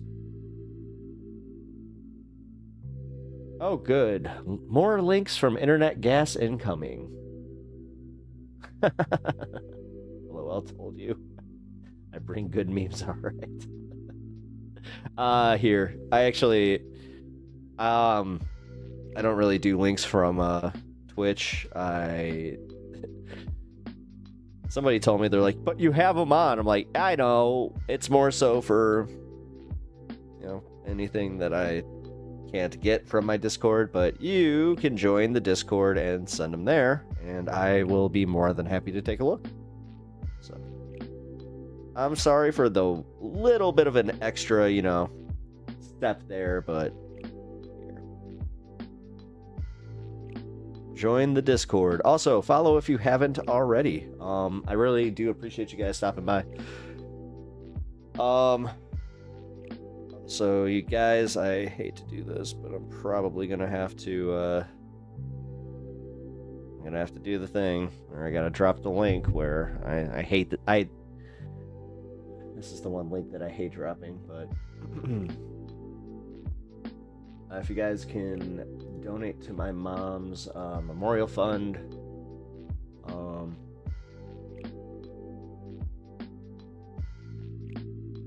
I really appreciate it. Otherwise, as I said, any of the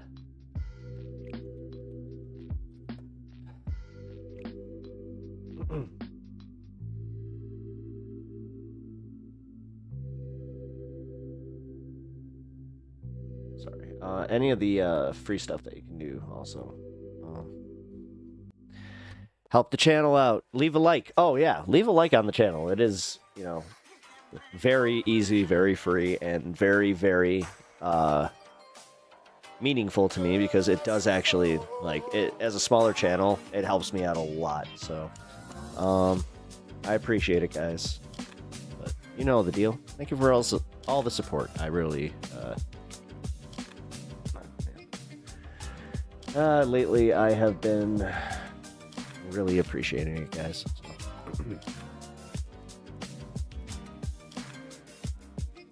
Oh, hey, look at that. Cool.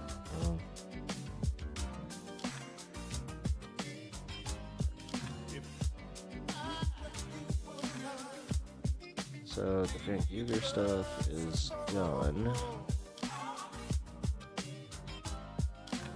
I have a fun video for the end of stream. I'll also be playing some Mario Kart here in a moment. Actually, I should probably get that ready.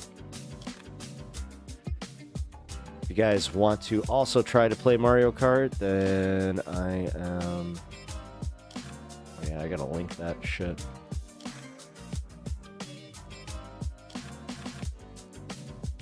Oh shit, I just realized something.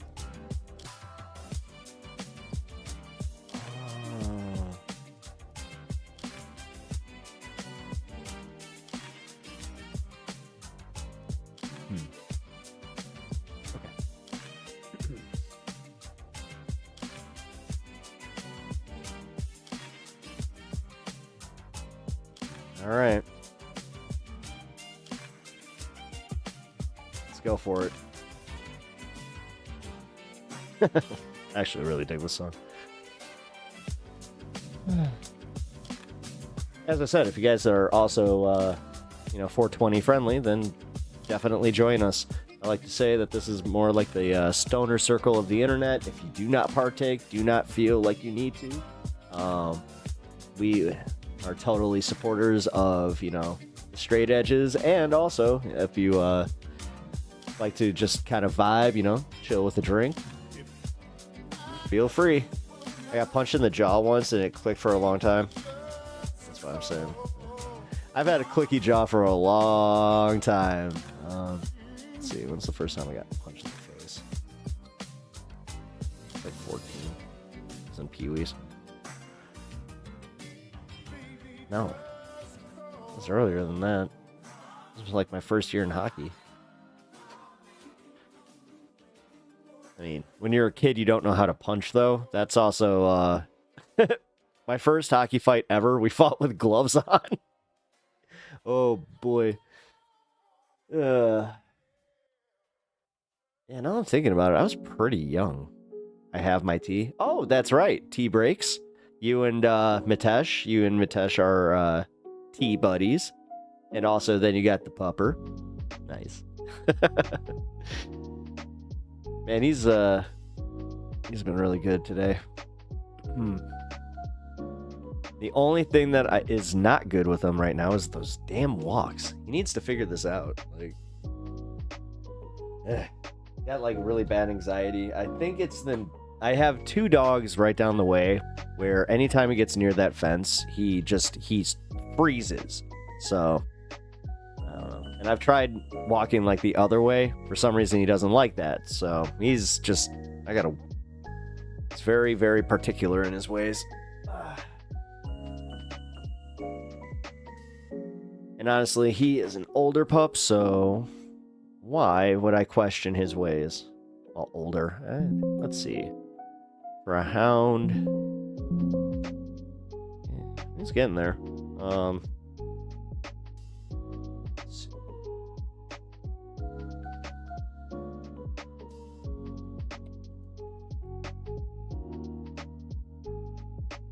10 to 13 years. So, yeah, he's about middle of the road there. Aw. My buddy. It's the one thing that sucks about having dogs is like, yeah, you just know that someday it's gonna happen. Oh, right. Well, it seems like the Piers Morgan's parts of the show I tend to use in the fun half, so this is gonna be interesting. Should I do Mario Kart, though? Nah, I kind of want to pay attention to this one. All right. Oh, man, I gotta pee, though. Damn it! All right, so this is what I'm gonna do. I gotta take a whiz. So just give me 1 second. Stare at the dog, play I Spy or something. It's gonna just take me about a minute and a half. I'm quick.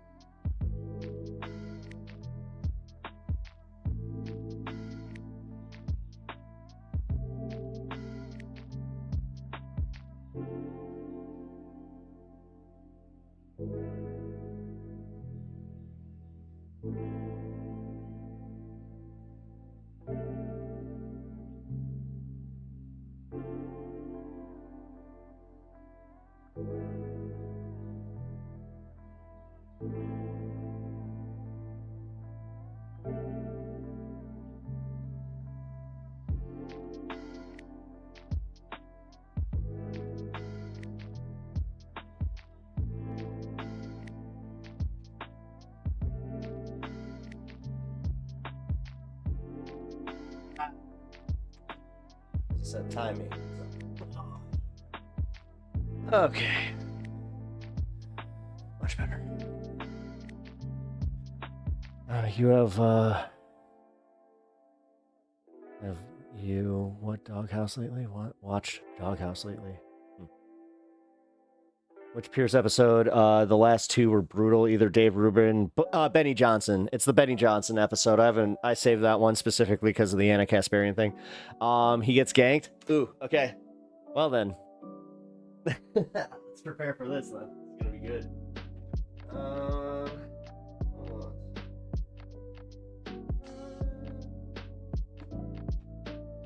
on. I'll have a pee. Sounds like you had a delicious sandwich.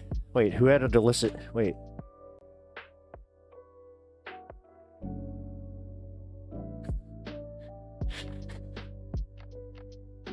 Who had a delicious sandwich? And I am jealous. Oh, man. Go for one right now. My first fight ever was in middle school, and the whole fight's... School stood around and chanted fight, fight while I was beat up and he walked away with the popular girl in each arm. It was cartoonish. That's kind of funny. Okay. Really, I met you on Endermax and Prime. Well, Talent, I appreciate you bringing over the raid. That's the second one, man. All right, I really do appreciate it. Thank you, man.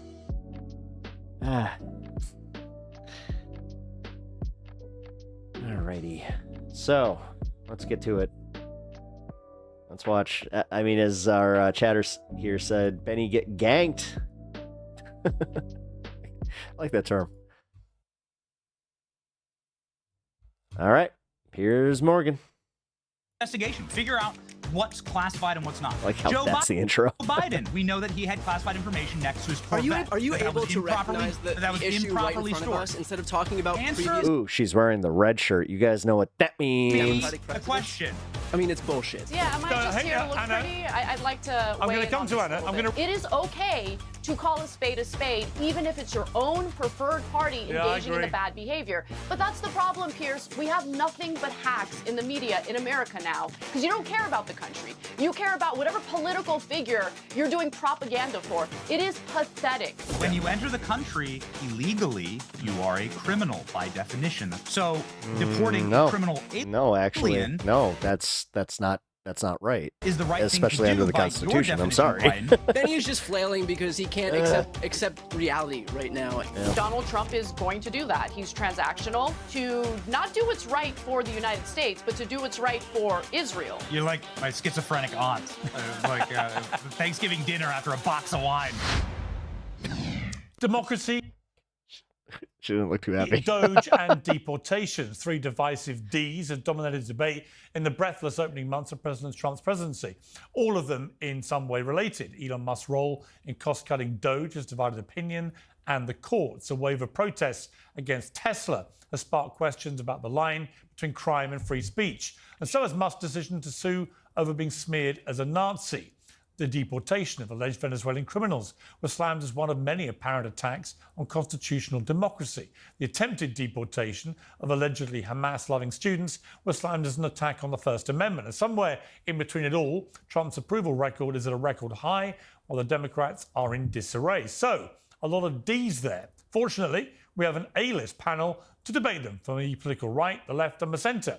Well, I'm joined by Benny Johnson from the Benny Show, executive producer and host of The Young Turks, Anna Kasparian, and the host of No Lie with Brian Tyler Cohen.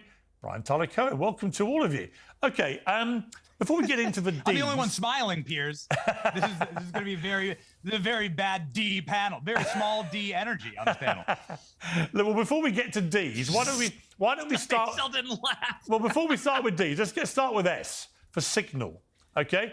Now, Benny, I want to stare at you down the barrel of this camera, and I want you to try... I want you to try and imagine for a moment you're a Democrat. Okay? Can you do that? All right. That's right. Okay, I can feel the self-loathing. All right. You're a Democrat. And you heard about this story. You're outraged, right?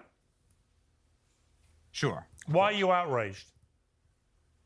Well, because obviously it's so malevolent evil and dangerous for What a dork. American He politicians really is. who have classified information to store them, and all of that classified information illegally on private servers inside of a water closet, being run totally offline by a bunch of goons that I've hired in order to keep my secrets secure. Also, when the Trump administration found out about this, they destroyed those servers, right? They smashed them, they got rid of them, they bleach bitted them, and that's how they treated our classified information. Oh my God, that was Hillary. I'm so sorry, Piers. I know this is a professional show. I apologize. Let's see. How am I going to do the cognitive dissonance when I voted for Hillary Clinton and then I allowed Joe Biden to be president while being totally mentally incapacitated, and somehow say that the president's administration is reckless with classified information, which it wasn't classified. No names, no targets, no locations. How could it not this be? Is all a big, this is all a big hoax. Bennett. The hoax. Benny, I admire the rigorous whataboutery. I give you a little bit round of applause for the quality of the whataboutery. But how can you say? I live for your applause. Does anybody actually buy into the smug smile? Like, seriously, this is off-putting? Like, say, how can you say with a straight face, but you are laughing quite maniacally, so I won't bother. But how can you say with a maniacally laughing face? What a fucking loser. That it was not classified information. Dude. Because I can't, honestly, I've been wrestling with this since this story broke. I come from a lot of military in my family. How could specifics about an imminent attack 2 hours before it's receipts about to happen on foreign soil involving American It's the totally I'm the totally not mad Jack. Nice. Yeah, you're right. detailing times, detailing the type of aircraft, Internet gas. I have not earned that follow yet. the type of weaponry, who the targets were. The group chat was named after the targets, right? How could that not constitute classified information? If that isn't classified information, given the time sensitivity of it and the information in those chats, what is? Hold up. Wait a second, Piers. You're not in charge of what's classified and what's not. There's an entire system for that. And you said it wasn't classified information. That system was literally on a live panel. Yeah. Curiously, that system was on a live panel before the Senate. Secretary of the Secretary of Intelligence is going to be Tulsi Gabbard, right? DNI. She's going to be the one who states classification, and she said that there was no classified material in that chat. So just to be clear, you don't think? I don't know why it was so. I see how it is. Internet gas. I see. Hard for me to come up with DNI. All right. No, my apologies. That's okay. You probably because you gotta earn that follow there, Pally. You're in DNI denial. There's another D. There's another D. You got me, Piers. It's DNI for denial. Self-denial is what you're in, Benny. Okay. Let me put this to rest. If you think I'm going to sit here and state that it was somehow wise or smart for an individual to add Jeffrey Goldberg, somebody who's pushed and pumped every single Trump hoax, These are including not the droids you're looking for, Piers. getting us into the Afghanistan, Iraq. The stories were not leaked. Yes, they were. The stories were not leaked. Wars, hoaxes about the 51 intel experts, the suckers and losers hoax. If you think that I'm going to sit here and defend that and say that that was wise to do that, or that these conversations should have been had on Signal, I don't think they should have been, to be quite honest with you. I'm not going to defend that, right? Fair enough. What I am going to do is say that there's... Sorry, I mean, my rule is I only mod people that I trust. There's so people in... I just don't met think you. that was smart. In what universe would it be wise? I live by the moniker of my once dreaded president, George W., where fool me once, shame on you. Fool me twice. I'm not going to get fooled again. To add the guy who ran the suckers and losers hoax to your group chat for Trump. Right. It's so in what not universe? smart. So my response would be, and it would be a Thank question you. you would Not ask. wise, Well, right. yeah, but my response to that would be, and I'll bring in the other panel members very shortly. My response to that would be, if it was the other way round, and this was under the Biden administration, you wouldn't just be saying it was unwise or a mistake. Oh, you mean? You would say. Oh, yeah, you mean? Hang on. Yeah. I haven't asked you a question. You would say, hang on a second. The national security. I mean, unless you want to roll for it, we could go lower for the high. United States of America We got the added a journalist that hates 20-sided Trump and the die of administration destiny to a highly classified, Not the streamer. probably illegal because they're not supposed to do that on Signal, conversation about an imminent Oh, attack. you can't get fooled again. I keep messing up the quote. Thank you for correcting me. Yeah, you fooled me twice. Can't get fooled again. On foreign soil involving American military. You would demand keep saying that. it's illegal. Hang on. Here's the That's question. not up to you, Here's pal. the question. It's not up to you. Here's There's my a question. classification Here's my process. question for you. You would have said that national security advisor should be fired, wouldn't you? Yes. Just say yes. Hold on. So Mike Waltz has gone on TV and Oh he's been my in front God. of a ton of reporters saying that he doesn't know this guy and he doesn't have his contact information. He's never met him. And President Trump last night said that it was one of his staffers. So the national who was that? security. Exactly. No. To be clear. I don't know, Hang on. right? Like, the story is not cut and dry. Waltz himself said on Laura Ingraham it wasn't one of the staffers. It was him. Right? So he added this person and then said, you know what may have happened here? I just think the guy's name The simp level is over 9,000. number were the wrong way. It wasn't the right person to the right number. This guy's the national security advisor for the United States of America. He doesn't even know how to make his contacts list on his phone secure. So should he be fired? Again, yes or no? Before I bring the others in. That's not up to me, man. That's up to I feel President bad Trump. for the people that don't get the memes. He says no. They're just like, why is he saying over 9,000 like that? President Trump says no. He's not my employee. Okay. And also, there's so much going. There's so many other things All right, going on. I'm going to here. come He to says other it's a things. Technical glitch.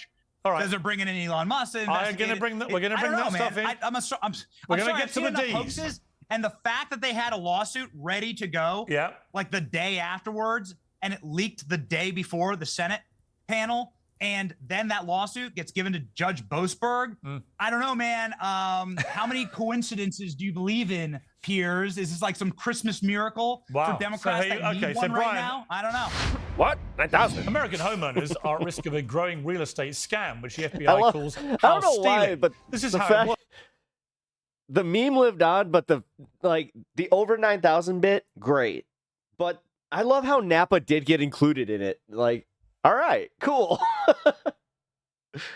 And then our boy Yamcha. I mean, Yamcha's meme has outlived all of it, so you got to give Yamcha some credit. When you get there. That's HomeTitleLock.com. Promo code PIERS, P-I-E-R-S, to get the protection and peace of mind that you deserve.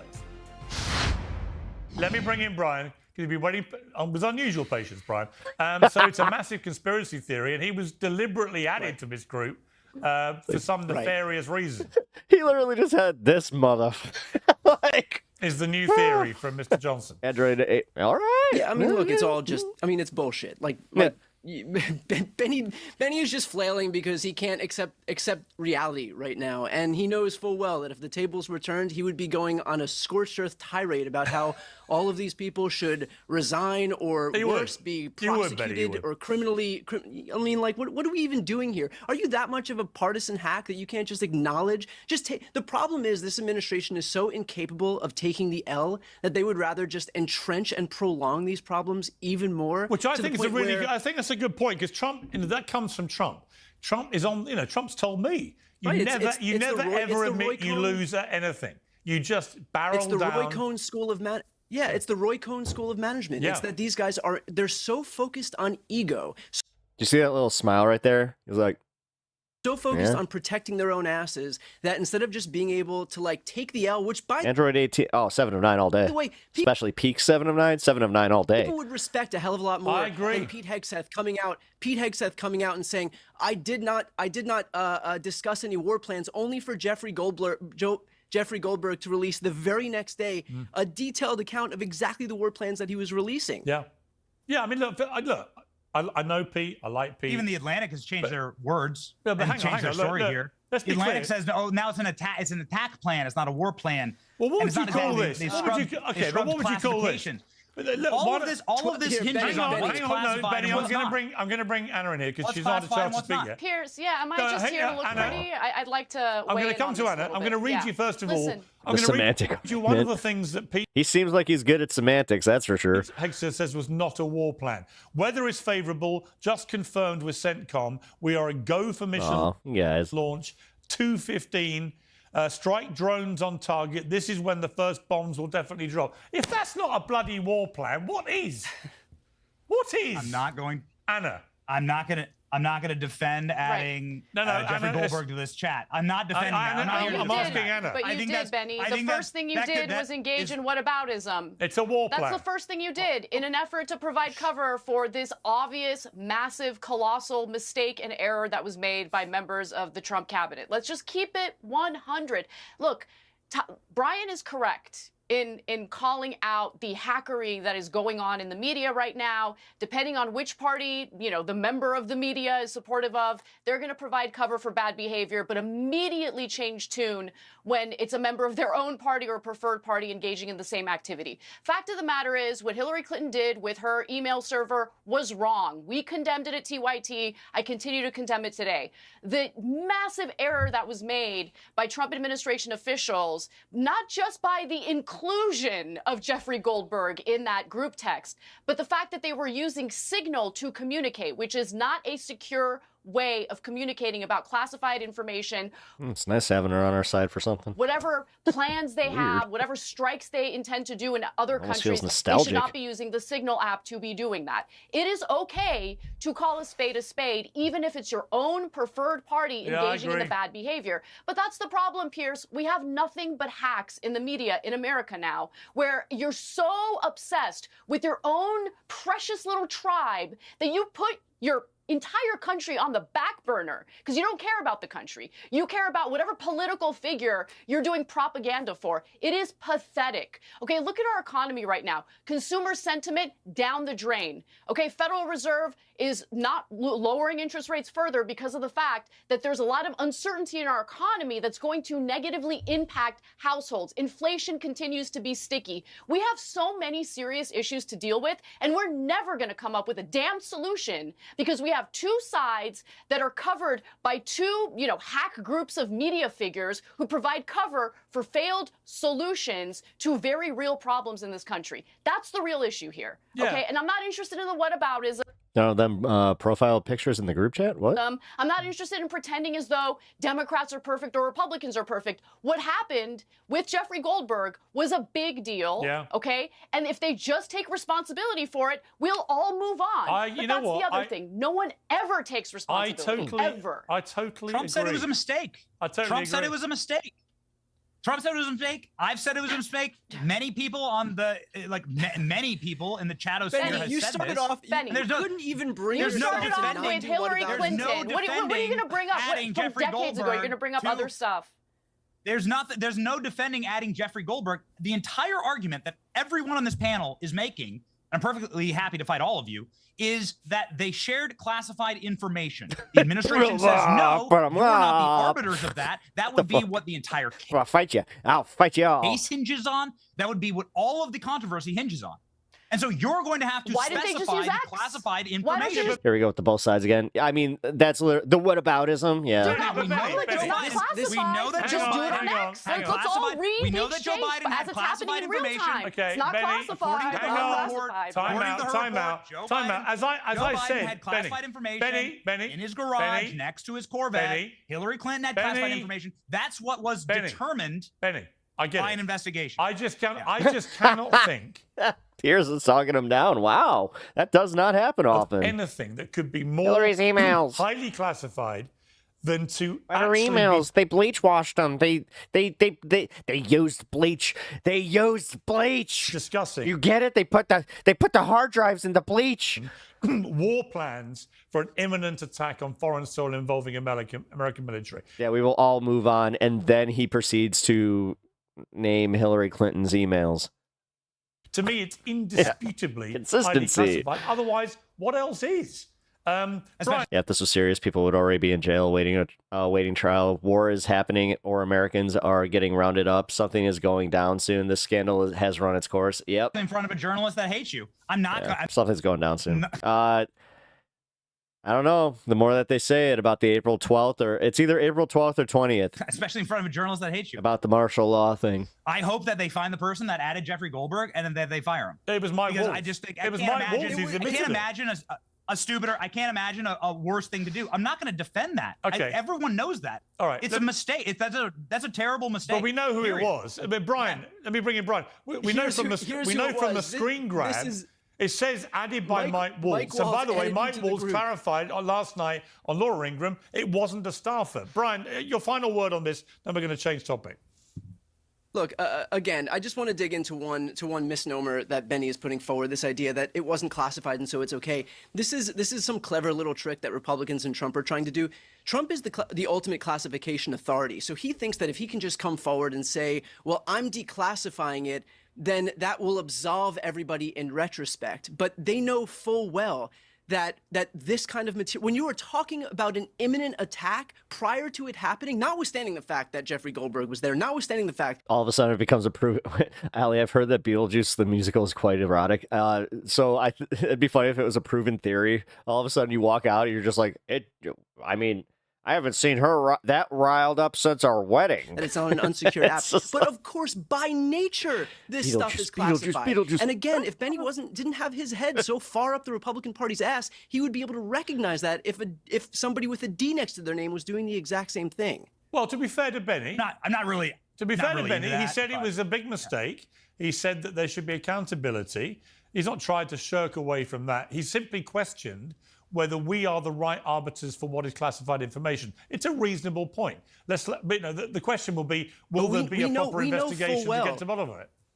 I think it's indisputable. But let me try something. Piers, please let me respond to that. Yes? Sure. Okay. So, Brian, you're not in charge of what's classified and what's not. Now, I'm perfectly happy to let all that play out. Let's fine. Do an investigation. Figure out what's classified and what's not. We know that Hillary Clinton had classified information on a private server and that she destroyed it. We know that. That's confirmed. You're not by the people who are even responsible capable of not talking about Hillary Clinton, are you? Okay, fine. Let's fast forward. Joe Biden. We know that he had classified information next to his Corvette. Are you able to recognize the issue right in front of us instead of talking about previous Democratic presidents? The question: is it wrong? Is it wrong for Hillary and Joe to do it? Is it wrong for them to be reckless with classified information? Absolutely. Yeah, See, we go. it's not that hard. Okay. It's not that hard to take accountability for when somebody fucks up on your own side. Okay, should something have happened to them? Yeah, and I'm saying that it was something. I'm saying that I'm waiting for the classification to figure out what was something classified did and what happen. wasn't. Something People did who are happen to both responsible of for them. that are What are you talking about? And on top of it, you're negating the whole fact that like it is still technically illegal for them not to use the secure channels to discuss this stuff. Like that's something that I wish would get brought up a little bit more. Saying that this wasn't something did happen to both of them. They both lost elections. And Signal. Well, hang on. They both Signal lost elections. They both lost elections to Donald Trump soon after they were embroiled in classified information issues. Anyway, let's change tack. Anna, let's talk about the first 3 months nearly of Trump's second term. It's been very Trumpian, very sort of chaotic on one level. Other people see method to the madness. I'm kind of one of them. I think there have been some clear wins. What's happened on the border is borderline, for want of a better phrase, miraculous.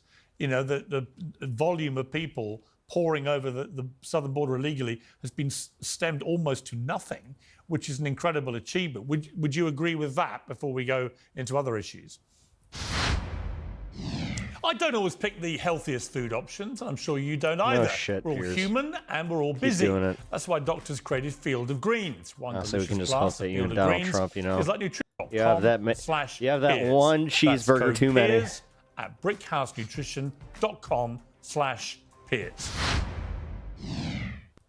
Well, I certainly think his actions, some of which, by the way, were massive mistakes, including the deportation of legal immigrants. But I think those actions and the rhetoric coming from the administration, of course, is going to discourage people from attempting to cross the border. Would you accept his words? The lower volume of... I mean, that has certainly worked, yes. Right. And look, what's mirrored by your comments is what you see in the polling. You know, the one area in which Trump continues to do quite well is the area in immigration. So I think the American people overall have been giving him pretty high grades on immigration, despite the fact, you know, I personally have had a few issues with innocent people, including, again, American citizens getting rounded up in this mess. But my Do you my object point to the principle? from previously still hang on. remains that the Biden administration's failures on the border created a groundswell of support for Trump or Trumpian immigration policies. And I think Democrats need to take responsibility for that, to be quite frank. Because there wouldn't be that groundswell of support if it weren't for the mistakes made by the Biden administration. No, I completely agree. I mean, Brian, unfortunately, I agree with her. Inarguable, surely, that they have brought the southern border crisis, which is what it was, under control. This issue of what... But wait a minute. This is all ignoring the fact that Biden was doing, dude, that does kind of piss me off because it's like, I didn't agree with the fucking border bill that Biden had. And I was just like, this is worse than the one that Obama had. And somehow it's just like, we just ignore that. What should be done with illegal immigrants who are Unfortunately, criminals I agree with that. is, again, hugely popular with the American people to deport them. And my question would be, I'm not an American, but I have a home there. I've been coming to America for a long time. If I was to break the law as... I should have prefaced, my bad. What I agreed with specifically was the Democrats dropping the ball on the messaging with it. As a non-American, I'd be straight on a plane out of there. They played both sides a little too long, to the point where they did look like fence sitters. My visa revoked, right? I mean, it's not difficult. Why should the same logic not apply to illegal immigrants who are criminals? If they are criminals, then they should be. Look, I'm not here to defend somebody who's done something wrong, who wants the privilege of being in the country. If they've done something, if they've committed criminal activity, then of course I'm for that as well. My issue, which Anna alluded to, is the fact that folks who are not criminals are getting swept up because we've completely abdicated the whole concept of due process in all of this. And so I think that that's still important. I think that, look, it used to be a Republican refrain that we're a country of laws, and so we can't just suspend them when it's inconvenient for us to do so. That's a good point, Benny, isn't it? I mean, you must be concerned about due process here too. You don't want to have a kind of anarchical setup where anyone can get thrown out without any due process, or do you? Hold on, wait a second. What do you define as criminal? Well, no, we know.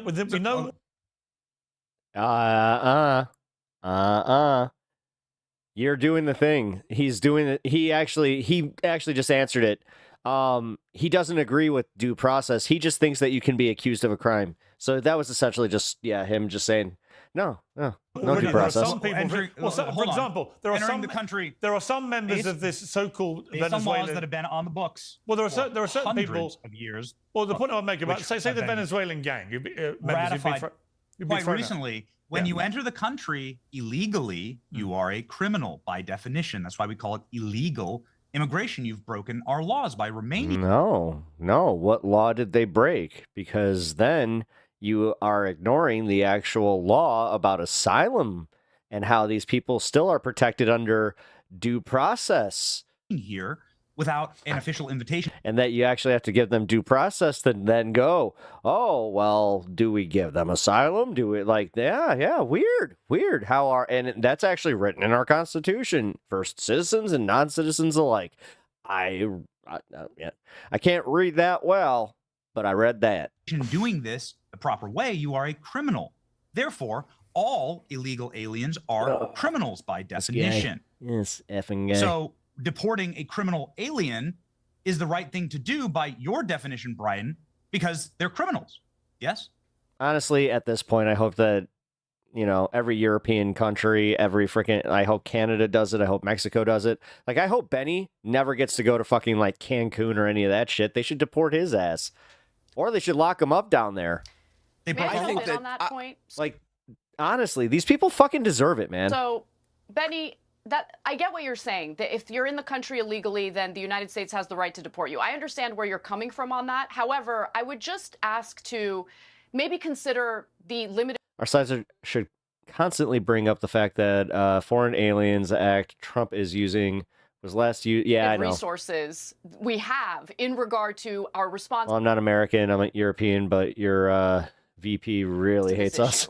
So I would argue that it is more important to focus on criminal elements who are actually causing other crimes within the borders of the United States and are here illegally because we don't have enough detention space. We don't have enough tax resources. We don't have enough judges to adjudicate whether or not the individual who's been accused of engaging in that I didn't think about that. criminal behavior actually did so.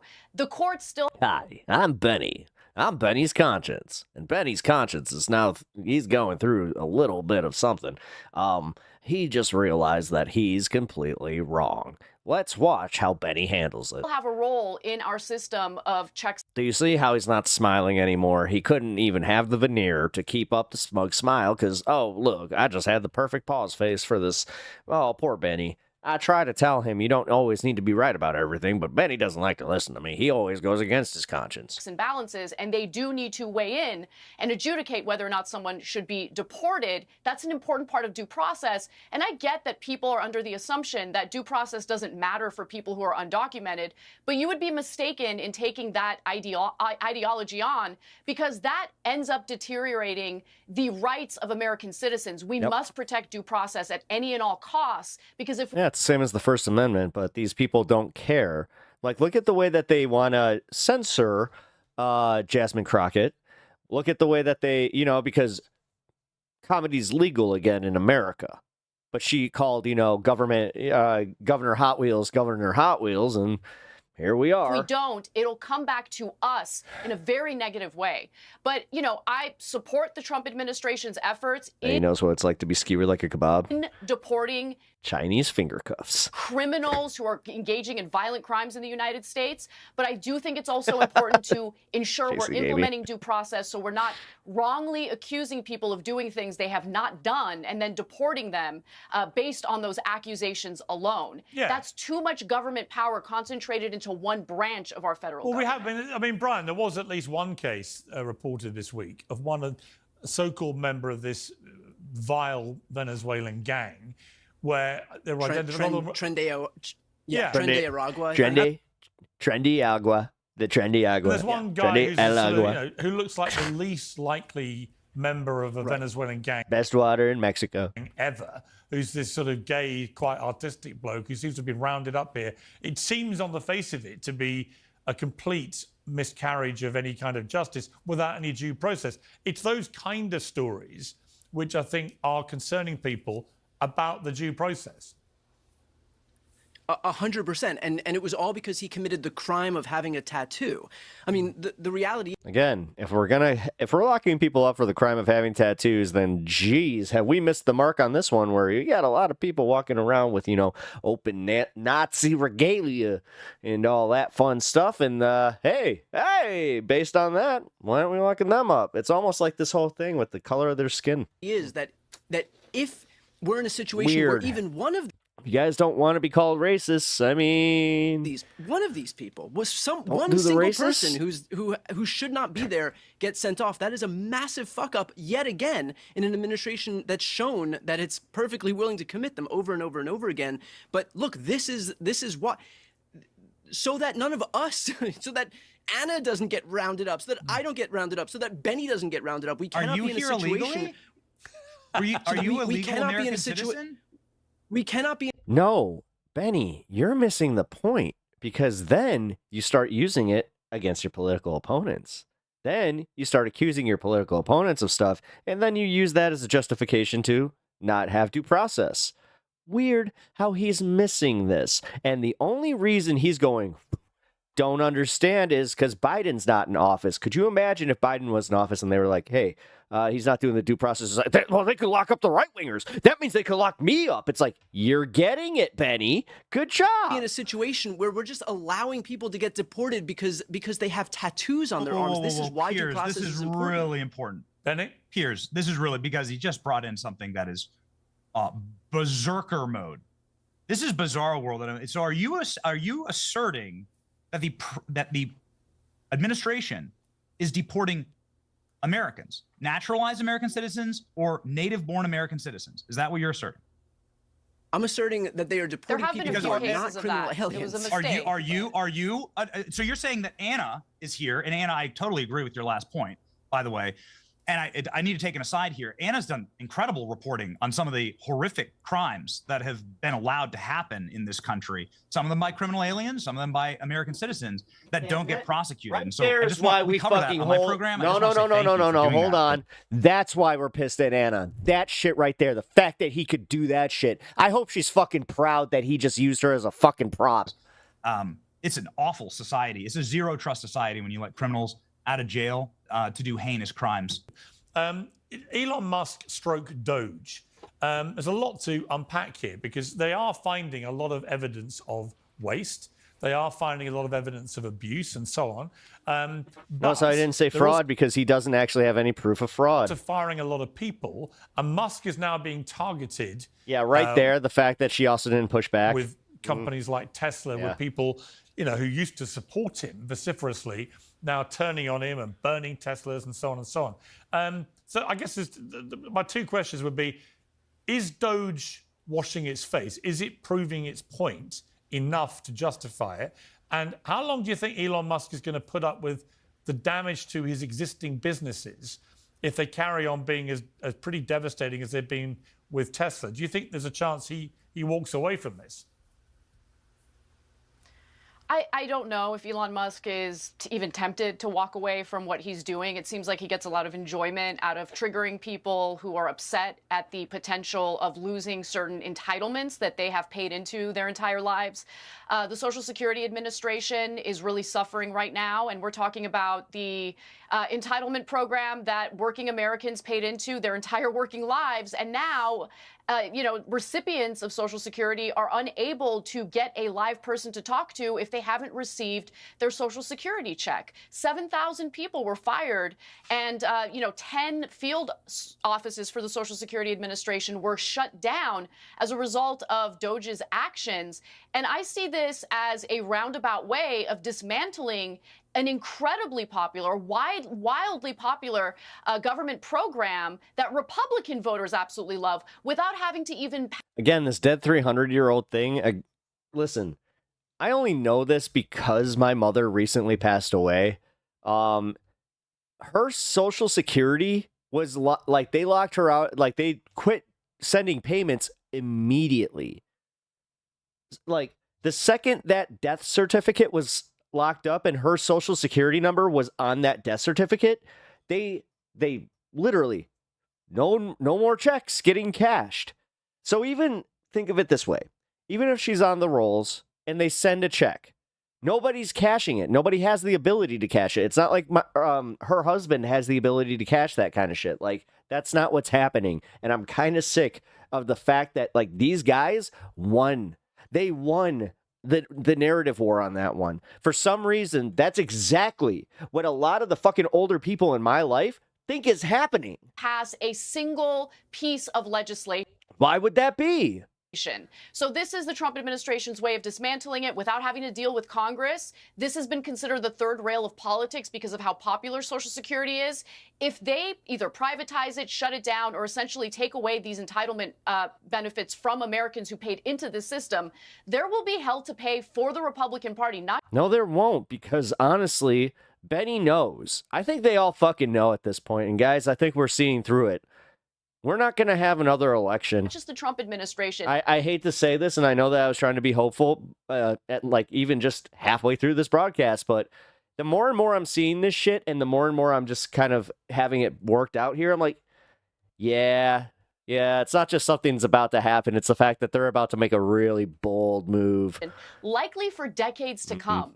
They're really playing with fire on that issue. We'll see what happens. But the final thing I'll say is, once he declares martial law, who's going to fight back? I condemn anyone who engages in any violence, including burning, firebombing Teslas, attacking people simply because they drive Teslas. People who do that are absolute scum, and they're counterproductive to the peaceful protesters who have been, protesting outside of Tesla dealerships or whatever. They have every right to do that.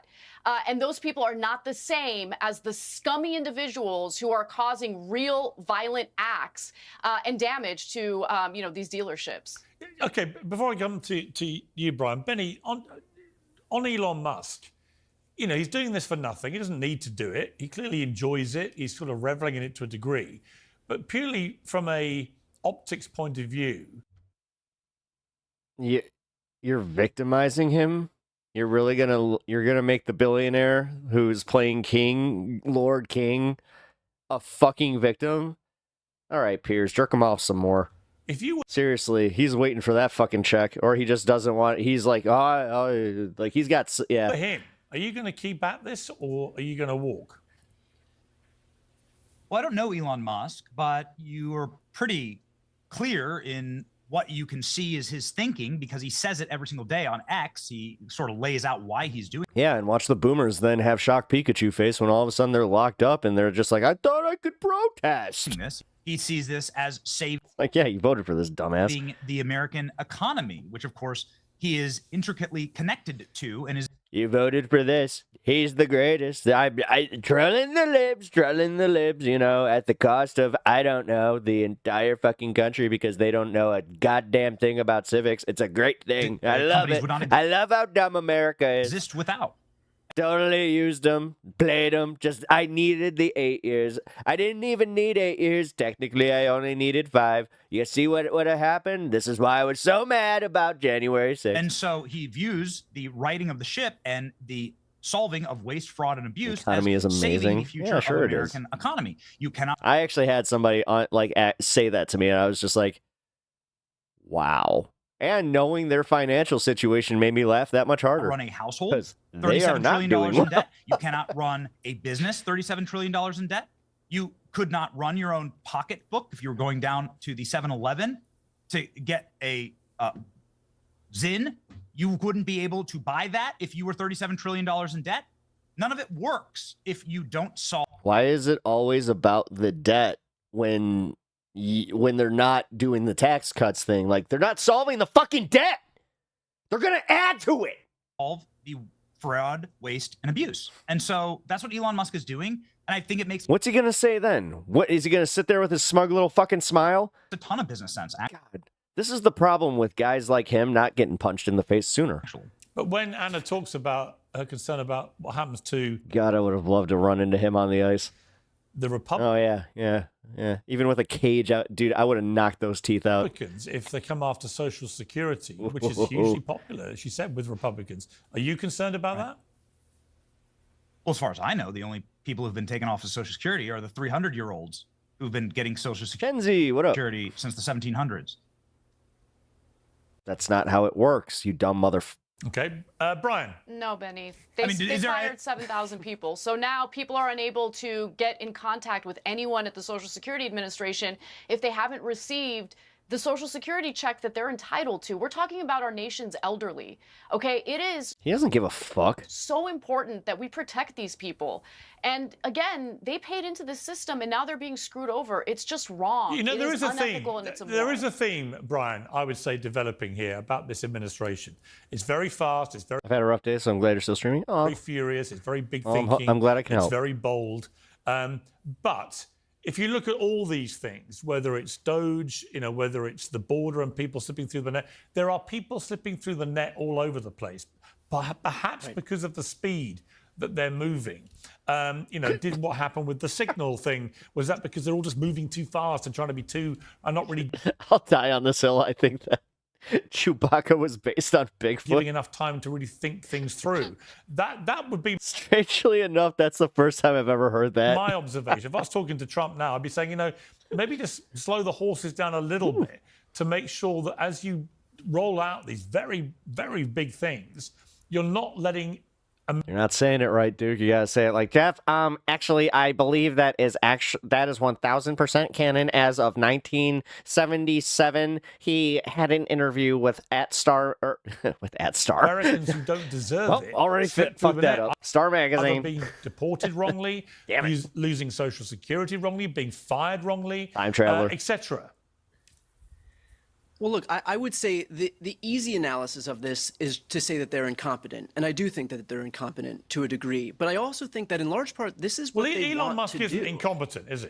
I mean, let's be clear. He's one of the most brilliant minds in America. Which brings... It's that shit right there. Oh, and I love her pause face right there. Which brings me to my second... Actually, those pause faces kind of reveals right there. He's not. Point is, like, in I don't large think part, this Piers is what they like, want to really do. I thinks mean, that. they'll trot out their talking points, and Benny brought out one of these things that they're looking to just get the debt under control. They're adding The irony of the leak text is it proves that Trump isn't running the country. money to the deficit, which is going to explode the debt even further. Yeah, because he even came out. He's like, I don't know anything about it. And so like Four dead soldiers. What? This notion that we're just getting our spending under control. They needed to try to cut a little bit so that they can, including Medicaid and food stamps, $880 billion in energy and commerce, which will cut Medicaid, $230 billion in the Agriculture Committee, which will cut food stamps, to try and offset just a fraction of what they're going to add by virtue of $4.5 trillion for a tax cut that's overwhelmingly going to favor millionaires and billionaires. So we can say that they're incompetent for some of the egregious things that they're doing, but in large part, they're doing exactly what they want to do. They're not focused on the debt. They're not focused on trying to help people or make sure that they have adequate health care or grow, add jobs or whatever it is. They are doing what they Well, no, because that would cost money, and money on poor people's waste. need to do for the people that they're looking to help, and that is overwhelmingly people who are exactly like Elon Musk. And by the way, Piers, I would take issue with how you framed Elon, because he's not doing this as some benevolent patriotic figure. Well, he's not being paid. He was under investigation by nearly every single agency that he and Donald Trump have gutted, whether through gutting the agency itself or firing the inspectors general. Department of Labor, NLRB, USAID, CFP. Creepy Spies Spee. Pierce bypassed the bootlick and went full deep throat when Elon's brought up. Yes, he did. Also, welcome to the stream, and thank you for the chat. Appreciate it. EPA, and so if you haven't followed already, then please do. That goes for you too, internet guests. This isn't some indication of like benevolence by this patriotic figure. Hang on. He's deriving being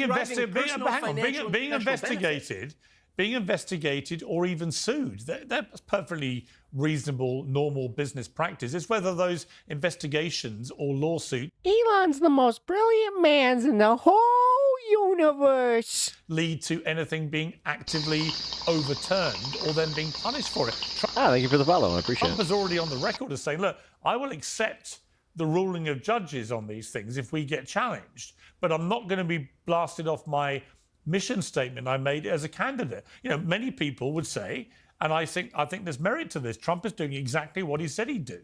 And you might quibble whether they're going to reduce the debt or not. You can't tell after 10 weeks whether an administration can reduce the debt. You can after 2 years, and if they haven't reduced the debt after 2 years, then they're going to get a shellacking in the midterms and probably get a shellacking in the next general election. But I do think trying to assess whether what they're doing at the moment can reduce the debt is a bit preposterous after only, 10 weeks? Well, it's not preposterous if you have the CBO score that shows exactly how much is going to be added to the debt. And so again, if you're past... Yeah, it's almost like there's these people that are a little bit smarter than you, buddy. And like, yeah, I know that time, but these economists can project things like with relative, I mean, it's just regularity, math, right? If you're cutting programs that don't amount to as much as you're adding by virtue of these tax cuts, then you are going to add to the deficit, and that's going to balloon the debt, which is to say nothing, by the way, of the amount of federal revenues that are shrinking by virtue of the fact that the economy is doing poorly right now. Yeah. Well, it is, except I would say, Benny, if I'm Donald Trump, that his own approval rating has never been higher as a president. No. I mean, it's never been higher. So the Democrat Party's approval rating has never been lower. The Democrats are at record lows, right? So Americans do not want to hear a word from the Democrats. They're done with them. They're done with the woke stuff. And they're actually pretty broadly supportive of Trump, which is, I mean, if you're Trump, you're probably saying, I hear all the squealing. I don't care. I've got a mandate. I won everything in the election. And I'm going to deliver exactly what I said I'd do. And it might take a bit of time. There it is. Thank you, internet guest. I'm a little bit more patient about this. I think I do see methods of the madness. I do see the border being sorted. I do see an attack on government waste as being very popular with the American people, and so on. So I just think it's too early to say this is all not going to work. Demonstrably, some of it is working and is popular with the public. Here we go. The tracker right here, $130 billion in savings. That's $1,000 in savings per American household. Right there. That's what Brian says is adding to our deficit, which is that the same crazy. tracker where they noted that $8 billion were cut when it was actually $8 million were cut? That the same tracker that they started taking credit for cuts that were made during the Biden administration? Just wanted to check if it's the same exact tracker that we're talking about here. Oops. Brian's stance here is that we should raise taxes. Nope. Brian's stance here is that you need to show that app again and then show exactly how it's broken down there, Pally. And I want him to carry that My forward. stance is that we should raise taxes. All I'm pointing out is that the tracker higher taxes. And I've said this before. And I'll say it again. Brian, See how I want win you a to debate? I smile a little bit more. for DNC chair. Okay, maybe you could take Oh, Harry this is a Sissem's debate? job, all right, as the #1 DNC influencer since he's getting canceled right now. You could take Harry's Benny, you job. can't even You can work with acknowledge- David you can't Hogg, even and you can acknowledge- run on higher taxes for American, and you can Completely avoids the say point. that Yeah. $37 trillion in debt is okie dokie to me. That's what you can do, and you can burn a Tesla then why dealership wouldn't- down while you're at it. If you think Right, debt bring is that message bad, to the American do people. I want you to do if it. you think I debt is want you to bad, do it. How do I make it happen? If you think debt is bad, how do you answer for the fact that we are adding debt that based on the CBO score, we're adding debt, and your deity, Donald Trump, added $7.8 trillion to the debt during his first term? Where are these fiscally conservative Republicans? Yeah, I don't want anyone to add anything to the debt. The vast majority of that came during COVID. We all know what a bizarro time that was, and I don't think that anyone's trying to defend that. Donald Trump has proven time and time again he wants to cut government spending and cut efficiency, cut government spending, add efficiency, and cut our deficit. The deficit is a killer. You But he's never cannot done run that. a household But or a he's business literally- when you are in he's debt. literally When you're never done spending that. $4, you take in $1, you spend $4. That's what the country is doing right Benny, now. he's never done You it. can't. He's never done it. You keep Bro, he saying just that got he back wants into to do office. things that he's never done. It's like amazing. He's been in He had office 4 for 2 years in months. office. No, but it's like amazing. He had 4 years and he fucked up the first time. It's almost like he's being held to the same fucking standard that you would hold anybody else, but you seem to always pivot. Like, again, the fact that they're so, like, effective at keeping the idiots fed kind of scares me with this shit. Like, the fact that Benny is effective at his job does scare me. Well, he didn't have 4 years. Hang on, Brian. Well, hold on. He didn't have 4 years. He had 3 years and a the pandemic. highest revenues. It would have 4 been years in a interesting what pandemic, would but the have happened. highest Bullshit. No. The pandemic is a referendum on you. You don't just get to fucking forget the fact that this motherfucker said, can we maybe use the bleach? And then also ignore the fact that that's why Joe Biden has record numbers of turnout for a presidential election, is because he was that dumb of a motherfucker. I am so sick of the way that they try to frame this. revenues. Without the pandemic. Republican or Democrat in my audience, honestly, you guys should be you should feel insulted that they keep doing this to you. Without the pandemic, Trump's economic record in the first term would have been a lot better. I've always said Trump would have won that election. And without 9/11, exactly George true. W. Bush's Okay, we injected the bleach into their veins. I've seen you guys got this UV light. The UV light. Listen, I saw that they'd have this thing that can totally disinfect. Okay, this. so events knock off. Make the Kung flu go away. We'll kick it away. We'll kick it back to China. Agenda very quickly if you're not careful. And I want to bring you in on another part of all this. Again, the D's, deportations, but a slight variant, which is student deportation. We'll deport it with all the Chinese citizens. Oops, did I just give the game away? We've seen this big row, obviously, China. recently about the Columbia University student who was alleged to be pro-Hamas. It seems to be a bit of a foggy picture as to whether he was or not. My China. But this principle of deporting students for their political allegiances or views, where do you sit on that? Bernie Sanders says this is not democracy. You can't exile political dissidents, not in the United States. Well, I mean, our government will certainly try to do that as long as the government of Israel demands it. And our government, whether you're talking about Democrats or Republicans, is completely controlled by the Israeli government, and they're going to do the Israeli government's bidding. I kind of forgot that she was based on the Israel-Palestine issue. That's what this is really about. That's all it is. So protesters who are legal residents, permanent residents who have green cards will be deported simply for exercising their freedom of speech and criticizing how the Israeli government is prosecuting this war in Gaza, slaughtering tens of thousands of innocent women, children, elderly people, civilians. They're going to continue the slaughter. They don't want any backlash from anyone in the United States about it, including American citizens, including permanent residents. And remember, Miriam Adelson and the Adelson family overall gave Donald Trump hundreds of millions of dollars to not do what's right for the United States, but to do what's right for Israel. So Donald Trump is going to do that. He's transactional. Money talks for him, and he doesn't care. He'll go ahead and revoke green cards and deport valedictorians, students who have been in this country since they were 7 years old, were valedictorians in high school, but God forbid they ever ding or criticize the Israeli government, because that's when they'll become a target. What if they actively support? What if they actively support Hamas? It doesn't matter. Look, I despise Hamas, and it disgusts me that anyone would say anything positive about Hamas. It doesn't matter. Then start locking up Nazis.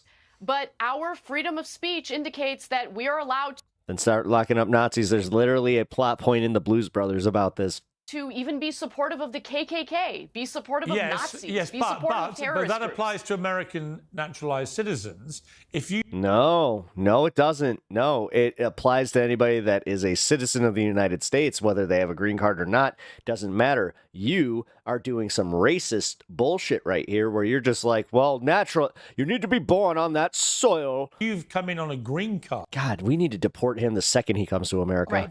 Right. If you say on your green card, no vacations for you, pal. You support a organization that is a prescribed terror group in the United States, you don't get your green card. That is the argument Marco Rubio made. I thought it was quite a good one. I mean, Why do I get the feeling that Benny's anti-Israel for different reasons? I've got a green card, but I have a visa, and they're very stringent about all these kind of things, right? If you aligned Visas yourself and green cards with a terror Piers, group, you know that.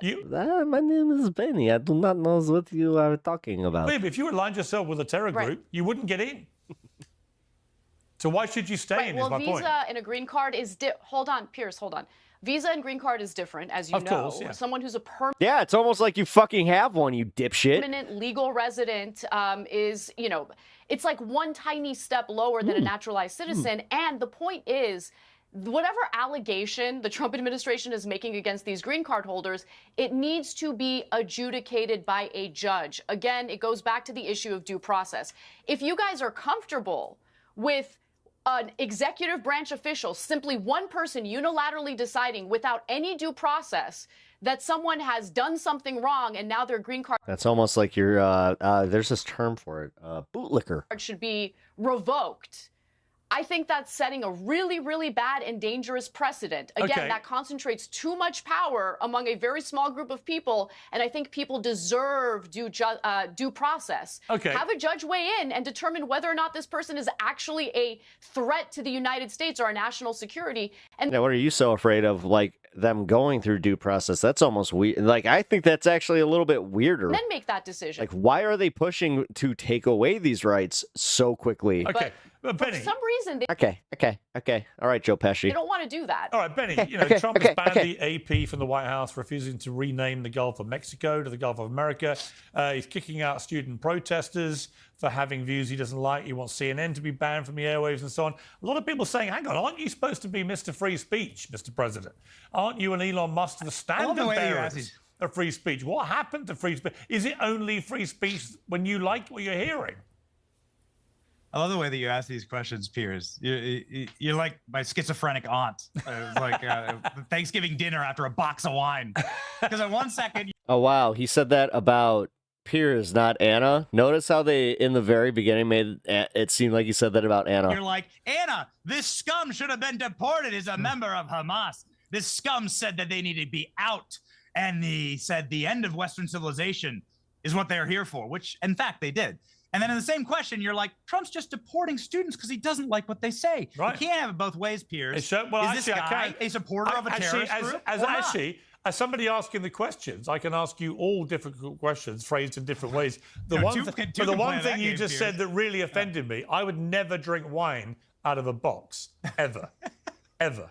Well, that's how we know Pierce didn't go to. Pierce, you must not have gone to college in America. No, I did not. That for me crosses a massive red line. I'm a bottle man. Anyway, but yeah, we know that.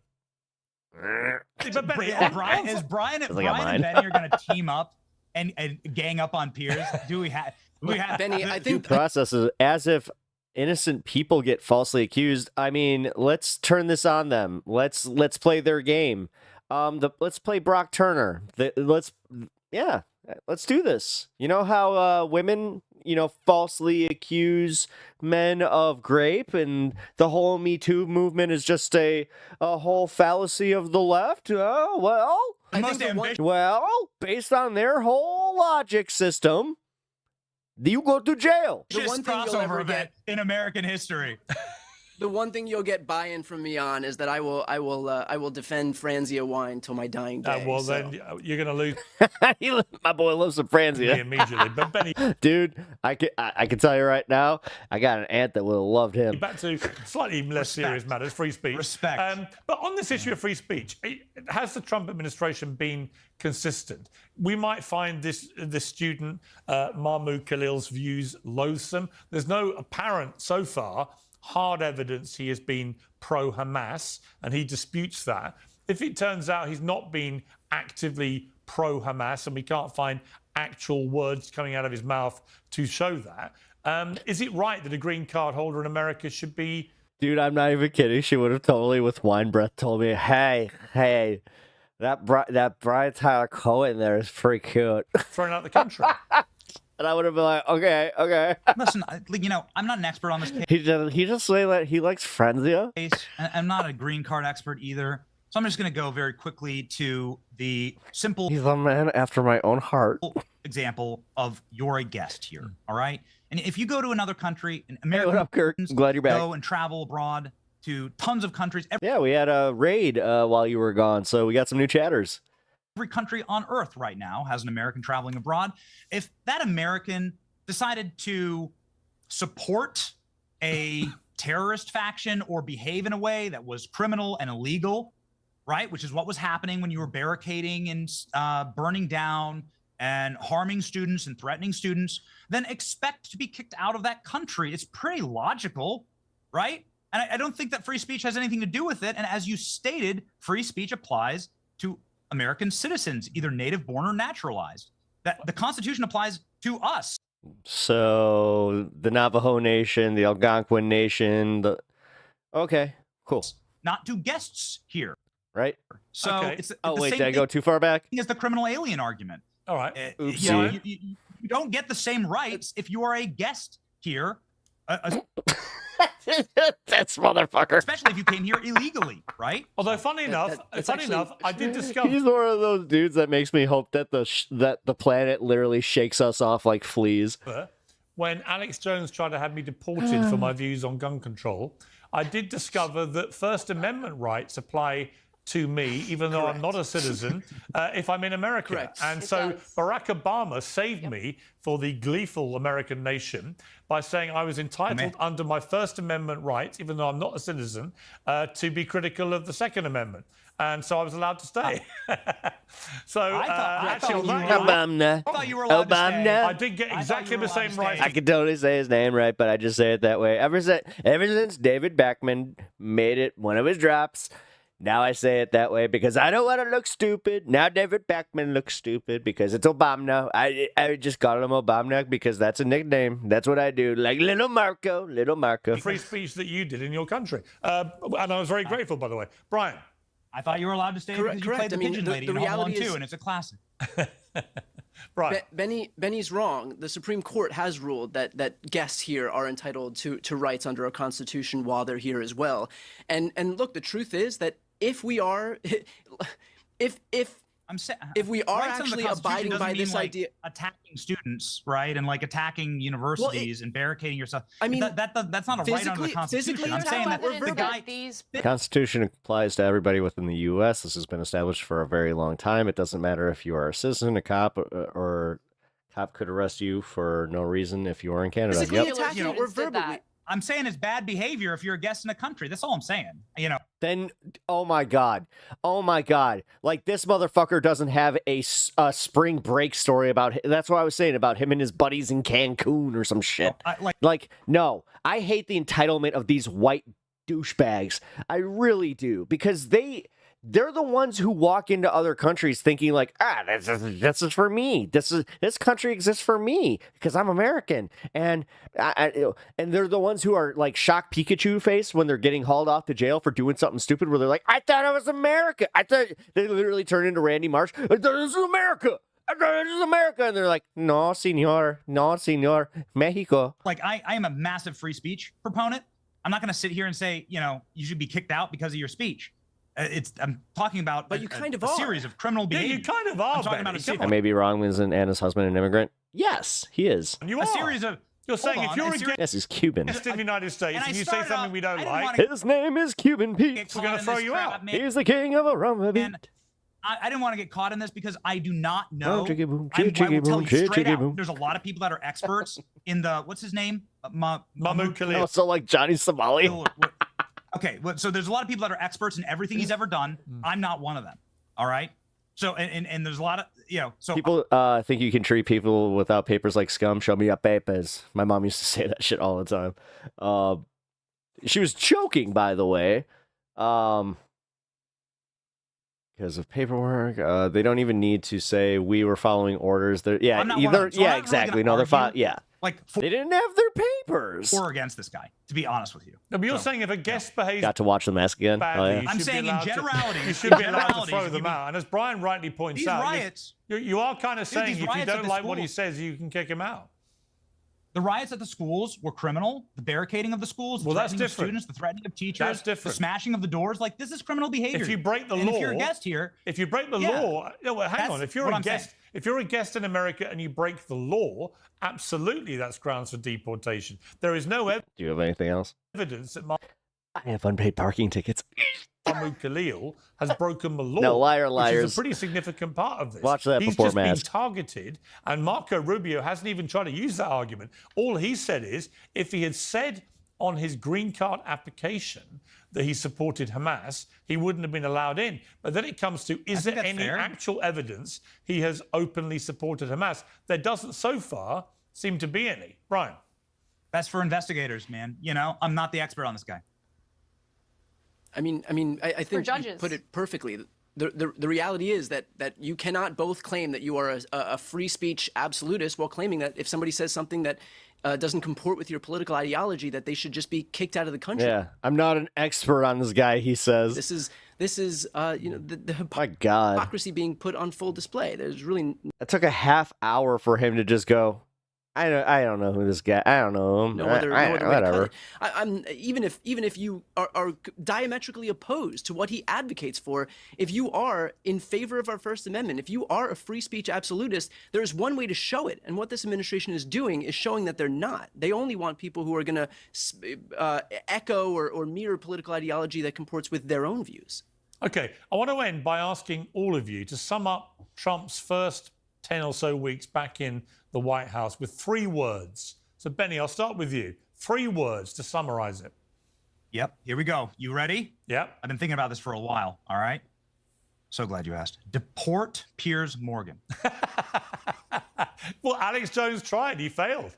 It was deemed that I was too essential to the well-being of Americans and had to be kept. No, but to be serious, oh man, how thank would you. summarize? No, creepy. Creepy Space B $10 for your mom. Sorry for your loss. Thanks, Give me man. 3 I words really to appreciate summarize how you think Trump has done so far. I really wish this was not so hard, man. Golden era energy. No, I really appreciate that. Thank you. Okay, Anna? Oh, shit, I forgot. I'm so tired. That's the way to describe it. It is exhausting. I mean, for anyone in the media business, it is relentless and exhausting. It's great for business. We can all pretend it isn't, but it is fantastic for business. If we had Kamala Harris running the United States, I wouldn't have a show by now. So it is. We somehow fucked that up. That was the game. Dude, that should have been her entire campaign. Vote for me, no more Piers Morgan. Incredibly good for everyone in our game, but my God, it is exhausting. Brian, 3 words. You would have been deported under Kamala. I would. Brian. Ready, fire, aim. Ready, fire, aim. What do you mean by that? I mean that he's not thinking through what he's doing. He would rather just fire before he actually aims, and we're seeing things get broken as a result. Okay. It's going to be I think it's going to be fascinating to see where it all looks in like a year's time. I do detect methods of the madness. I might be completely deluded, but we shall see. But either way, a great panel. Thank you all very much. I like how he did leave us for... He's getting deported for hating on boxes of wine from Kamala. You know what? I would actually have you... I would have your citizenship. That's a personal issue. I would throw you out of the United States for drinking wine out of a box, personally. I would. I would view that as an egregious abuse of your citizenship, and I would have you thrown out. You certainly wouldn't get into the United Kingdom if we caught you drinking wine out of a box. Particularly if it was American wine. Not trying to get into the UK. You guys got your own problems. If you come to this country, mate, you better have a bottle of something French and red and expensive. Then I'll talk to you. Then I'll let you in. Guys, thank you all very much. Hashtag deport Benny Johnson. All right, you taking off? All right, well, have a good night. I appreciate you stopping by. Also, thank you so much for the donation. I really appreciate that. Again, thank you for joining the stream too. Yeah, hope you guys and hope you enjoyed yourself. All right, that was a fun segment.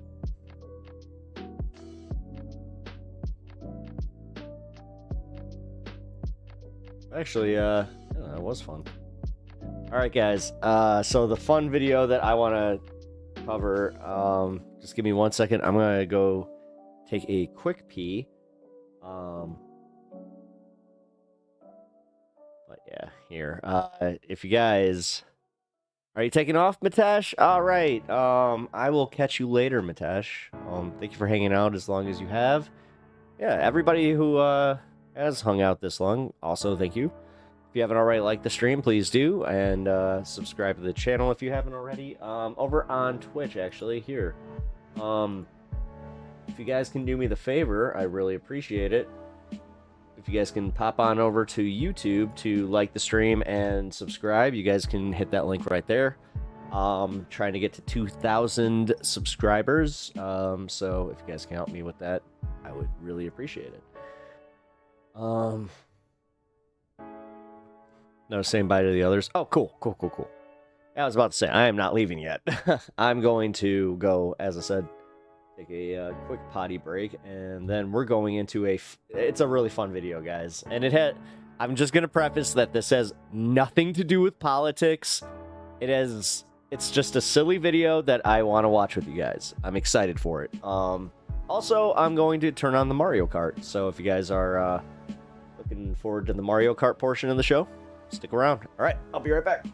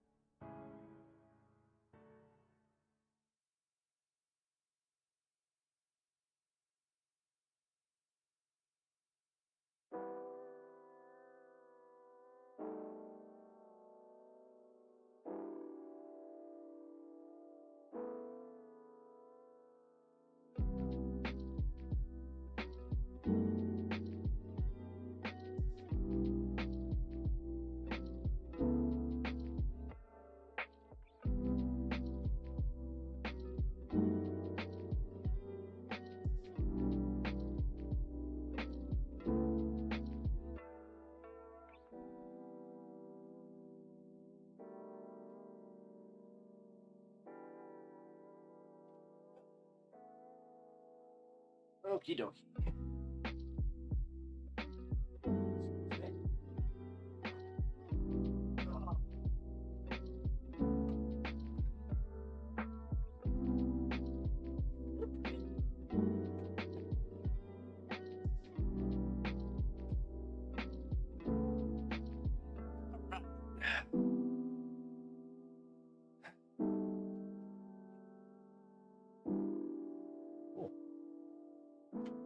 Let's get this going.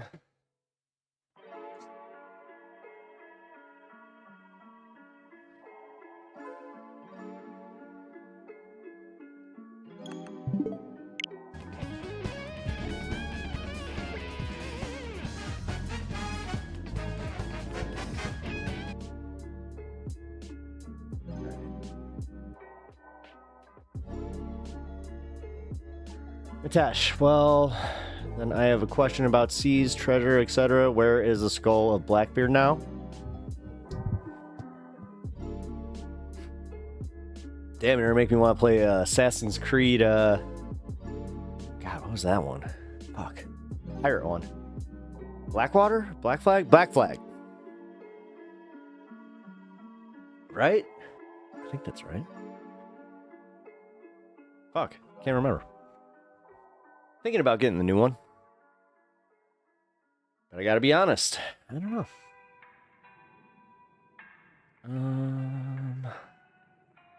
Let's do this real quick. Oh, shit.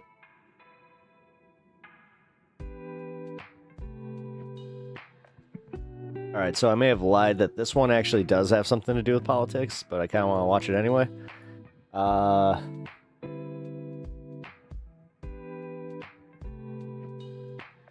That one's gonna be after this, though. Black Flag. It was Black Flag. Okay, cool. Alright.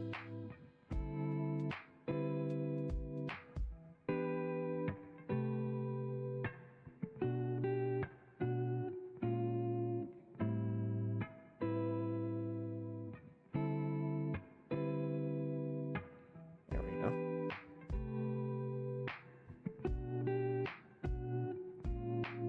Alright, let's go.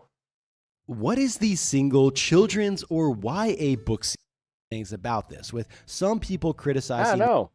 What is the single children's or YA book series that gave you the most trauma? You know what I mean. The ones you love but still left you clutching your stuffed animals or Beanie Babies or whatever and staring wide-eyed up at your ceiling all night. Now, from Harry Potter to Watership Down, there are plenty of contenders, but let me tell you, there's one series that took this concept and absolutely ran with it, and I'm of course talking about none other than the Animorphs. This incredible series dominated the 90s and was practically a staple in every single bookstore, library, and scholastic book fair, and pound for pound, it's probably hands down one of the darkest of the popular series aimed at younger audiences from that era. Now, if you only read a couple of Animorph books way back when, or if you could only just remember those unhinged but also gloriously 90s covers, you might be surprised just how trauma-inducing this series actually was, because hey, it starts off simple enough, just kids who can morph into animals, but quickly pivots in.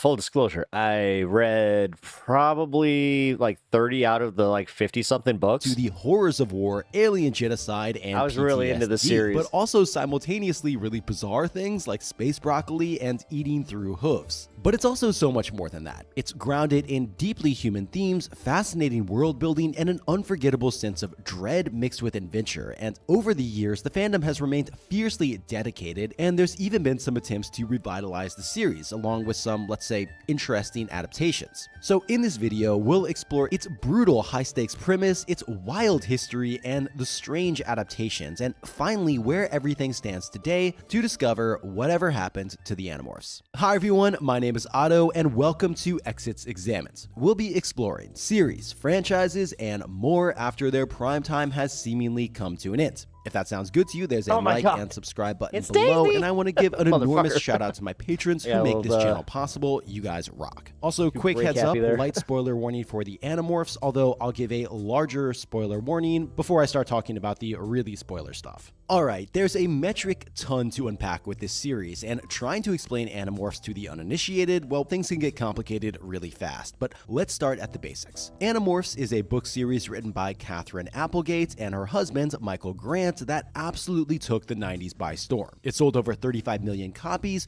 and became a staple of scholastic book fairs, and it was a must-have for any kid at the time. Now, on the surface, it's easy to see why. It's a fun, What the fuck, action-packed Mario? adventure series about kids who can turn into animals to fight off an alien invasion, and that's some 90s catnip gold right there. But beneath all the cool morphine and sci-fi adventure, it's so much more than that. At its core, Animorphs is a war story. It's about morality and the cost of violence. Children lose limbs, make impossible decisions, and grapple with trauma, and it pushes far beyond what you'd expect from a typical kids series. It's all messy, brilliant, and there's just nothing else quite like it. So what's actually going on here in the story? Honestly, it's hard to know where to start because this series takes some truly insane twists and turns, but essentially Animorphs is about an interstellar war between aliens, PTSD, and of course, a group of idiot teenagers with a death wish. Now, the story begins innocently enough, just 5 teenagers walking through a construction site on a regular night, but any sense of normalcy is violently and viscerally ripped away when a literal alien spaceship crash lands in front of them. Out of the wreck emerges a dying space centaur prince, which, yes, that's a thing, who tells them 3 very bad pieces of news. 1, there's a galactic war going on. 2, the bad aliens are already on Earth and they're infesting human brains. And 3, these teenagers are now humanity's only hope. Oh, and before he dies, he grants them a final gift/curse to morph into any animal they touch. And by dies, I mean Visser 3, the big bad of the series, immediately and graphically shreds him in front of the kids' horrified eyes, with his cries of agony haunting the gang for the rest of their lives. So yeah, this series has gone from 0 to 100 real fast. And if you think things are going to slow down from here, well, I admire your optimism. So speaking of tonal whiplash, this wild duality of normalcy versus brutality is always present in the series, and I can't help but wonder how many well-meaning parents picked up these books for kids thinking, oh yeah, what a dude, cute story about animal transformations, only to accidentally traumatize their children for the rest of their lives. Even within a single book, the tone swings hard. Things often start low stakes, our core group of friends morphing into fun little animals, watching movies together, and pulling at our heartstrings. But by the end of the same book, there's full-on chaos with them getting into brutal fights. And when I say brutal, I mean absolutely metal. Our characters get shot at, pummeled, stabbed, and sometimes ripped apart in horrifying detail, with too many examples to even mention, but with the first one coming to mind when the gang morphs into ants and proceeds to get dismembered in horrifying detail by a rival colony of ants. So some of the more astute among you might wonder, how do these kids survive being maimed and physically shattered on a regular basis, which is a great question. But in order to answer that, we need to dig into what is even going on with the alien war and the bigger picture of the story. Because Animorphs isn't just some formulaic, episodic Saturday morning cartoon. This is a galaxy-spanning narrative epic, so buckle up because oh shit, sorry Creepy, I didn't see that you were leaving. Crap. Get weird. The Animorph books are canonically mostly set in the 90s, but more importantly take place during a galaxy-spanning war between centaur aliens, aka Andalites, and mind-controlling space slugs, aka the Yeerks. So who are these guys? Well, the Andalites are highly advanced, fiercely proud, and the creators of morphine technology, which allows living creatures to transform into any animal they've touched. They really seem like the good guys at first,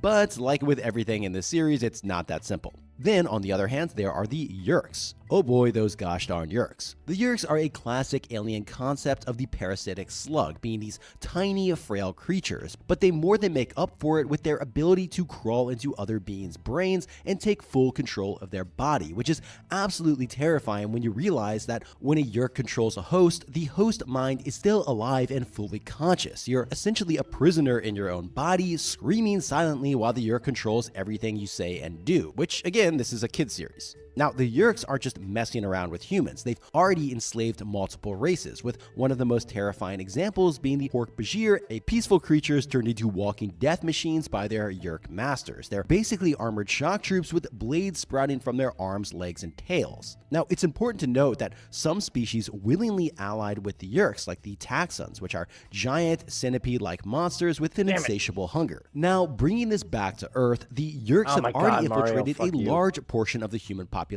and anyone could be a controller, which is a human host with a Yeerk in their brain. So your teacher could be a Yeerk, the cops probably Yeerks, even the president of the United States, well, don't worry, the series will get to that. And this paranoia creates an incredible tension throughout the series. The Animorphs can trust almost no one, although this is offset just a little by their morphine powers. Now, you can tell Applegate had an absolute blast writing the morphine scenes. Each transformation is pure gold, with every animal feeling unique with its own instincts and priorities, and some of them are just so fun. When the gang morphs into animals, they kind of become the animal, so cats are really aloof, dolphins love to play, and red-tailed hawks love flying on thermals, which is where air rises due to heat. And that alone has become something of a meme in the community because one of the characters really likes thermals. But like with everything in the series, morphine is not just some breezy superhero style power. Oh, no.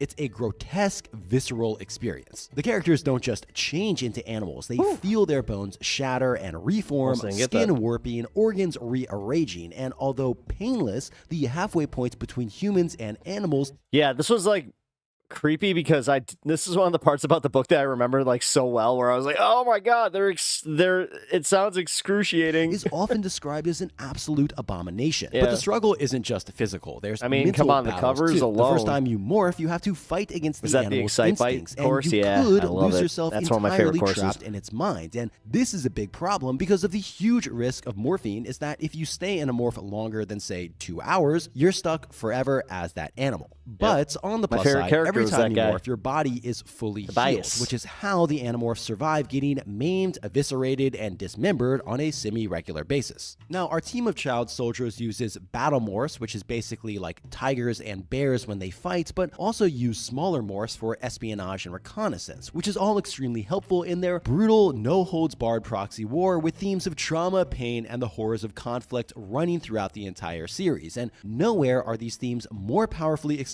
than with the Animorphs themselves. So who are they?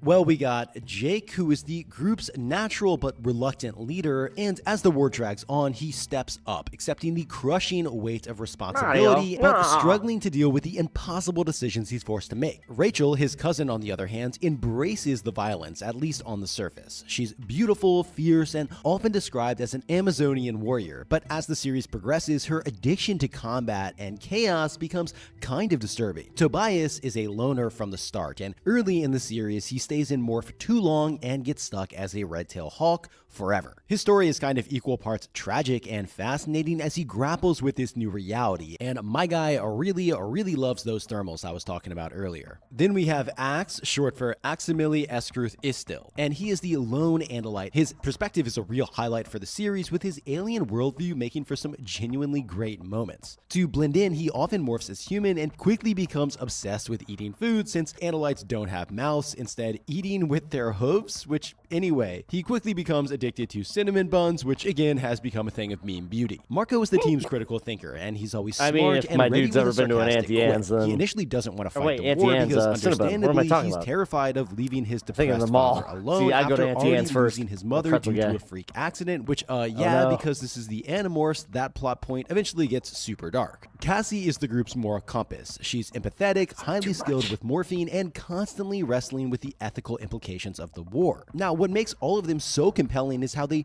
change over the course of the story. The Herculean task of saving the world against impossible odds completely and irrecoverably shatters their innocence. They grow and break, and their arcs are some of the most intense and believable I've ever seen in the children's series. Now, major spoiler warning for the next 5 to 8 minutes. Now, for most of the series, the Animorphs keep their identities and a mission a complete secret, even from their own families because they can't tell who's a controller and who's not. So while they're going to school, attending gymnastics, or doing totally normal kid stuff, they're also fighting a war to save humanity. And if it's not already obvious, this isn't just some lighthearted Warriors Cat series. Yeah, I remember that one. Power Rangers in the scenario. Tunnels books. Yeah. Lives slowly start to unravel. Yeah, I would actually place all three of these in that same category. They desperately try to balance this impossible tightrope. Now, this is all exacerbated when the series constantly puts them in excruciatingly difficult situations, both emotionally and morally. Their friends and family sometimes get taken over by the Yeerks, leading to some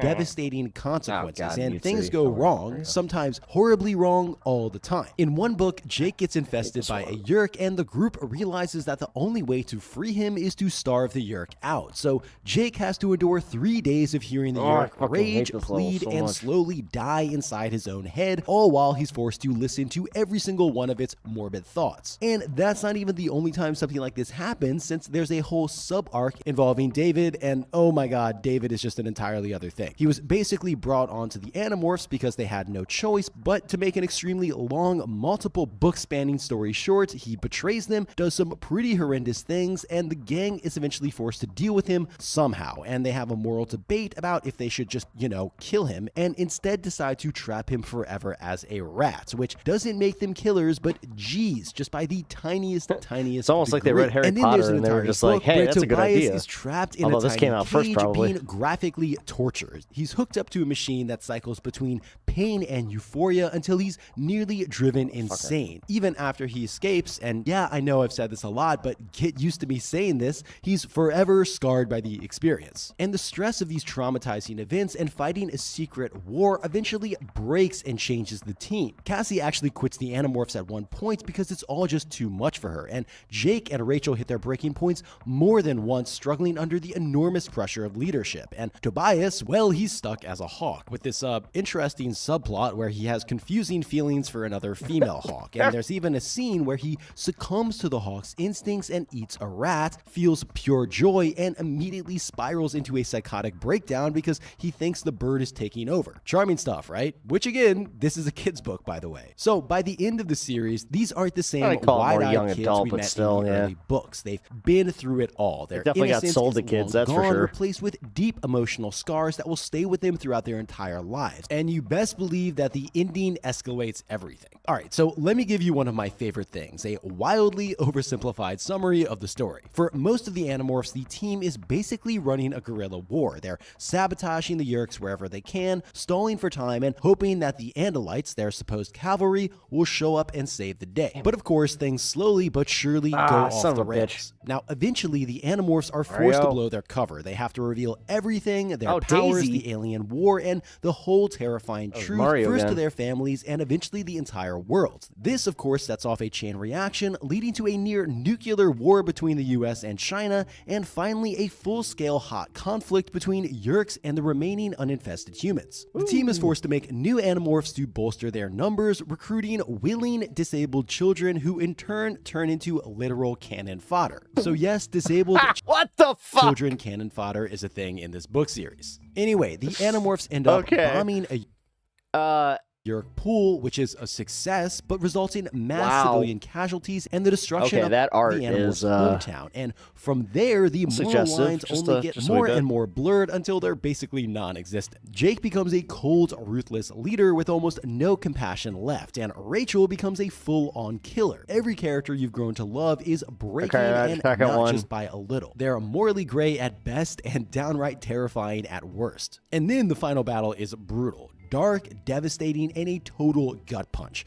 Victory comes, but at a horrific cost. Thousands of civilians, children, and soldiers are dead. And then the moment that probably haunted millions of wide-eyed, innocent readers was when the fan favorite Rachel sacrifices herself, and she dies after a violent and desperate battle, with the description of her final moments being absolutely heart-wrenching. Quote, "The human was silent. No begging, no pleading for life. At the end, acceptance came even to this strong, turbulent spirit."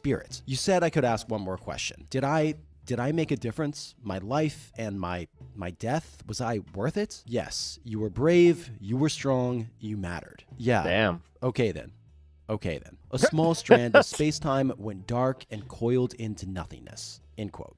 The Yeerks are ultimately defeated, but at an enormous cost to humanity, the world, and of course our shattered heroes. And the final books are this raw, unflinching exploration of the necessity and futility of war. Every character is broken by the conclusion, and it's rare to see a YA series so fundamentally destroy its main cast with such brutal honesty. But that's probably a big reason why Animorphs continues to endure, because it doesn't really pull punches. It tackles incredibly mature adult themes head on, reminding us that some of the most impactful stories for kids are the ones that refuse to sugarcoat the truth. But if you thought Animorphs was done, it still had one last gut punch, a massive cliffhanger that seemed like the start of yet another war. And just to drive home the point of the series again, in the words of Applegate, quote, "Animorphs was always a war story. Wars don't end happily, not ever. Often relationships that were central during war dissolve during peace. Some people who were brave and fearless in war are unable to handle peace, feel disconnected and confused. Always people die in wars, and always people are left shattered by the loss of loved ones," end quote. So as much as Animorphs hits you hard with its themes and story, I think another huge reason why it's so beloved is the world building. It's not just well thought out, it's packed with these weird, terrifying, and sometimes downright baffling elements, all while staying somewhat grounded in cool sci-fi concepts. You've got high-speed light travel, dinosaur morphing, which, yes, seriously, alternate timelines, and just a ton of other awesome stuff. And the best part is that a lot of these world-building elements tie directly into the story itself.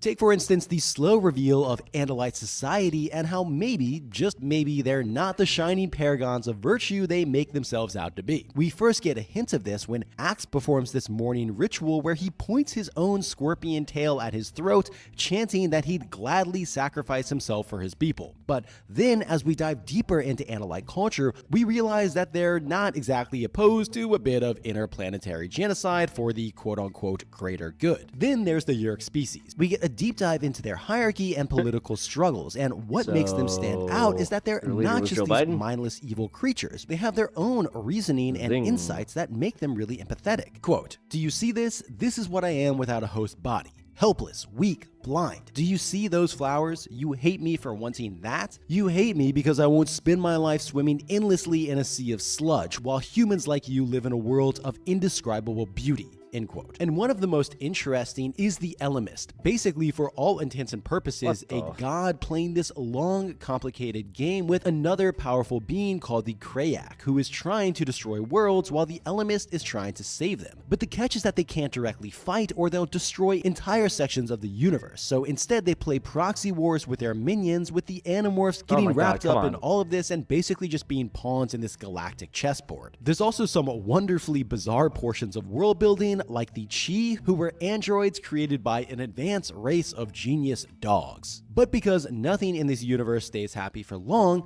the Chi want to fight the Yeerk threat on Earth, so they go on a mission to break their pacifism, which is a thing. And this turns into a Doom-level scenario. Marco gets stabbed to death, which, don't worry, he comes back, and then the Chi android brutally wipes out dozens of Hork-Bajir and controllers in such an intense manner that even Rachel, who's no stranger to violence, is moved to tears and, you guessed it, let's say altogether, is traumatized for the rest of her life. For more weird world building, Broccoli was brought to Earth by aliens, and I could really just go on and on. And this incredible and often wild mix of ideas, heavy-hitting themes, and sci-fi concepts is doubly incredible when you realize that the Animorphs consist of 54 books published between 1996 and 2000, which is an absolutely mind-boggling 11 books per year, which is even more insane when you realize that Applegate was quite literally writing an entire other series called Everworld at the same time. Now, this makes slightly more sense when you realize that a good portion of the Animorph books were written by ghost authors, although still outlined by Applegate. Now, talking about the books, the original Animorph covers are just absolutely iconic, and honestly, I think it's safe to say that these bizarrely awesome covers was probably the reason a lot of us picked up the books in the first place, just trying to understand WTF this is. And as a bonus, if you flip through the pages fast enough, you'd see a crudely animated flipbook effect effect of the transformation happening on the bottom corner of every page, which is such a fun little detail. As for the writing, each book switches up the point of view, so we get to see the world through the eyes of different characters every time, which keeps things fresh and lets us dive into each of their personalities in a unique way. Now, you might be wondering how this wild mix of animals, sci-fi, and war trauma came together, and it kind of makes more sense when you realized it wasn't just one person behind it all. It was actually a husband and wife writing team, with Applegate saying she wanted to write a series about animals and Grant wanting to write a sci-fi story. So they just kind of used these two ideas together in a Frankenstein way, deciding that a science fiction premise was the best way to get kids into the heads of animals, which is nice and all, but also makes you wonder if making a war drama with PTSD and child soldiers was also the best way to do this. But I'm not arguing, because Animorphs holds up extremely well even as an adult reader, and this is probably one reason why the series' popularity exploded during the 90s. And it's hard to understate the massive success this series was, probably in no small part to the Scholastic book fairs, and since this was a Scholastic book, it had heavy marketing in TV and bookstores. So if all this talk of war and sci-fi has you feeling a little overwhelmed, let me cheer you up with something that's guaranteed to make anyone happy.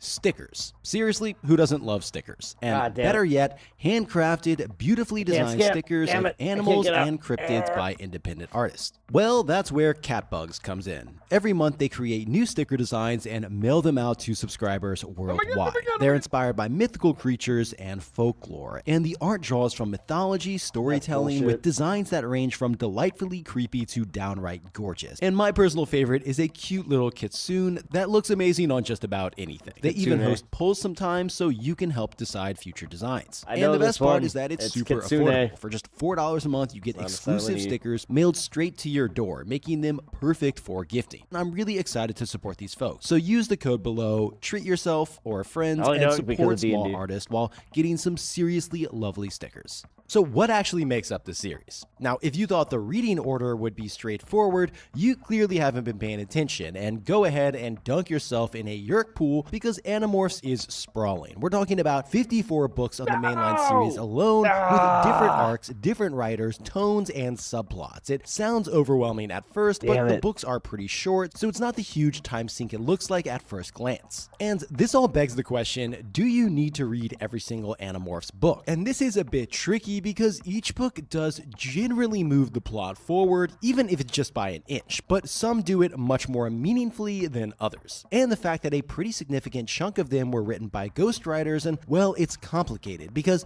some of these, not all of them mind you, but some definitely feel like filler. A few plot lines definitely could have been condensed, and others, like the auxiliary Animorphs, the Yerk peace movement, and the whole in-game and aftermath, could have used way more breathing room to really hit home. But given how much of a money-printing juggernaut this series was at its peak, and it's honestly surprising we didn't end up with hundreds of books and Scholastic didn't milk it until it was totally dry and exhausted, and it's kind of a miracle we got such a satisfying, if not definitive, ending. Thankfully, there are fantastic guides out there that split the series into essential, recommended, and skippable books, and I'll link a few of these below. And if you're a diehard completionist and want to read the whole thing in chronological order, Seropedia has an excellent breakdown, which I'll link below as well. So speaking about the side books, because if the war, dismemberment, and time travel in the mainline series wasn't enough for you, don't worry, there's more. Actually, a whole lot more. And surprisingly, a lot of it is actually pretty tasteful additions worth reading, with some wild and sometimes horrifying backstory. First of all, we got the 4 Megamorph books, which are kind of like summer blockbustery style stories. Fun, but usually without lasting impacts on the story. Honestly, you probably could skip these entirely if you want to, but I'd be lying if I said they weren't fun. Tobias literally kills Hitler in one of them, yes, you heard that right, and somehow a book where one of the main characters kills Hitler is a side book and isn't even considered essential reading by most fans. And if that doesn't perfectly sum up how beautifully insane the series can be, I don't know what is. That said, the Megamorph books are great reads. Megamorph 2 is a fan favorite, and since all were written by Applegate herself, the quality tends to be a notch above some of the mainline books. But if you're going to read any of the side books, the Chronicles are probably the best bet. These books really dive into the backstories of major characters and alien factions like the Yerks and the mysterious godlike Ellimist. Some of the information here might seem like extra fluff, but some of it is totally mind-blowing, completely recontextualizing the main series when you go back for a reread. Now, as for the Elemis Chronicles, I'll admit I originally thought this book wasn't really necessary. I mean, I felt like he worked better as this mysterious cosmic force, but wow, it's actually totally worth it. This is Animorphs at its most hardcore sci-fi, blending concepts of fate, free will, and tackling some really cool concepts like psychology and theoretical physics. Now, finally, we have the Alternamorphs, which is a weird one. It's a 2-book spin-off series done in a choose-your-own-adventure style. You play as the 6th Animorph making life or death decisions. I had sometimes you win, first one. sometimes you die, sometimes you get stuck forever in a morph, just like in the mainline books. And that all sounds cool, right? Well, unfortunately, they're not great. The endings are limited, and most of the stories are just rehashes of plots from the main series with you slapped in as a character. They don't really add anything to the overall story, but if you were one of those kids who always fantasized about joining the Animorphs team, these were the closest you could get to living that dream in true 90s choose-your-own-adventure fashion. But if you thought the Animorph books were done and dusted after the original run, well, my friend, in this age, anything that has made money will never truly die, and in 2011, Scholastic decided it was time to dip back into this morphine cash cow with a re-release of the series. This new edition featured updated covers and revamped editions with some minor text updates to make the pop culture references that were sprinkled throughout the original books more modern, though the core plots and characters stay the same. But I guess something has to be said for those original morphtastic, sometimes nightmare-inducing book covers, because while the original ones worked, the relaunch was quickly stopped just after 7 books due to a lack of sales. Oh, and while we're talking about covers, the international versions deserve a quick shout out too. Some of them are really interesting, with the Japanese editions as a real standout, being hand-drawn and absolutely fascinating in their own way, and it's really worth checking out the different interpretations of the unhinged cover art around the world. So you might be thinking, huge fandom and massive success in the 90s, there had to be a mountain of tie-in products and adaptations, right? Well, my friend, you win a virtual Cinnabon because you're exactly right. Animorphs spawned plenty, but the most infamous was easily the 1998 Animorphs TV show. And this thing practically oozes 90s energy. Just listen to the intro song. Now, it's not really, well,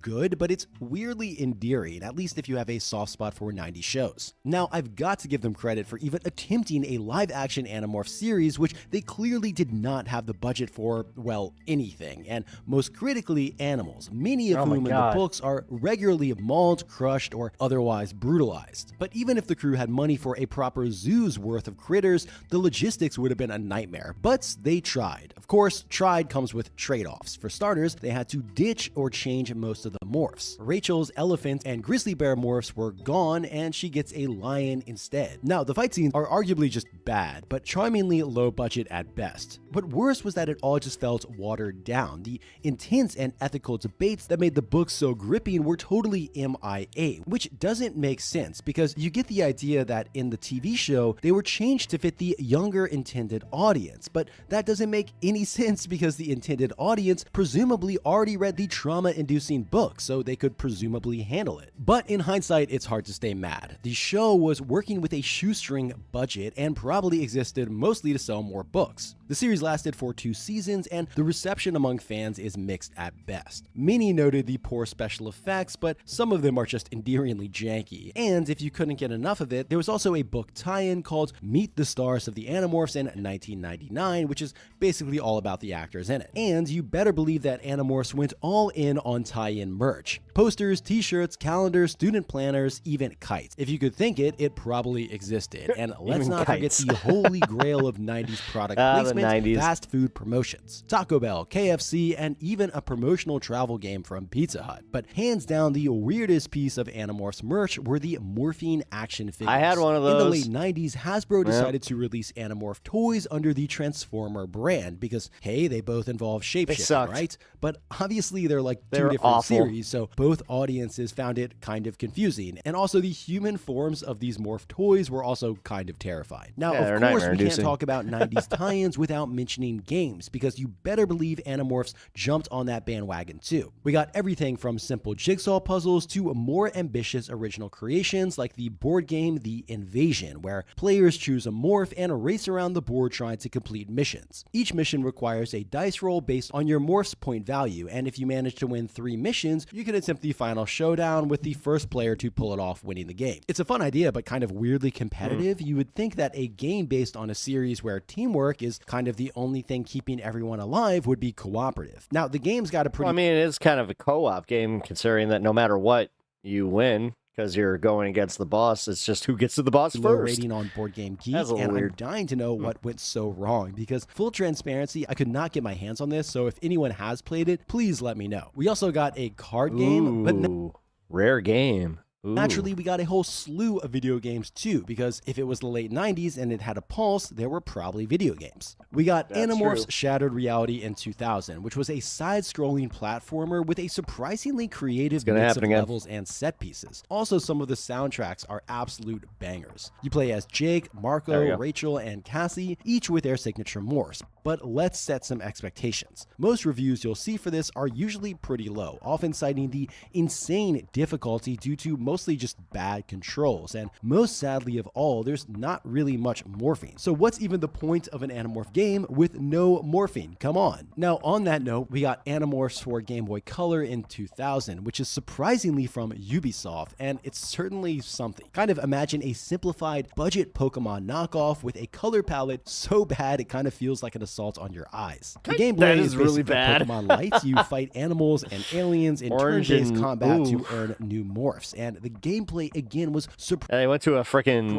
that's all caution, making it extremely hard to run from fights and an insane save. They did not want you to actually play that game because it makes you uncomfortable. System involving a system of passwords. We also got Animorphs Know the Secret in 2000, which is a turn-based tactical combat adventure game. The graphics scream, we're doing the best we can with what little we have, and the combat system is missing any helpful stats, so you'll never know how much damage you're actually dealing. And then we also got some internet games, and these include the Yerkpool in 1997, which was published by Scholastic and was a free download on their website, basically having you guiding Jake through a maze to rescue gorillas from color-coded cages. It's simple but undeniable classic 90s charm, and honestly good for what it is. We also got Hawk Rescue, which was a flash game from the official Animorphs website where you help Tobias save the game, but heads up, I could not even find a video of gameplay for this. So again, if someone has played it, please let me know about it. Now, as far as modern games, we unfortunately got nothing, and nothing I could see on the horizon, which is a real shame because my imagination is going crazy with all the cool ideas that morphing could do in video games. Maybe something like an XCOM game, or even a 2D Metroidvania, utilizing the different morphs for path progression. I don't know, it's just a shame that no one has at least tried because there's definitely some potential here. So surely if we got all these video games, we must have gotten a movie, right? Well, you best believe... I'm pretty sure they did the same thing with Goosebumps. Yeah, they tried. They kinda did. For years,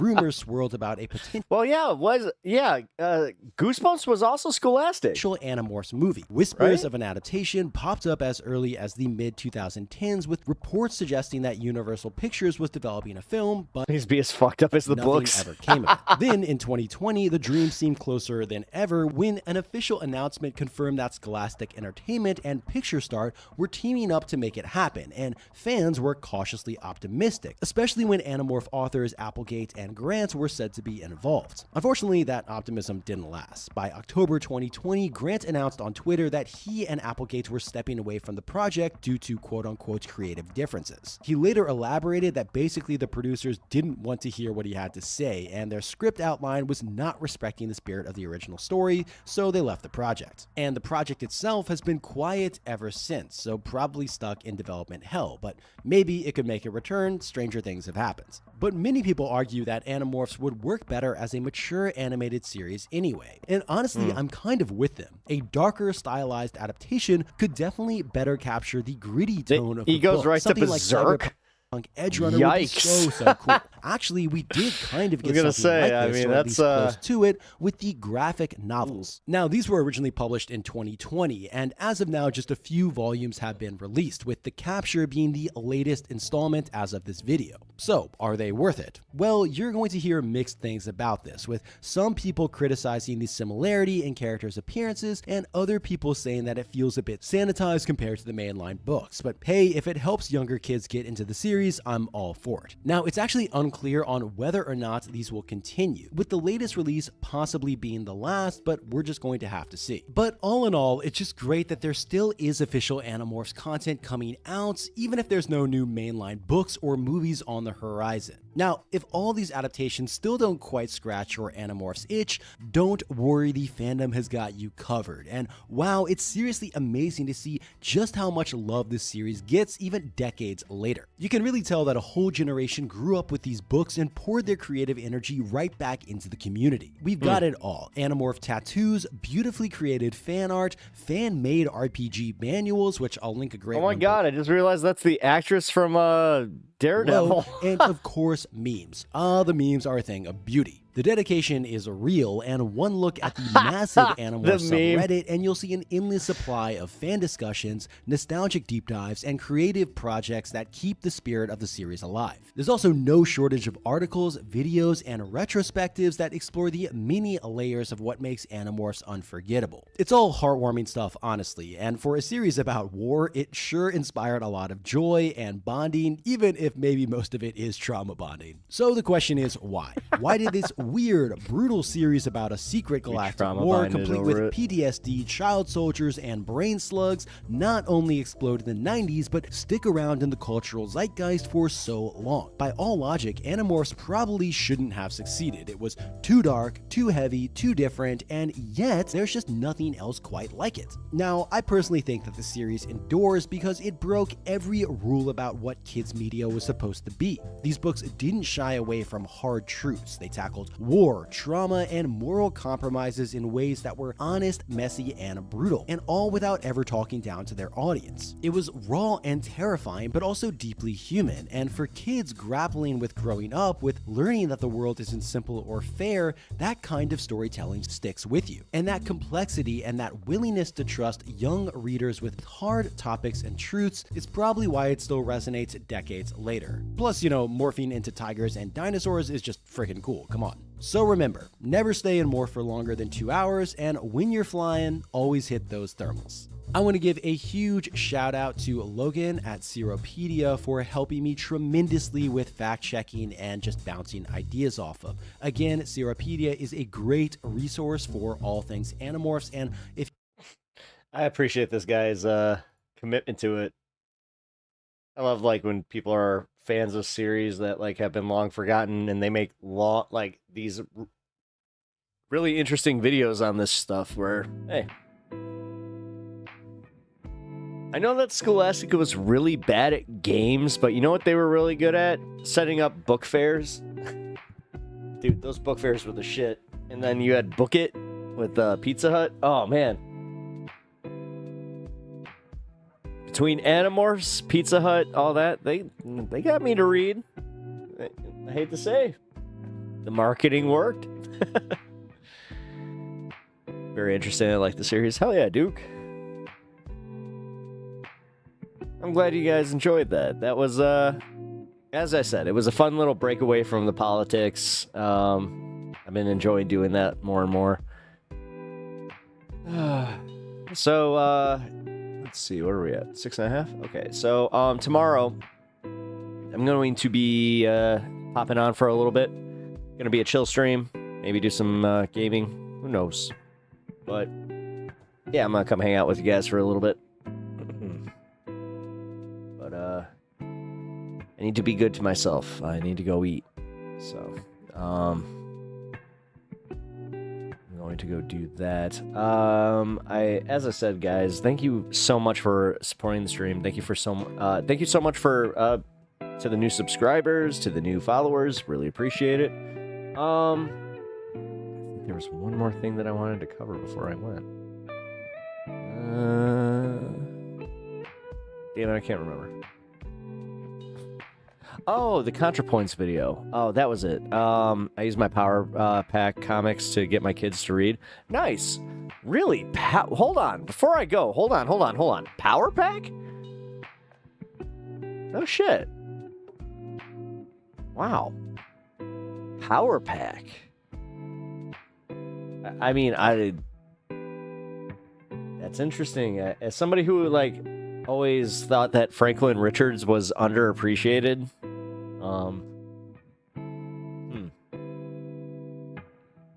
Yeah, let's see if they do Power Pack in the Marvel Universe. I doubt it, but that's cool. That's cool. Wow. Power Pack. Haven't thought about that in a long time. But, all right, guys. As I said, I do have to go. I know me. If I stunlock anymore, I'm not going to be eating at a proper time, so...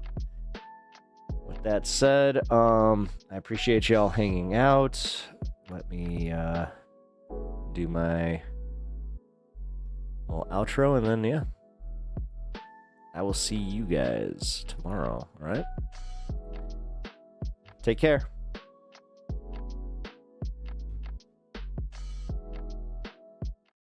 Who the heck is Pep Talks? I'm not gay, but I fantasize about Marco Rubio. Pep Talks. Pep Talks. Let's eradicate the Kung Flu. Pep Talks. Pep Talks. Who the heck is Pep Talk? They want our women. They want our children. Pep Talk. Sometimes no means yes. Grab them by the pussy. Obama is a racist.